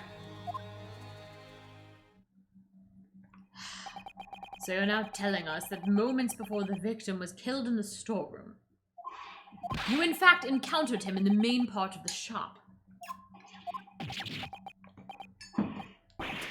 Oh, well, yeah, I'm so sorry. Well, we find ourselves at an interesting juncture that changes matters considerably. But honest, Governor, this time, This time, Nosh, this time we ain't got nothing more to hide. Very well, counsel for the defense, you may proceed with your cross-examination. Yes, my lord. This is it. The moment I've been waiting for. ugh, get him. Get him, boy. So, we need to find out exactly what about this would make them, like, would make someone who's threatening them, like, upset. Hold it! When you say geezer, I presume you mean the victim and proprietor of the shop, Mr. Windabank. Oh, well, sorry, I meant that's right. We was keeping a close eye on the entrance to the gaff, obviously. But we never thought no one was gonna come out of the back room like that. The back room being the pawnbrokery storeroom. Where they keep the shrimp. Yeah, that must have been where he popped up from. Yeah, it So must that have was- been where they popped up from. That's the only place it could have been. Isn't that right? So it would seem the victim was already in the storeroom when these brothers entered the premises. Which means Ginny must have been in there at that point as well.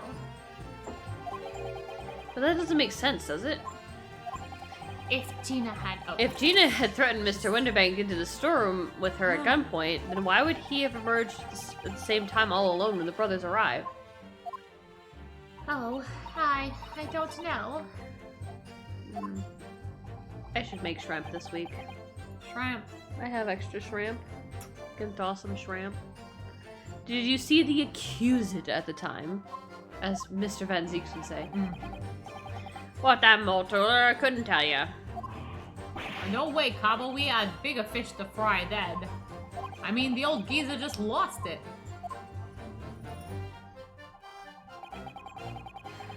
Hold it! You mentioned that Mr. Winterbank shouted those words in your previous testimony too. However, you claim that you heard him yelling that on the other side of the storeroom floor. Did we? But the truth is that he was shouting those words at you, wasn't he? Yeah. Was the victim, Mr. Winterbank, wielding a gun at the time? Was he ever? Blimey, lummy, I'm a great ugly barrel he had pointed straight at me from the frontispiece? Whatever. Fucking Britain. In your fucking language.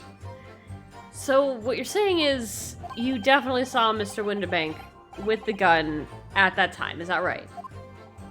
It is covered, it is spot on.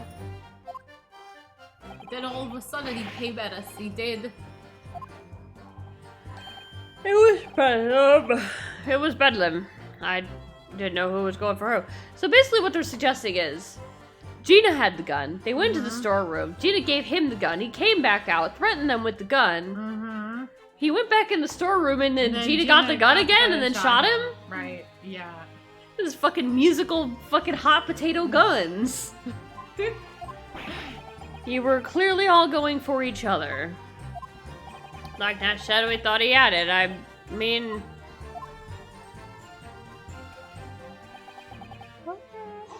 Hold it! Yes, I noted that you mentioned the counter in your previous testimony too. Well, yeah, of course we did. He knocked over a load of books, a candlestick, and some skull whatnot. I got tangled with some marionette, which knocked over a picture frame, which knocked over the scales on the floor. So in fact, it wasn't the sound of the gunshot that shocked you and made you knock those things off the counter? Well, a big warrior was flying over that counter like a gunshot, I can tell you. Then the old geezer pinned him. He did, now she did. If you hadn't been there, the bloke would have flattened me like a blooming pancake in seconds. At the time in question, the alarm was raised at the local police station via secret cable from the pawnbrokery. Ooh. You got it. There is a button under the counter used to activate it, which was presumably pressed by the victim. Allow me to demonstrate. Under the counter, like under this bench right here. You could be on your own bench doing that. If you were to just reach under the counter and press right here, you might find a button. Okay. Figured that out on my own. Didn't need to caress my hand like that. That's right. When the brothers fled the scene and back onto the street, they ran straight into the arriving police, didn't they? Poor Mr. Winterbank. He did everything he could to be a good lobster. I pulled me gun on him and then he legged it through the door to the back room. Hold it! Where he then gave the gun to Gina? Right. Were you intending to shoot Mr. Winterbank? No. I was just, you know. Looking out for me, bruv, weren't I? He was being flattened, don't forget. By a man whose shop was being burgled, yes. And then the man fled into the storeroom when you pointed your gun at him. Is that it? Yeah, well, that's it. He shoved me away, then ran off through that door and shut himself in. There's something about that last remark. Something that doesn't quite ring true. I wonder why Mr. Lobsterbank ran away into the storeroom. What? Well, according to what everyone's saying, Ginny was in there waiting for him with a gun. No, he had the gun. No, she had the gun. No, everyone had the gun. They all had guns. Yeah, that's right. There were just 80 guns at the scene. Guns. Gina allegedly used Mr. Winterbank's gun to threaten him and force him into the store, open storeroom door. In which case, how did the gun end up in Mr. Winterbank's hands again? I have no idea, but that is strange, isn't it? This little inconsistency could be significant. I should make a mental note of it. Look, the point is be above here. That's right, yeah, that's right, me and my bruv here.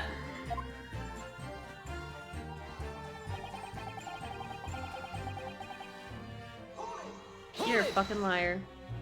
You say you had nothing to do with it? Not at all. Nothing of nothing. The old geezer went and tried himself in the back room, didn't he? Locked it was from the inside. We know what it was because we tried to open it. But it's a decent door, that one, good and strong, wouldn't budge an inch. So, in the end, the situation remains unchanged. Inside the storeroom with the prawn broker, there was only one other person. The sole person who could possibly have shot the victim, the accused, Miss Gina Lestrade. That... it would indeed appear so. God, use your brains, fuck? everybody. Hi. Seriously? What say you to that, Council? I don't know. Why don't you... Ryunosuke! Ha. Ryunosuke! Okay. Use your brain cells! Hello! Got 2 of them. Just rub them together. Give them a good rub. Is there anyone else apart from Gina who could have possibly shot Mr. Winterbank? There could have been. There could have been. Mr. and Mr. Skulkin. If what? What's that look for? From the moment you admitted you'd encountered the victim face to face that night. You've been lying sons of bitches. The course of this trial changed completely. It did. What is your point, my learned friend? Thank you for dropping your racist, your racist shit Yes. from your... Thank you. Yeah. The question we must answer is who could have shot Mr. Winterbank? And it is the belief of the defense that the defendant is not the only possible answer at all. Dun, dun, dun. You have my attention. You have my attention. Oh, you have my attention. I just had to slam this bench hard to get yours. Mm-hmm. In that case, let us return to this plan of the premises. Oh God, We you're just sitting take on a my look bench at again. this together. Okay. Why don't you show me on the map? Why are you touching me? The victim was killed in the storeroom, right here, which was locked from the inside. Locked. Those are the facts, so pray, what other possible answer to the question of who shot the man could there be, and why don't you point it out on this map? Council, please go back to your bench, and stop seductively touching the other council. It's a little weird from this perspective, and there is a 10-year-old on that side of the bench. I want you to know. I'm a minor. You must now provide the answers to the court in respect of 2 conundrums. 2, my lord? Twice as many chances to be right, maybe? That's unusually optimistic. Yeah. Indeed. I'm sorry. Indeed. Namely, from what location did the culprits shoot the victim? And furthermore, where was the victim at the time? Understood, my lord. Are you alright, Runo? I'm not entirely sure, but there's one thing I am sure about. If I could prove there's a credible new alternative to what happened, it would change Gina's prospects hugely. Well, so now, time for some clarity. Show the court on this plan the answers to the questions posed by his lordship. Just point right to it. If you believe someone else could have killed the victim, indicate from where that person could have fired the gun.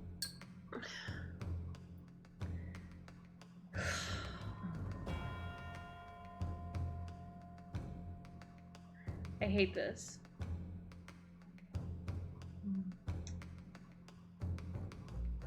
Okay, maybe they were behind the... Wait, those are supposed to be the front doors? Are those the doors of the shop? Yeah. Okay, and this is the This store. is a I have Storage shop. This is the legitimately no counter. fucking idea. Okay. So they were having a kerfuffle here. Uh-huh. Mr. Winterbank would have been here. Right? In there, yeah. And then he would have tried to flee into the back room. Okay, so they would have been like over there if they were shooting him from behind. What? They shot him from behind as he ran into the storeroom and then collapsed. Right. But like anywhere in the store could have shot him from behind. Like over here, over here, over here. You know? Like as he was running into the storeroom. Right. Or if he just turned around, then someone could have shot him. Like, if he just, like, turned around to face this way. Right. Someone could have shot him from Someone out could here. have shot him from the doors. If he turned to go into the storeroom, they could have been across the counter and...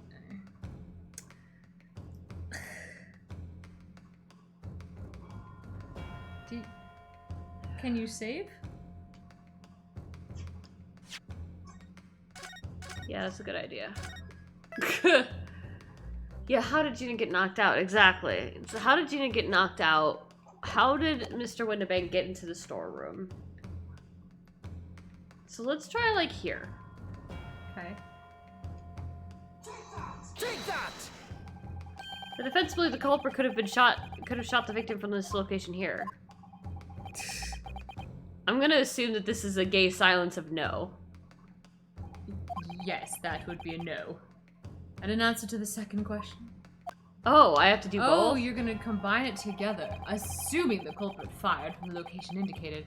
Oh! Where was the victim? Wow! I see. Here? Take that! Defense believes the victim would have been in the position here. Objection! Okay. What your answers in fact show is that your own position is absurd as those you've indicated on the plan. What are you saying? Yeah, I'm wrong. Ow. So the questions are, from where did the culprit shoot the victim and where was the victim at the time?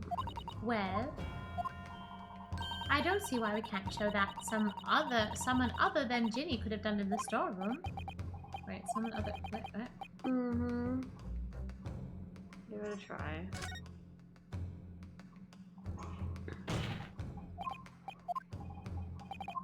You appear to be a glutton for punishment. God, he cannot not be a dom.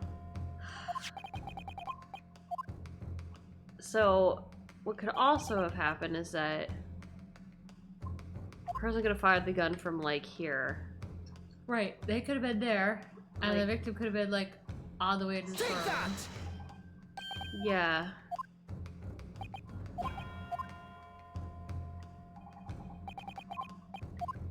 Was in the storeroom. Mm-hmm. Take Door that! wasn't open yet. Okay, no objection? Yeah! Hell yeah! Yeah! Woo! Woohoo! The culprit shot the victim from outside the storeroom.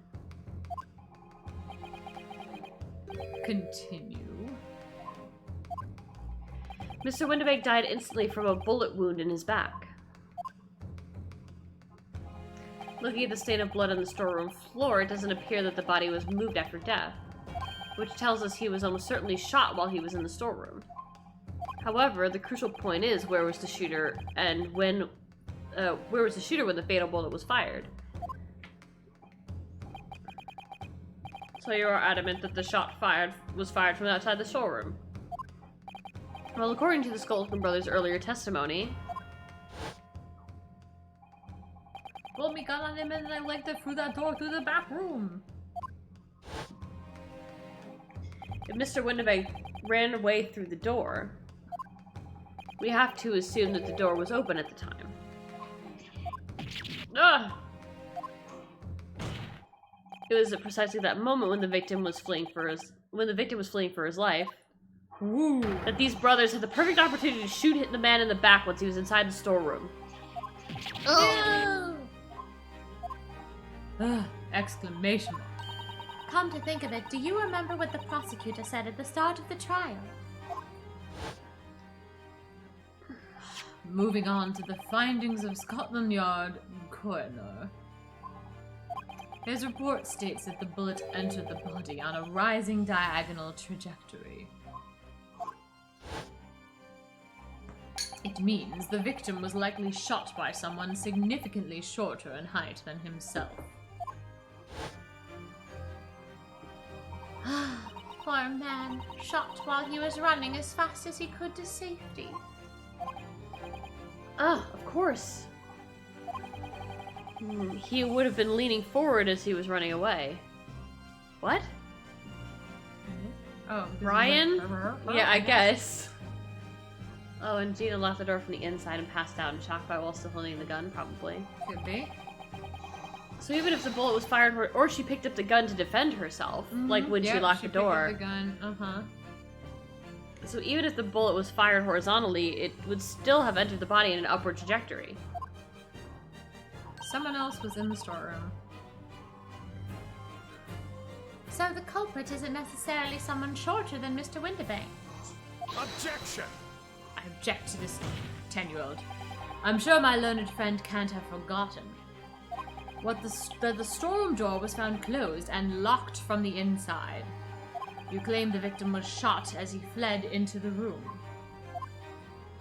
Do you also claim his corpse was dexterous enough to turn the key in the lock? But the key was found in Gina's hand, you forget. Mm-hmm. What? Ranosuke! Naruhodo! Use your 2 brain cells! But what if someone else locked the door? Yeah, exactly! Yeah, those 2 brain cells just brushed up against each other very, very vaguely. Yes, there was someone else who could have locked the storeroom door. Is that so?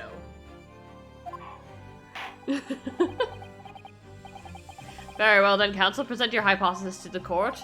In the scenario you just described, the defense's assertion is that the victim was shot from outside the storeroom. In which case, who shot the door and locked it from the inside? Fucking Gina. It was her lock.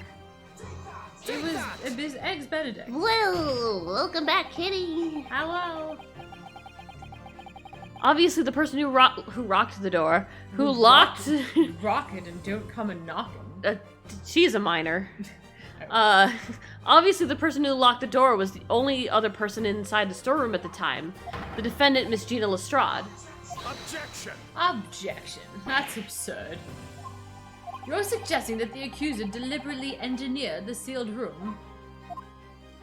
What possible reason? To defend herself, you dumb shit! Such actions would only serve to tighten the noose around her neck. Well, here's something that you need to consider, Venzeeks. Consider this. Imagine a world in which not everyone is trying to defend themselves in case they're accused of murder. That actually is hard to imagine. And that their actions serve some other purpose rather than trying to exonerate themselves from a murder that they didn't commit.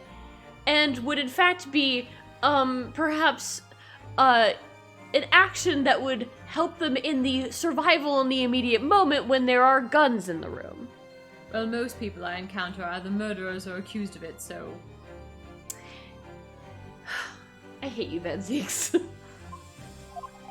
I'm inclined to agree, I must say. Well, counsel. Touch grass. Yes, that is a tricky one, isn't it? No, Ranosuke! It actually is not. Ranosuke! Not tricky at all. We'd be a zoo right now, a kitty, a wolfie, and a bear. Don't forget a turtle. Hello? Don't forget a turtle. Turtle. There is actually a turtle hanging from my mic right now. I should show you guys the turtle hanging from my mic. Turtle. It's a There's a turtle. little turtle. There's a little turtle. Turtle. Turtle goes turtle. Yeah, The it goes turtles turtle. don't really have sounds. If they you can hear the make. clicky click, then that's me Yes. pushing the turtle. The turtle just walks slowly around. Picture booth. Portrait It's a booth. very slow turtle. Turtle. Slow turtle. Half-baked notions have no place in my courtroom, counsel. Remember that, please. But of course Ginny would have locked the door. It almost goes without saying, doesn't it? It does? I'm really starting to understand Susie now. If I was Ginny in that situation, I know I would have locked the door as quickly as I could. I mean, those two burglars had just fired a gun in her direction, hadn't they? It is adorable turtle. It's a gift from my sweetie. Yes, and my baby is a turtle queen. The queen of the turtles. Yeah. The queen turtle. Oh, yeah, obviously. Uh-huh. Before the two brothers arrived, Before the two brothers arrived, Miss Gina Lestrade and Mr. Windibank were in the storeroom together. Now, I don't know what went on between them at that time, but at some point, Mr. Windibank must have heard the intruders breaking into his shop and left the storeroom. Intruders, that's off, bruv. If your theory is correct, that would leave the accused alone in the storeroom. With the corpse of the other guy, yes. Then, probably only moments after, the victim fled through the storeroom door, hoping to escape danger. Hit in the back by the bullet, Mr. Windibank fell to the floor where he was, just inside the storeroom. She totally could have fainted when that happened. Yeah. And what we have to ask ourselves now is, what would the defendant have done in that moment? I see where you're going with this. Outside the storeroom was a terrifying killer who had just murdered Mr. Windibank. And as soon as that thought struck Miss Lestrade, she slammed the door shut and locked it. In order to save her own life. Exclamation mark. Hold it! So imagine a world in which you are not trying to defend yourself from every murder. And in fact, you are trying to protect your own life.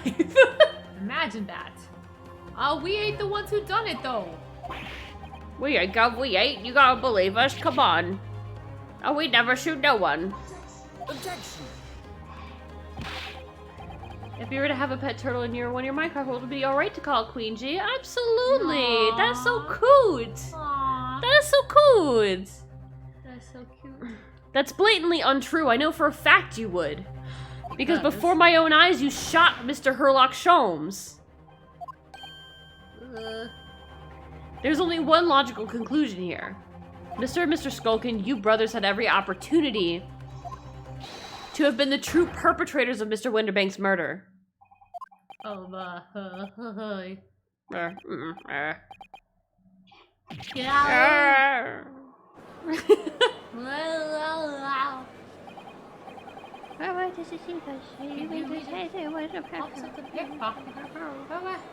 I should have known. Oh, yeah. That was amazing, Ludo. All the members of the jury seem to be firmly on your side now. I know, first time ever, and probably the last. That's the pessimistic point. That's actually a lie. You did have everyone on your side the one time when he was like, "What? We won!" And then it was the first time that Van Zeeks put his leg up on the bench. Bam. Well, I think you've done it. Surely they'll have to give a verdict of not. Oh, you think you can get away from me, do you? An admirable effort, my learned friend. What is it now? He's laughing? It's kind of sexy. Mm-hmm. You find the situation amusing, Lord Van Zeeks. I myself find the defendant's argument most persuasive. Bottle 6. I dare say. Such chicanery is the bread and butter of the street performers in your faraway nation. Jesus Christ, What Van vocabulary Zeeks. word? Vocabulary word? Oh, chicanery? Chicanery. It's like, chicanery. It's like, it's bad stuff. It's doing bad things. I would like to see it. It's one of those, like, okay. It's trickery. Use of trickery to achieve political, financial, or legal purpose. Yeah. So there you go. Trickery. Trickery. Twickleweed. Let's add that to the vocab words. I add to vocab. Yeah, just because you knew it didn't mean I didn't. Well, I contextually knew it, but then I could not explain it specifically. Hmm. Such blatantly malicious conjuring tricks amount to nothing more than inexcusable pettifoggery here. Wow. Pettifoggery. Wow. He's just like, he's chucking out those vocabulary words. Pettifogging. Placing undue emphasis on petty details. Wow. Pettifogging attorneys were the bane of civil society, says this example. Wow. What? Are you into pettifogging? The hypothesis you put forward so ostensibly, credibly cannot and will not stand. Because, you see, it contains a fatal flaw. That word is quite common in German, but it doesn't quite mean the same, which is funny. Which one? Which word is common? Pettifoggery? Pettifoggery? What is pettifoggery in German? A fatal flaw? Do you mean to tell me that you're unaware of your logic's failing? Who I shall quite enjoy pointing it out to you. I say, Lord Van Zeeks. Might be an idea to explain this bally conjuring trick, whatever it is to the troops on the ground, The fatal flaw in my learned friend's No, argument is... the other one. What was the other one? Oh, chicanery? Chicanery. It's very simple to understand. Yeet! Assuming you're not too dim-witted to count bullets. Oh, bullets. By George, count bullets. Oh dear. He noticed then, huh? Huh? What's everyone talking about? Counsel? Yes, sir! We'll be saying that far more often. Tell the court how many bullets were found at the scene of the crime. Two bullets, sir? That's right. Tell the Good, court. good boy. Tell the court whether or not you like to be pettifogged right now. I do like pettifogging. Sir? Bend over for the court, Okay. my learned friend. Naruto-san? Ryan, why are you? I'm a minor. I'd like to go home now. Right.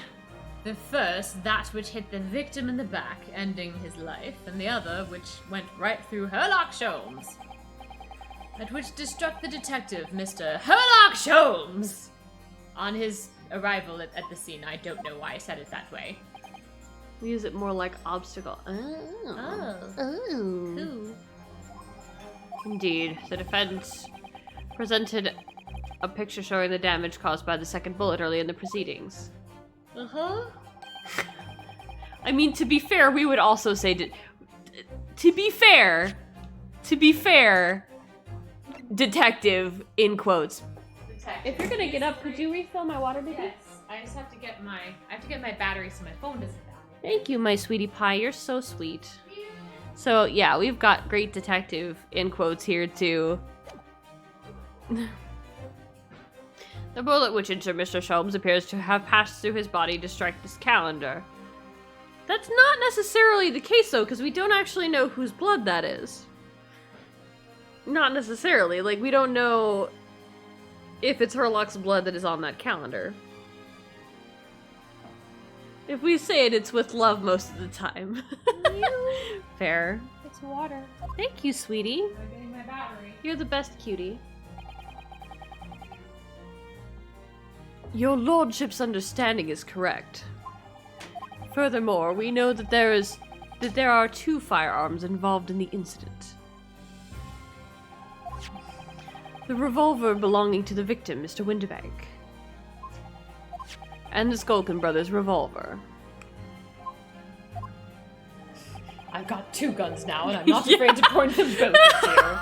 Honestly, I dual wield. I will dual wield these guns. Double guns. I'll point in both directions. With double chalices. Yes, indeed it does. A single bullet from each. Now then, my learned friend. Exclamation mark? You yourself told the court only moments ago that these two brothers shot Mr. Herlock Sholmes right before— why do I keep saying it like that? Right before your eyes. Yes, I did. Oh my goodness, I think you'll find. But if the single bullet was fired from the brother's gun to hit Mr. Sholmes, it means, Winterbank not shot by same gun. Stop. Only one bullet. Stop. Exactly. Yes, this street performer presented an ostensibly credible argument. However, it was never anything more than a diversionary trick with no hope of standing up to scrutiny. Sigh.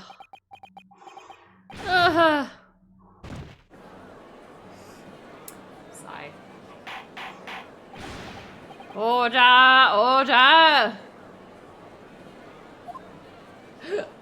Fling! Pray forgive the discourtesy of flinging the dregs of this hallowed nectar into the public gallery, but I just had to do that for funsies. This is quite amusing. Lord Van Zeeks. We've just skipped to bottle 7 now. This court needs to open its eyes. The accused, Miss Gina Lestrade, is no ordinary little girl. Despite her young years, she can, regrettably, no longer be described as a juvenile. No, the person in the dock is far from a law-abiding citizen. She has a past riddled with criminal conduct. The truth is, the accused broke into the pawnbrokery on the night in question with loathsome intent. As we can see beyond doubt in this print which depicts her threatening the victim with the murder weapon. Riddled indeed. Whoa, wow. Oh! Ooh! Van Zeeks with the late stage evidence. Ooh, it's the Backstreet Boys! It's the Backstreet and Boys. there's the signature by Joey, too! Joey! He wrote it in his own blood. How sweet. That disc! It's the Backstreet Boys limited edition! Millennium! Tell me, how did you get that disc in here? Tell me why this case is related to that disc.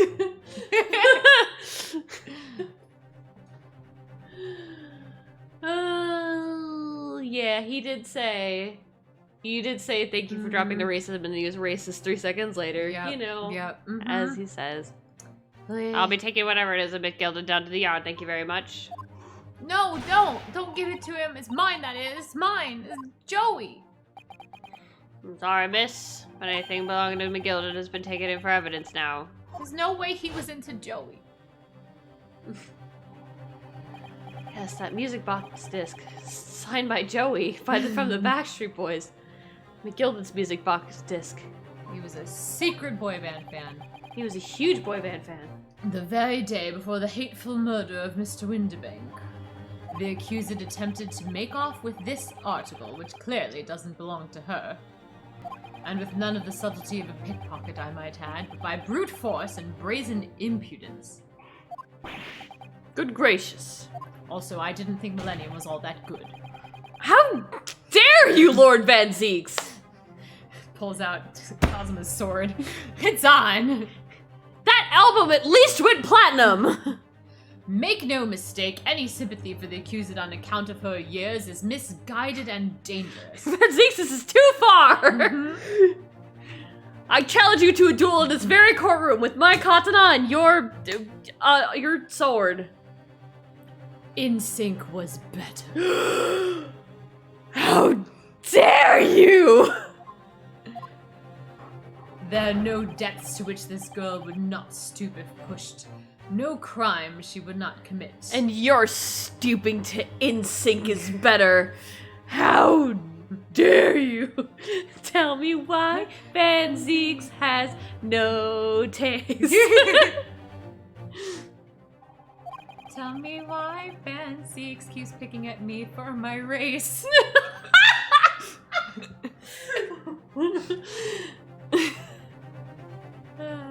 The court forgets that fact at its peril. What were we even talking about? Mouse? That she would commit a crime. Yes, for no reason. she's heinous and she would commit many crimes. She was being gay and doing crimes. I see. I think it'd be prudent to take this music disc to evidence council. We ain't topping that one. What? I'm Lord Van Zeeks. I am Inspector Gregson. What? Oh boy. Yes, Inspector? We had a meeting yesterday at the yard with the prosecution service, and I think it was agreed that that disc wouldn't be used as evidence. Ho ho ho ho ho! Ho ho! That was then. This is now. I agreed to nothing, bitch. What's this all about? Why is the inspector acting so strangely? It's the big plot. That's the first time he said anything to Van Zeeks at all. Oh yeah. Ooh.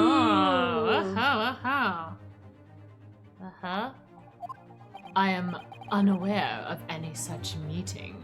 Ooh. Ooh ho ho. But those were the instructions right from the top. The government bigwigs were Oh. I don't give a fuck. Inspector, I am the prosecutor, and I alone determine how to present my case. Your warning is noted. Thank you. Now what the fuck? Exclamation mark. The prosecution wishes to proceed with submitting this disc as evidence, my lord. Proof that Millennium wasn't all that good. Wait, it's got blood on it.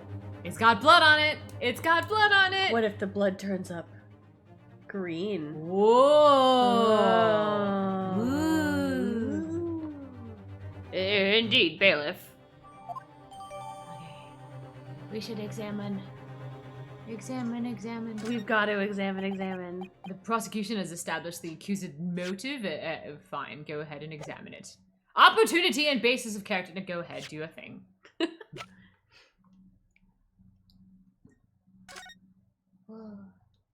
Hey, Iris. Oh, Bruno, look. Would you like me to point a gun at it right now? Yes. It's blood. We're going to have to talk about it, though. Yes, you're right. Just a small smear, but definitely blood. Actually, I feel as though I might have noticed that before. Ha! Then it's my time to shine again. I thought I'd be waiting forever. All right, hold still with that disc, Bruno. Thank goodness. Can we get this done quickly, Iris? In a flash. Flash. Green? Hit. Hit. Yay! Woo! Woo! A lovely bright shade again. Wait, that color. What is it? It's just that green. It's not the first time we've seen that color, is it? Yes. That was Eggert's blood. I'm pretty sure. Eh? Me? Yeah. Either Eggert or Gina. Huh? Like, cause they were fighting over the disc. And someone got cut. I think it was Eggert that got cut. Yeah, that's right. I remember now. Who? I couldn't recall it The first, plot but chickens. it seriously does. Bok. Or McGilded. For McGilded. That's the man you defended in court a couple of months ago, isn't it, Bruno? As if we've all forgotten already. Yes, or rather mistakenly defended. Oh.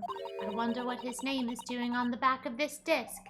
I didn't think old men liked the Backstreet Boys so much. Well, you know, you just never know why he wanted it that way. That's a question I'd love to know the answer to myself. Besides, McGilder is larger than life. Bye now. That's wrong boy band. You want to go over and stand by Van Zeeks?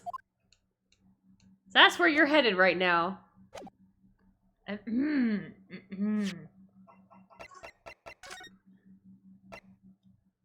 Green. What do you mean name unknown? Shut your mouth. Green, green, green. Green, green, green, green, green, green, green, green. Why are you saying green so much? There's nothing more to add. Are we saying green now? Green, green, green, green, green, green, green. green. You just want to be part with the trends, I see. That's why you like NSYNC more than the Backstreet Boys. Ladies and gentlemen of the jury, Because you just want to be part of something trendy. I wait your informed decisions and rest my case. NSYNC more like Instinct. Backstreet Boys more like never came back from the street boys. I'm done here. Can we just move right along now? I don't believe it. His comebacks are terrible. I had the jury on my side for once, and for all of 5 minutes. Oh dear, it wasn't even for 5 minutes, Bruno. I know. Wonder if I might be able to say something at this point. Proceed, Mr. Foreman. Been something about in the bit of a fog now, if truth be told, but all of a sudden, the answer's probably obvious to me and my men. It is. Oh, God damn it! Oh no! Oh no. Very well, the court will hear from the jury. No. Ladies and gentlemen, you will present your leadings of. No. Guilty. Great. No, what? Okay. What? Guilty. Guilty. Guilty. This is ridiculous. This is so dumb. Hooray! It's time for another summation examination. Motherfucker. Mother and fucker. We have consensus among the jury, it seems. When you have eliminated the impossible, whatever remains Ooh. must be the truth. Who was it that said that? Yeah. I think it was Mia? I think it was Mia that said that. In, don't listen. In,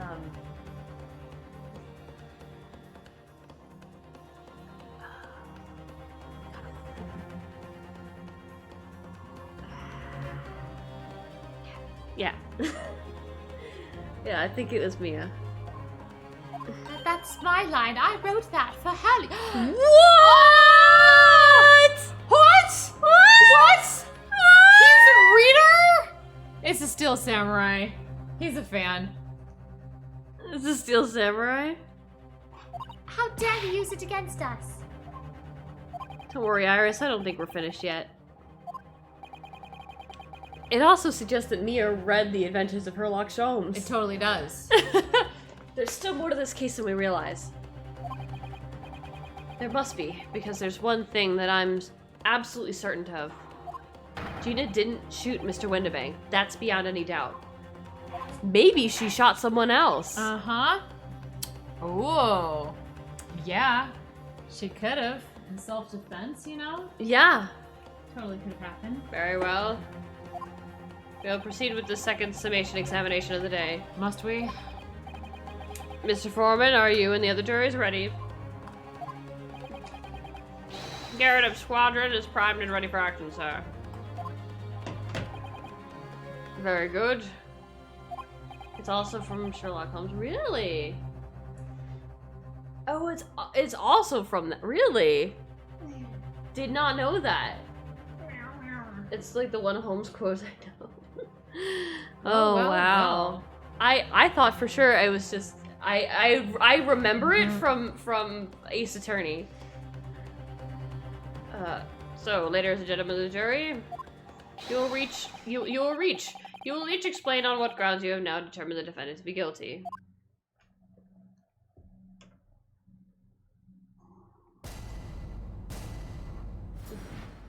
Oh boy. Oh boy. As what's a rogo is a rogo, I say. Different breed to us law-abiding. Shut the fuck up. As only 2 bullets were found at the scene, I would say that the whole case is done and dusted. You don't need a stereoscope to see the truth here. Every which way you look at it, it was that pickpocket. I still haven't found the butt plug yet. Never imagined that simple operation would cause me such grief. Oh my god. Jesus. The accused attempted a theft on the previous day. I can see I'm in for a busy day ahead. I am ballistics. What? What? I am ballistics expert. I have seen many shootings. There is nothing I do not know about guns. I would love to speak with you. Oh my god, let's talk with him. Let's have a Fuck the talk. rest of them. Forget them. Let's have a talk with Mr. Ballistics Experts. Mm-hmm. It seems there is little remaining room for doubt. I have to admit, I was rather bowled over by the argument that put forward by the chap in black, but when that fell apart, fell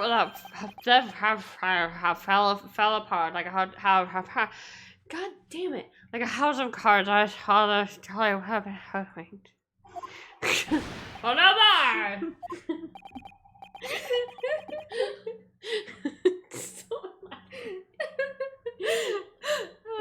The whole courtroom is laughing at me.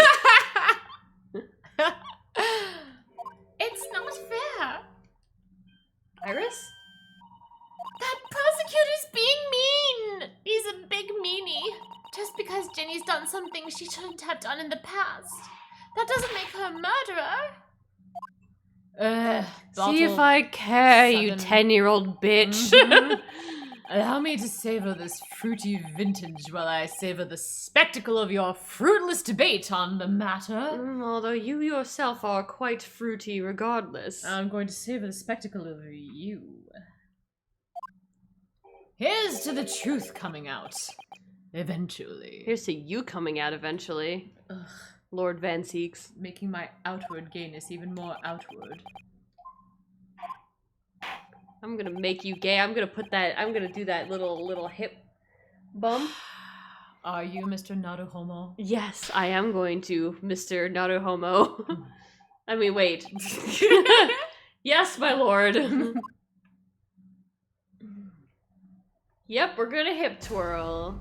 We're gonna do that little... Yeah, we're gonna do the thing. We're gonna do our little walk on the catwalk. Do the thing. Ignore this guy. Yeah, ignore. Ignore. Just go right to the Mr. Ballistics guy. Please tell me all you know about guns. Hold it! I thought you were just a tourist. I'm just a tourist ballistic expert. Ballistic touring. I am visiting London for sightseeing. I would like to take a bus to Crystal Tower, please. There's no way he's just a visiting tourist. A visiting tourist. So you're a ballistics expert. Who knew? I have much experience with guns. Ah. I have lived through many, how to say, extreme, violent bath of, no, blood of, worrying. Ah, extreme violent bloodbaths, perhaps. Those extreme violent bloodbaths. English is a very difficult tongue. Considering the sort of people you associate with, I'm surprised you still have a tongue. Anyway, if you have questions about bullets and guns, you ask me. There is nothing I do not know. No mystery I cannot solve.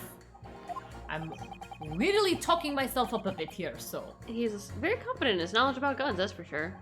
But, if possible, please. Only in the Russian, please. He's not very confident in his knowledge of English, though, is he? No, still, we should bear it in mind. He's our man if there's a mystery about guns or bullets. Present everything related to guns and bullets to him. He hasn't. We're gonna fight back. We need more material. We have to fight back. We have to try around. Rawr.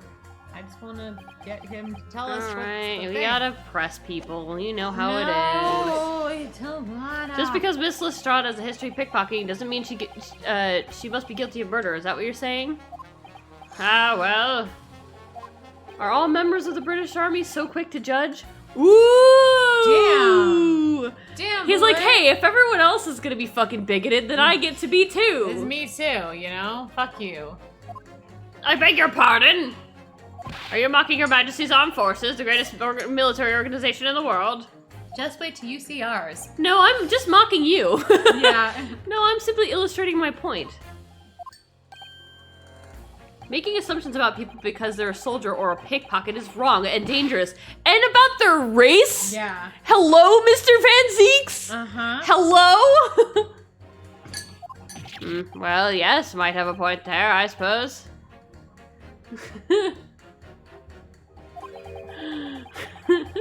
Tell me why he knows about ballistics. Yes. Tell me why he does not know it in English. That's good. Great one. Good one, Riddles. Never gonna hear you say he shot him that way. That gun was fired. Upon the Sire.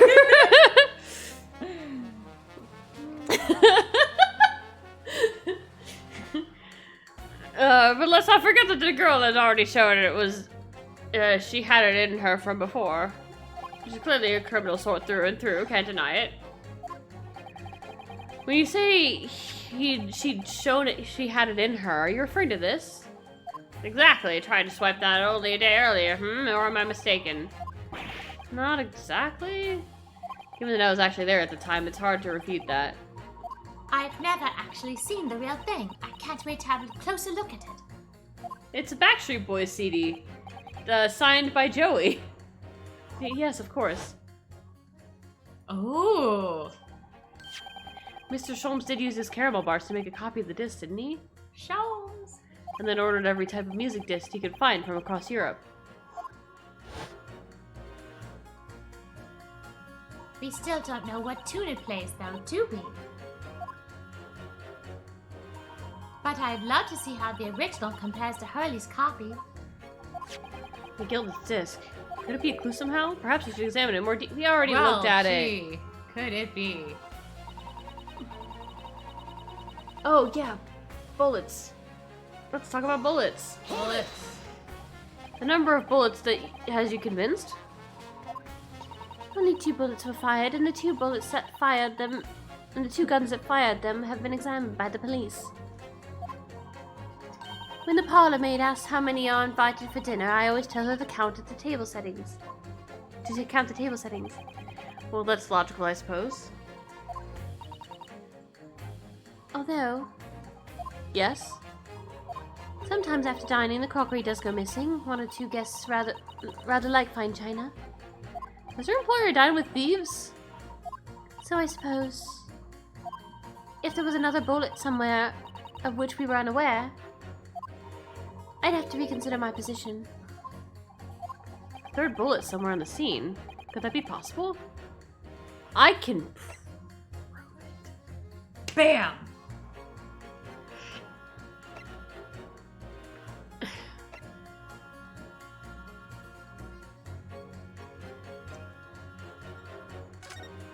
I don't think I can prove it, but let's try it anyway.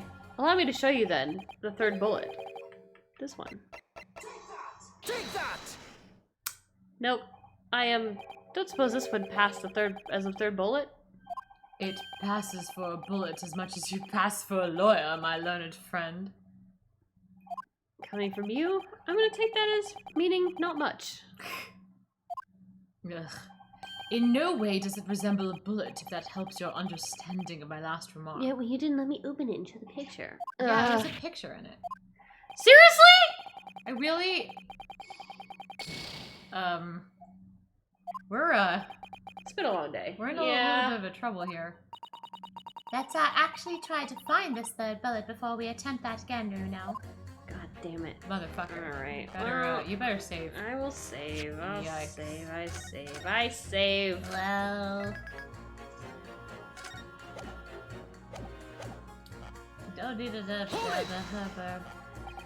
So if I've understood correctly, you need 2 pictures, a left eye and a right side, a slightly different one. Exactly! Then you can see the scene in 3 dimensions like this. So if we have 2 bullets, I don't suppose you could see anything useful with them. I think you'll find that no matter how much you squint, the truth of the situation always looks the same here. The only person who could have shot the victim is that girl in the dock. How can you be so sure of that? Think about it. The Skulkin brothers shot the great detective, didn't they? Yes, that's been mentioned once or twice. Well then, surely it's coming into focus now, isn't it? This is a waste of time. I'm not gonna change this man's mind anytime soon. Cool, good. Oh boy. We have to talk to him about the bullet. Oh. He was probably the one that pulled the bullet out of her lock. Would you please stop muttering about things that have nothing to do with this trial, sir? The defendant's life is on the line here. Well, the thing is, I couldn't really say that it has nothing to do with this trial, to be honest. Huh? I mean, there's no question that the man was shot, but the bullet had simply vanished from his stomach. It's quite inexplicable, don't you think?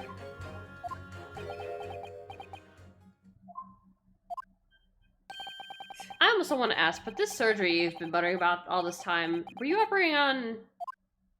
What was the fellow's name now? Hairlick? No. Hairlock? No. Hairlock. Hairlock? Lock of hair. Herlock Sholmes, by any chance?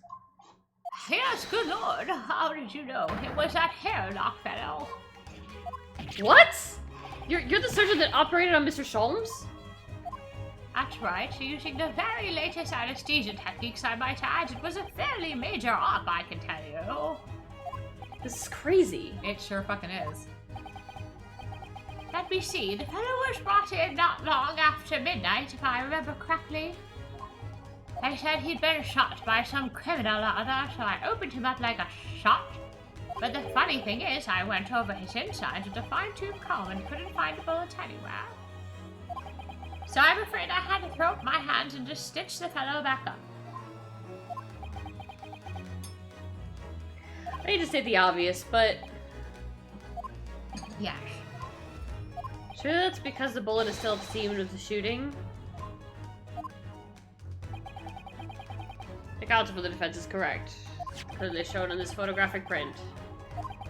The bullet that the Skulkin brothers fired at Mr. Sholmes hit him in the stomach region, then exited his body and lodged in the shop wall where the calendar was hanging by the door. I think you'll find it's really quite simple if you just consider the problem 3-dimensionally. Who do you think I am, son? Well, juror number 4 is about the best I can do. Nice. As soon as I saw the wound to the man's stomach, I flipped him over. Like a pancake? Yes. Are you saying that you checked his back? Of course I did, and there wasn't a trace of injury, no sign that the bullets had left the body at all. Ah, yeah, I see. What? That's the point. The only logical conclusion was that the bullet was somewhere in the man's innards. Hi, sir. I'm just gonna talk to someone else right now. Yeah. Which is exactly why I set about slicing him up. And I'm still none the wiser even now. How many times do I have to say it? Can somebody please explain how it happened? Can somebody please solve the mystery? Why don't we talk to Mr. Ballistics or just... It's almost as much of a mystery as how this jury was put together. No fucking kidding, man. Mystery. Where that bullet ended up is infuriating. Where's an expert when you need one? Alright, here we go. I mean, do I pit them? Pit him, pit him, pit him. Objection! Those two statements clearly contradict the idea that those two statements clearly contradict the idea that all I do is pit jurors against each other. That's fucking great. I love it. Oh, a ballistics expert. I'm a matchmaking service now. Make out. Oh. Pitting, Pit, Brad Pitt. Ooh, yep. Hold on. Here we go. And bam. Work it. On the night in question, Mr. Sholmes was shot by one of the Skulkin brothers. But since there was no sign of an exit wound on his back, we must assume that the bullet didn't pass through him. However, no bullet was found lodged in Mr. Sholm's body either. Furthermore, a bullet was found lodged in the wall of the shop where Mr. Sholm was shot. Juror number 6. Hello, my name is Villain. Pleased to meet you. This apparent contradiction in the facts is so clearly troubling for juror number 4. Are you able to explain the mystery? I have seen very similar situation in Motherland. It was night. There was blizzard. I was running away along mountain road in freezing cold. Golly. The snow was piling high on both sides of the road. It was very narrow and dangerous. My pursuers had hunting rifles and they were on dog sleds. What the fuck is this? Quite a story. Mental note. Don't ask too many questions. I was shot from behind and I fell down in snow. Only this mouse was there for me. He saved me from hypothermia. He cuddled me all night. This situation was very similar to what I hear today from doctor. They could not find bullet in my body. It was absorbed into my bloodstream. No sign of exit wound. Then where did the bullet go? Bullet never hit me. Well, if it never hit you, why did you fall down? Bullet hit frozen wall of ice very close to my side. What? One small piece, very sharp, broke away from lump of ice and pierced my body. It made deep wound that looks just like bullet wound. Good gracious! Of course, piece of ice quickly melted inside me, and that is solution to mystery of disappearing bullets.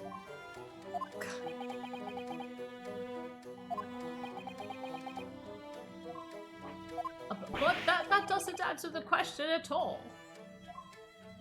Huh? The shooting happened in a pawnbroker's shop.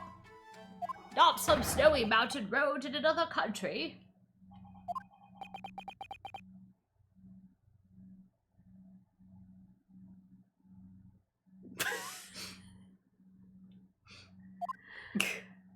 Just an idea, but we might not be looking at exactly the same scenario here. Bruno, where exactly was Hurley shot again?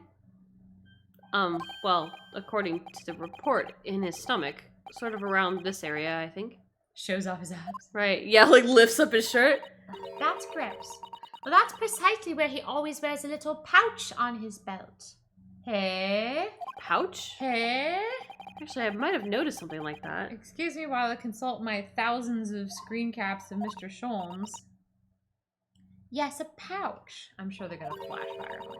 Oh, the files! It's where he keeps 3 glass vials of very dangerous chemicals that he uses in investigations. Oh my god. Of course he carries it on him What? all the time. Really? They're his favorite vials. Doctor, where's the pouch Mr. Sholmes was wearing? Oh, well, the fellow had nothing like that on his person when he arrived at the hospital, as far as I can remember. If I may, and I may. Lord Van Zeeks? Yeah, he had it like, it was kind of his little... No, that's where his gun is. I remember seeing him with this thing. While I realize it is forbidden for the prosecution to interject during a summation examination, I'm going to interject. I should inform the defense that I have the pouch in question in the antechamber outside the courtroom. So if you would come with me, I would like to escort you toward this pouch and just the defense. No need for anyone else to come with. What's the matter? I thought you wanted me to give you more evidence. Sorry? As I understand it, when the police arrived on the scene and found Mr. Sholmes injured, They removed the pouch in order to assess the wound. Thank goodness, I thought I was getting forgetful for a moment. Since then, it has been my safekeeping along with all other evidence relating to the case. Hey, please submit the evidence to the court.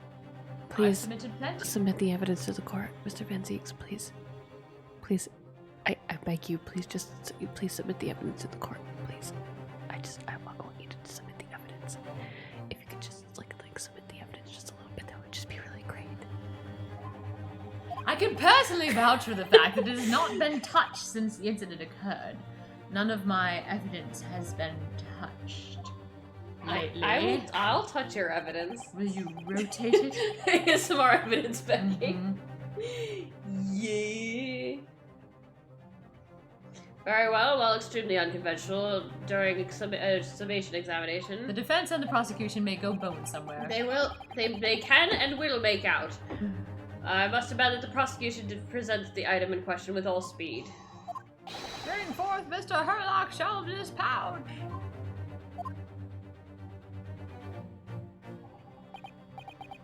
I see.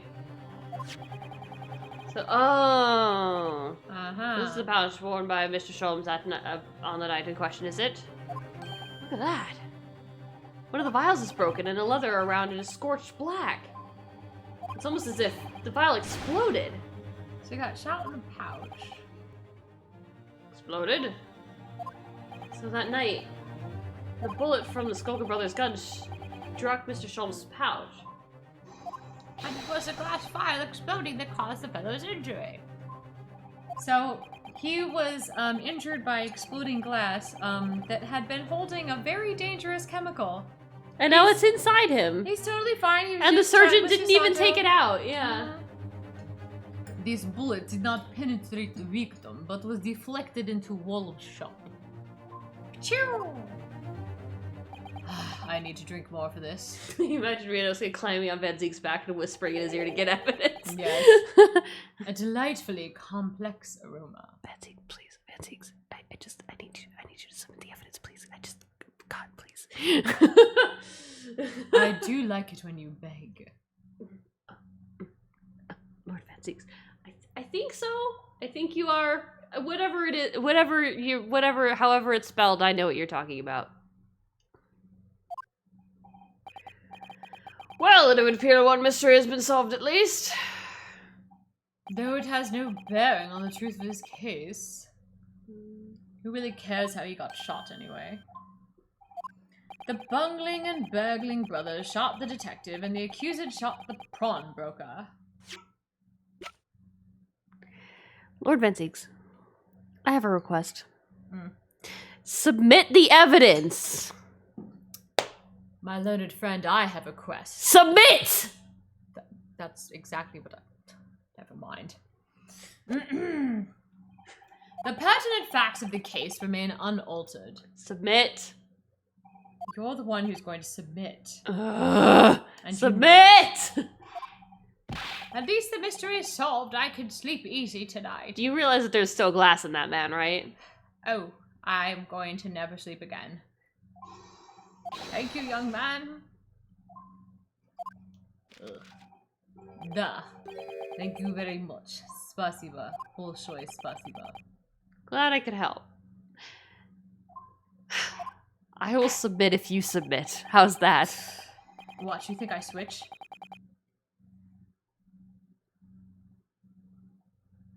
Long gay silence. Due to its bearing on the conundrum to solve, the court will sequester a scruffy pouch as evidence. Thank you! Harry's pouch isn't scruffy.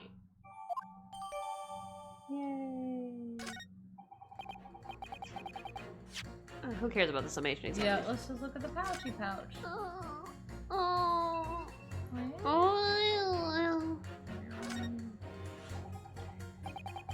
It's really scorched badly just here. Oh, the strap is broken. Look. It must be where the bullet hit then. Let me see. Yep, there's the bullet! Boy. That's the bullet! What the? Iris, look!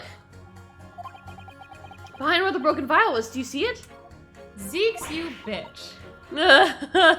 You bitch! The Skulkin Brothers bullet. Obviously, you didn't thoroughly examine this. Didn't thoroughly examine. There's no way you looked at this evidence. God, Jesus. What a stroke of luck that it hit his pouch. This is an amazing discovery. What this means is there were 3 bullets fired at Mr. Winterbanks that night. We found exactly what that juror was talking about. A 3rd bullet. Time to press that juror again, I think. Time to kick Van Zeeks in the head, man. Like, the fuck? Hey, Lord Van Zeeks, the fuck? Oh look, there's a hole. There's a hole in the pouch, dear Iris, dear Iris. There's a hole in the pouch, dear Iris. A hole. Doesn't look much like a bullet hole. So how did it get there, dear Runo, dear Runo? So how did it get there, dear Runo? So how? Sholmes was shot, dear Iris, dear Iris. Dear Sholmes was shot, dear Iris. Sholmes. So how did I hide it, dear friend? Anyway, clearly this thing's ripped through the leather with great force. Something must have pierced it somehow to have left this hole behind, dear Runo. Yes, it looks like that, dear Iris. Mr. Sholmes and his pouch both took a beating, didn't they? I don't think we should discuss that. Well, at least I now know that he can take a beating. It would appear the defense is somewhat struggling to alter opinion, Please, my lord, a little more time. After all, this new piece of evidence could be a valuable clue, and you can't afford to overlook anything here, Inosuke. It's just, you know, I mean, I don't know whether or not this 3rd bullet has anything to do with the Yeah. crime. There's still a way to Gyakten this Saibon somehow. I'm sure of it. You can Gyakten it. It's not your last hope yet, so. Yeah, exactly, Riddles. Hey, just a quick thought. Perhaps we should Seibu, just because we can.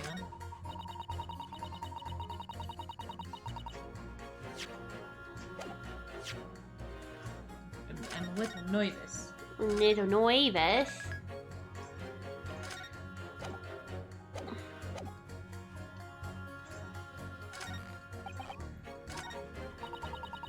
Hold it, bullets. Bullets. Bullets. Bullets. Bullets. Bullets. Bullets. Bullets. Bullets. Bullets. I can prove it. Bullets. I just like, please take a picture of this baby. Allow me to show you then the 3rd bullet. Titled The Third Bullet. The 3rd bullet. The third bullet. Take that! Here it is. We discovered it just now. Yes, on the night in question, in Winterbank's pawnbrokery, another bullet was fired. Hold it! Ooh, he did a hold it! Hold it! What is this new trickery, Conjurer? Where did you find that bullet? Where? Van Zeeks. Oh, where did you find it? Van Zeeks, please examine the evidence. Please examine your evidence. Van Zeeks, please examine your evidence. I'd like you to examine your evidence, please. I need you to examine it. Before you submit it to the court, would you please just examine it just a little bit? Thank you. Thank you. That's all. It was lodged inside Mr. Schroeder's pouch. I didn't need that level of detail. I suppose you do know what's lodged inside his pouch, though, don't you? Living in his attic, I hear. I may or may not have been lodged in his pouch at least once. Thank you, Tisha. What? This pouch was removed from around Mr. Sholmes' waist before he was taken to the hospital. And since then, It has been touched by no one. By no one. Other than you, I guess. Do you mean to say the shot fired by the Skulkin brothers that night? Yes, as your lordship has surmised, it hit this pouch. But that makes no sense whatsoever. We already know the whereabouts of the bullet fired at Mr. Sholmes. It's clearly visible in this photographic print. Oh! 2 guns from the scene have already been submitted to the court record as evidence. Yes, that of Mr. Winterbank and that belonging to the Skulkin brothers. And examinations of both the guns revealed that only a single bullet had been fired from each. Ah!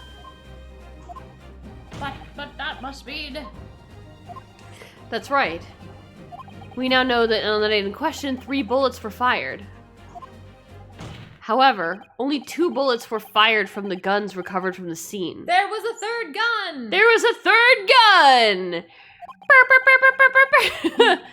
And until that incontrovertible inconsistency is somehow explained, we cannot and must not pass judgment. Yeah. You found the bullet. Oh. Shot through the heart and you're to blame. You give court a bad name. Order, order, order. No. Is it Bon Jovi references in my court? I believe it's Bon Jovi. Bon Jovi is far cooler than any boy band anyway. How dare you, Lord Van Zinks? I am your superior officer! I'm just living on a prayer.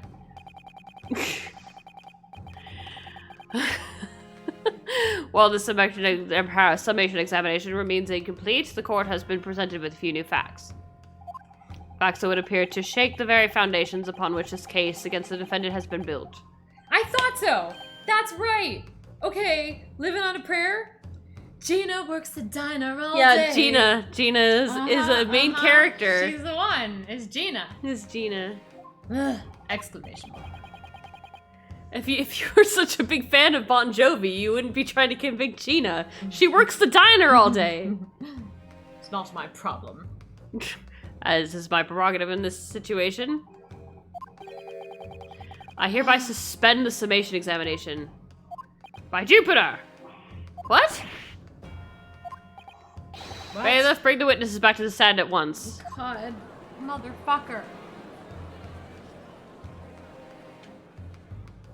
Oh, God. I don't really understand why Gregson is with them. I guess it's just a way to have him in the courtroom. So the thing is that someone was shot, but the blood on the calendar was green. Yeah. And so was the blood on the on the disc. So it would either be Gina, but I don't think so because she's not injured, or Eggert. It has to be Eggert Benedict, yeah. Governor. Were you listening to the proceedings while the defense carried out the summation examination? We were actually listening to Millennium, sir. It's a good album. We was, Governor, we was. Perhaps we can dispense with the tedious preamble. Simply answer this one question. Was he? No, I don't think he was taken in. Was he taken in? Benedict? The police showed up. Oh, that's and right, because he did point a gun. He pointed a gun at for threatening for Ryunosuke. Yeah, they pointed a gun at Ryunosuke. Yeah, you right. Just answer this one question. Unless he was let go. One question. The third bullet has been identified at the scene of the crime. What do you make of that? Make of it, Governor. I don't make nothing of nothing if I can help it. I don't make nothing of anything. Is it one of yours? God blimey, God blimey, not a chance. In that case, did you have an accomplice? What now? What? Never. The Skulkin brothers work alone. That's just the two of us, that's our trademark. Lest we forget poor Skulky. Poor Sulky. Only 2 of the bullets from the crime scene originated from the firearms we have in evidence. The third bullet was fired from another gun. Where is it? Lummy, that's a head scratcher. You're... Counsel of Defense? Yes? I should like to hear your thoughts regarding these new developments. The third bullet, and the mysterious missing firearm from whence it came. Must have been... he must have been there because nobody else was holding the Millennium record signed by Joey except for Gina, and she's been shot. Exactly. Mm-hmm. And she's not shot, rather. Thinking back over this...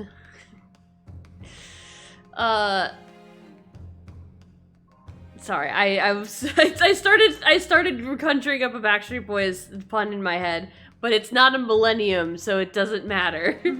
It's from the later album Black and Blue, which hasn't been released yet in the in the early 1900s. Because we're going by canon here of what obviously Millennium was released in the millennium. The millennium. The previous millennium. The previous century leading up to the millennium. Yeah, it was the century before leading up to the millennium. They were so excited for the millennium that ahead of it by a century. Yeah, they went ahead of it by the century. Yeah, exactly. So, Black and Blue has not been released yet, and so I can't actually make this joke. Thinking back over all the testimony we've heard and all the evidence we've seen, I'm starting to form a picture of what really happened that night. My lord, I think it's clear what this third bullet tells us about the Skulkin brothers. They had a secret accomplice. Run with the theory from Van Zeeks. Mm-hmm. On that night at Winterbank's pawnbrokery, the brothers must have been working with a third man. The witnesses are clearly doing their best to cover up the existence of this accomplice. But the evidence all points to the fact that there was someone else present. Someone carrying a gun. Objection! Bottle 8. An accomplice, you say? Or I just said, a moment ago. Pig swill when you say it, brilliant when I say it. Exclamation mark. Benedict seems like someone who would threaten the brothers like that, yeah. These protracted proceedings have already forced us to endure 2 summation examinations. Yet in all that time, there has been not a murmur of a third man. This apparently wraith-like being exists. The court must be shown hard evidence. Without it, this fantasy will be crushed. Ooh, hard evidence. Hard evidence. Fantasy. Mm-hmm. Fantasy. Ugh! Gay panic! The prosecution demands answers on 2 counts. Firstly, proof, evidence that this accomplice was ever at the scene of the crime. And secondly, the identity of this spurious character. The Skulkins are lying. I know that. But how can I ascertain the identity of the person they're hiding? Well, counsel? You get nervous. I'm supposed to prove the existence of this accomplice and reveal the person's identity even? In response to the prosecutor's demand, my lord, the defense is ready to present answers. The defense is ready. I believe I could provide all the answers the prosecution demands. So, my learned friend, despite the swimming eyes that I could just drown myself in, you seem to think you have something to say. This promises to be interesting. Smack! I have to push forward now. There's no other option. I need to use every single piece of evidence available to me if it will make a difference. We might want to save.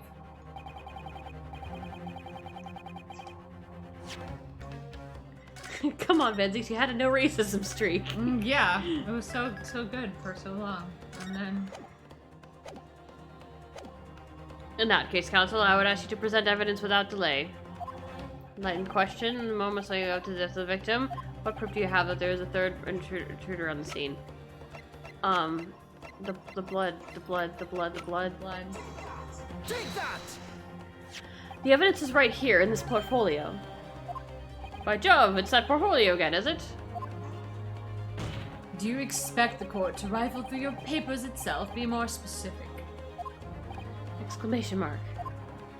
You claim one of those blood samples proves the presence of this third intruder. Well, which one is it? Just get on with it. It's this one. Take that! What am I looking at here? There appears to be some green paint or such like on the bullet hole around the middle of the calendar. That's a bloodstain, my lord. A bloodstain? Ugh. Green blood. Curious, even for you. Is the court to understand that the intruder was some unhuman creature? Yes, he was a zombie. It's something developed by Mr. Herlock Sholmes. Quite a great detective, oh. New invention, stop. Not yet appeared in story, stop. It's this, you see. It doesn't have a name yet, though. I'm calling it the pettifogger.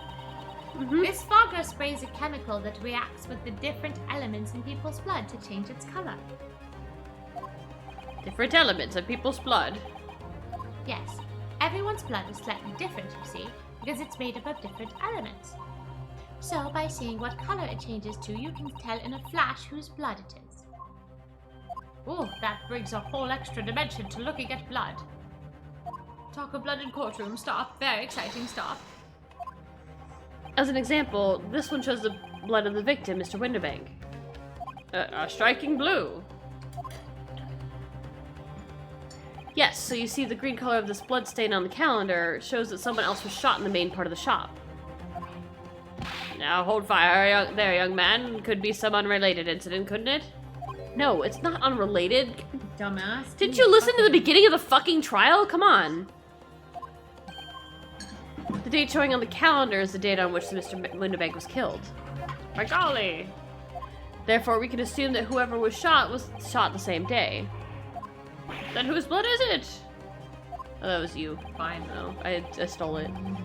Well, the Skulkin brothers in the stand don't appear to be suffering any gunshot injuries. Which means it must be the blood of somebody else, the third intruder, in fact. Objection. Whose identity the court is still waiting to hear. You can't delay this any longer, my learned friend. Who is this alleged third intruder? Mr. Eggert Benedict. Take that! The man's name is Eggert Benedict. Eager bastard. Eggert Benedict? Who on earth are you talking about, counsel? He paid a visit to Winterbank's prawn brokery on the... The thing is, I was trying to say pawnbrokery and I said prawn brokery anyway. Prawn brokery on the afternoon before the incident took place. When the accused attempted to deceive the prawn broker into releasing this article into her possession.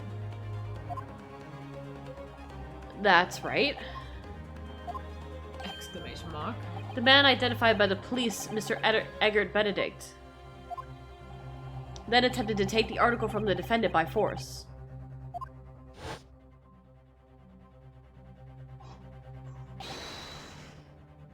Broker. Oh, yes, sir. The article in question belongs to you. Yay.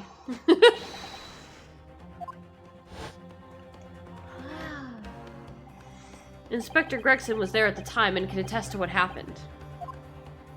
In the end, it was the inspector himself who took the disc. Can you corroborate this encounter, Inspector? Yes, my lord. It's more or less what happened. And in the interest of being thorough, I asked Winterbank for a print showing the fellow. Oh. Taken from one of his red-handed recorder, Gubbins is... Yes, that's him talking to Mr. Winterbank that morning. And you claim this man is the brother's accomplice. Whoa, you was back. Hi. Hello. Well, Mr. and Mr. Skulkin? Never seen the geezer before in my life. Never. On my life, gone on my life, never seen him. Well, somewhat unsurprisingly, it appears our witnesses disagree with the assertion. I'm sure your lordship recalls my learned friend's actual assertion.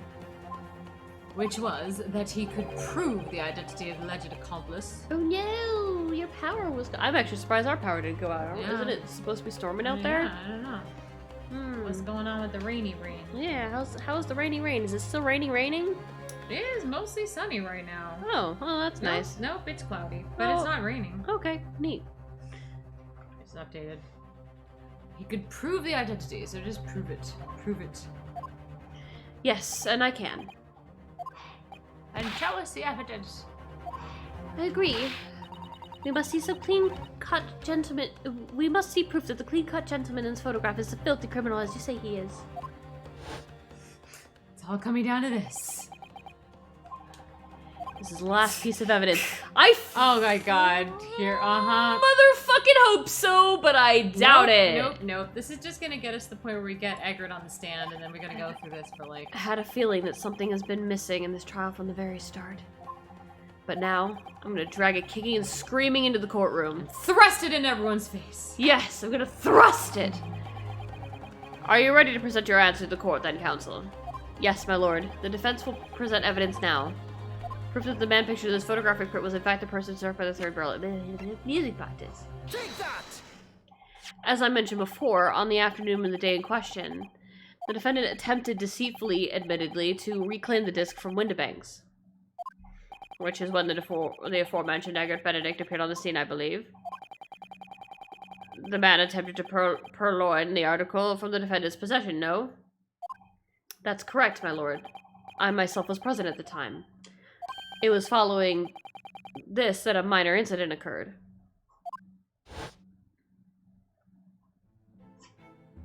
But of course, sir, here's a disc for you. Very well. I shall bid you farewell. Say goodbye to style. Wait a minute, that disc. It's mine. You don't care about Joey? Oh, what do you think you're doing, you little tramp? You've drawn blood, you filthy animal.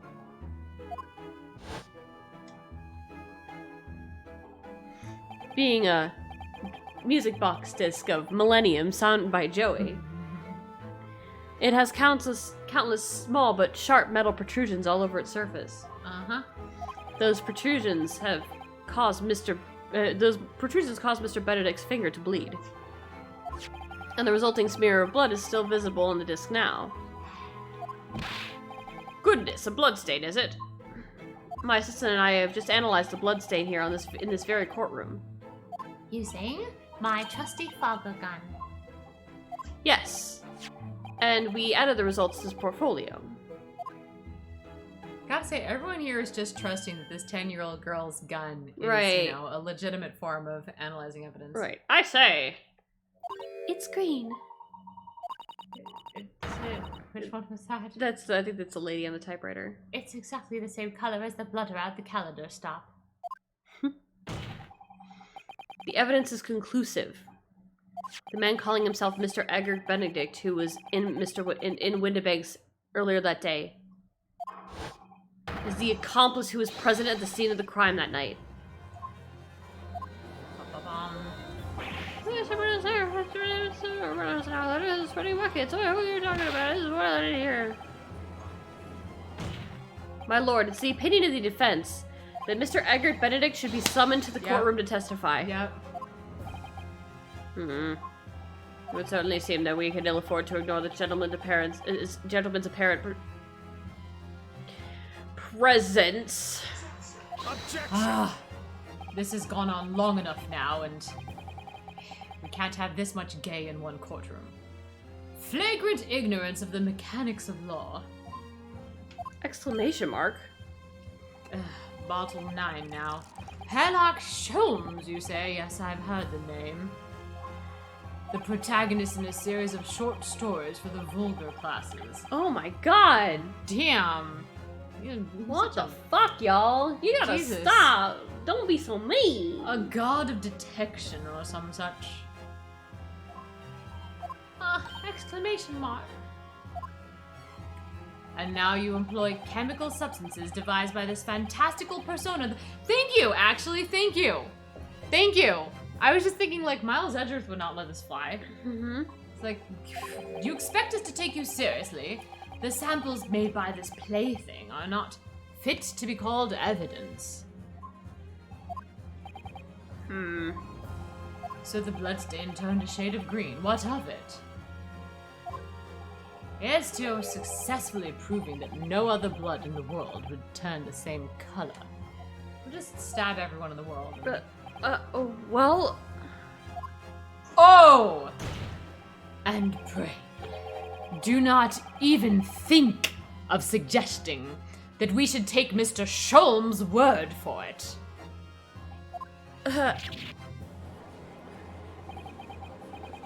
Is he right? I don't know. He is a great detective. They did decide to take his foot off of the bench for the wide wi- shot. mhm. Because they're like, I don't actually know how Yeah. we're gonna show that It's not from gonna the be- side. Yeah. I knew it would come to this. So nothing else we could do, Mr. Edgeworth? So last piece of evidence was a fucking lie, huh? Mm-hmm. Of course, Mr. Sholm's invention isn't gonna be recognized as an official body by any official body. But what other choice did I have? I'm just remembering what Father Christmas over there said before. Nice one. Father Christmas. Nice Good one. one. About how he was temporarily suspending the summation examination. Ah, In other words, the examination isn't over yet, is it? good grief. What did you just say, young girl? And in a summation examination, the decision as to whether or not the trial continues is in the hands of the 6 jurors, isn't it? Ooh. Oh! Nice one, Iris. God, good one, Iris. So the way I see it, Uh-huh. Pansies can't do shit! it doesn't matter what certain other people think of Hurley's invention. At least, not for now. Yes, she's right. Owned by a 10-year-old indeed. Mm-hmm. Young lady, you have a quite a devious mind. It really just comes down to one thing. Whether these ladies and gentlemen of the jury are convinced by what you say, Luno. Is that about right, would you say? Or did I misunderstand something? Unbelievable. Mr. Sholmes' partner is a force to be reckoned with. Iris Willison, sharpshooter. After that shrewd priestess I of feel this, like that's the one we looked up before. I probably can't of the remember. situation from an entirely unexpected source. It must be acknowledged that the previous summation examination has yet to reach its conclusion. This is absurd. Ladies and gentlemen of the jury, the court now looks to you for your final leadings in this matter. As proud citizens of Her Majesty's Britain, I'm sure you will come to fair and just This is decisions 5 out of 6 of you? like you have a million times before. Thank you, Tisha.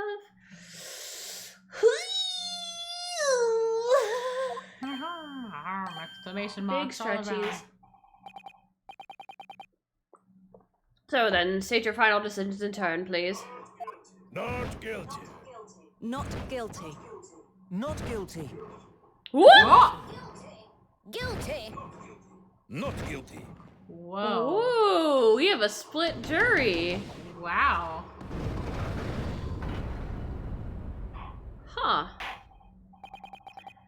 2 call guilty, 4 call not guilty, such as the outcome of the summation examination. Objection. Objection. My lord, with all due respect, this is an outrage. The prosecution refuses to accept this decision. On what grounds? It's It's unfair. It's not cool. It's mean. These jurors are persuaded by some half-baked concoction devised by a pretender to real police work. Then they are too ignorant to be trusted with the judgment of anyone's guilt. So now who's being insulting of the fucking court system? I'm sorry, Lord Van Zeeks, but the outcome of the summation examination cannot be ignored. Mr. trial will continue. Yeah. Ah! I feel for Van Zieks, actually. Yeah, This is pretty ludicrous. this is pretty stupid. Yeah. I'm really glad he's holding his ground. Yeah. Nevertheless, we find ourselves in a rather awkward situation. The defense has very reasonably requested a subpoena of a new witness. But sadly, I fear that will be impossible. What? He was turned up dead today. The name of the... Oh. Oh, it's a false name. Oh, it's The name the gentleman gave for himself, Egbert Benedict, is quite clearly false. He was eager bastard after all. I don't believe it. Because when I managed to prove the man was there that night... Entirely bitchy, as you put it. It's probably Iris. Oh. Oh, no, wait. Eh? Who was that, please? Who spoke? Yeah. Oh. It was me, my lord. Juror number 5? What have you to say, madam? If possible, Inspector, Me, ma'am? I wonder if you might show the photographic print to me again, the one in which the gentleman is shown. Ah, right, yes, this one you mean. Of Mr. Benedict.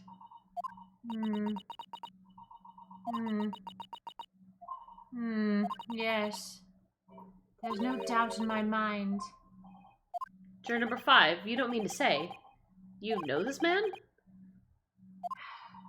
I know him. We were married. What? No! Good gracious! Not the straights again! Order, order, order! Juror number 5, how on earth? I'm a communications officer. Stop. As we can clearly see. The gentleman in the photograph is stop. He's just to stop him. He's also a communications officer. Oh! Oh, shit. Shit. He's been intercepting it. Yep, he's been intercepting. He's the man. Very talented operator. In fact, stop. He should be in the communication station now. Stop. Tapping away on the telegraph. Stop. This doesn't seem right somehow. I can't put my finger on why, but it doesn't feel right. I suppose we all imagined the accomplice would be some sort of hardened criminal. It's a bit unexpected to find out that he has a respectable job by day, whatever he gets up to at night. Yeah, I suppose that's it. I just assumed he was a rent boy. I suppose that's why I felt something was wrong. That's not all. If the gentleman is at the London's communication station, we should be able to subpoena him within the hour. Lord Van Zieks, if you please. Yes, my lord. Make the necessary arrangements with all haste. As your lordship bids. The court will recess for 1 hour. Thank God. I need to go on the swings. When the new witness arrives, we shall reconvene to hear the gentleman's testimony. Inspector Gregson? Yes, my lord. I should like to hear from you specifically about the events of the pawnbrokery at the day in question. Come to my chambers during the recess. Whoa. Wink, wink. Yes, sir, my lord. Very well. Court is adjourned until 1:04 p.m.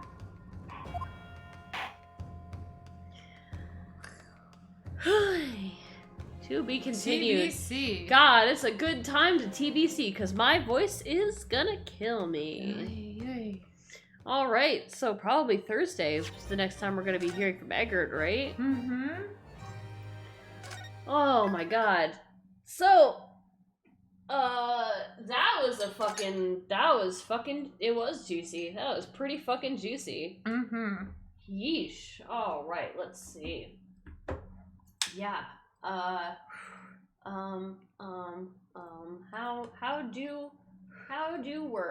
do things work? How does iTwitch? Who is Stremin? Basically know what I know, so let's just find someone at rando. Cool beans. Let's do the Great Ace Attorney Chronicles, see if anyone's streaming the same game. Oh, looks like almost nobody. Oh, here's a person.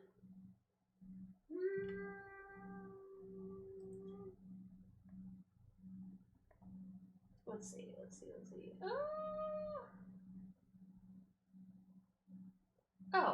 Oh, okay, there is somebody.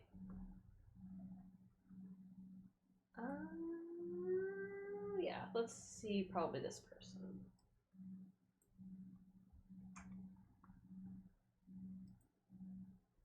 Thank you, Riddles.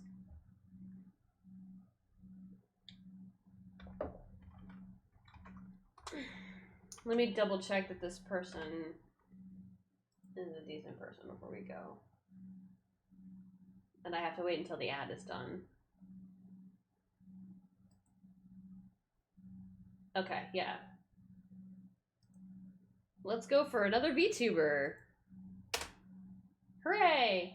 So, thanks for coming, guys, for our third stream in a row of The Great Ace Attorney, because we just needed to do that. We needed it. Badly. Yes. So, we are going to be back on Thursday. Obviously, I'm not streaming tomorrow because I need to rest my voice.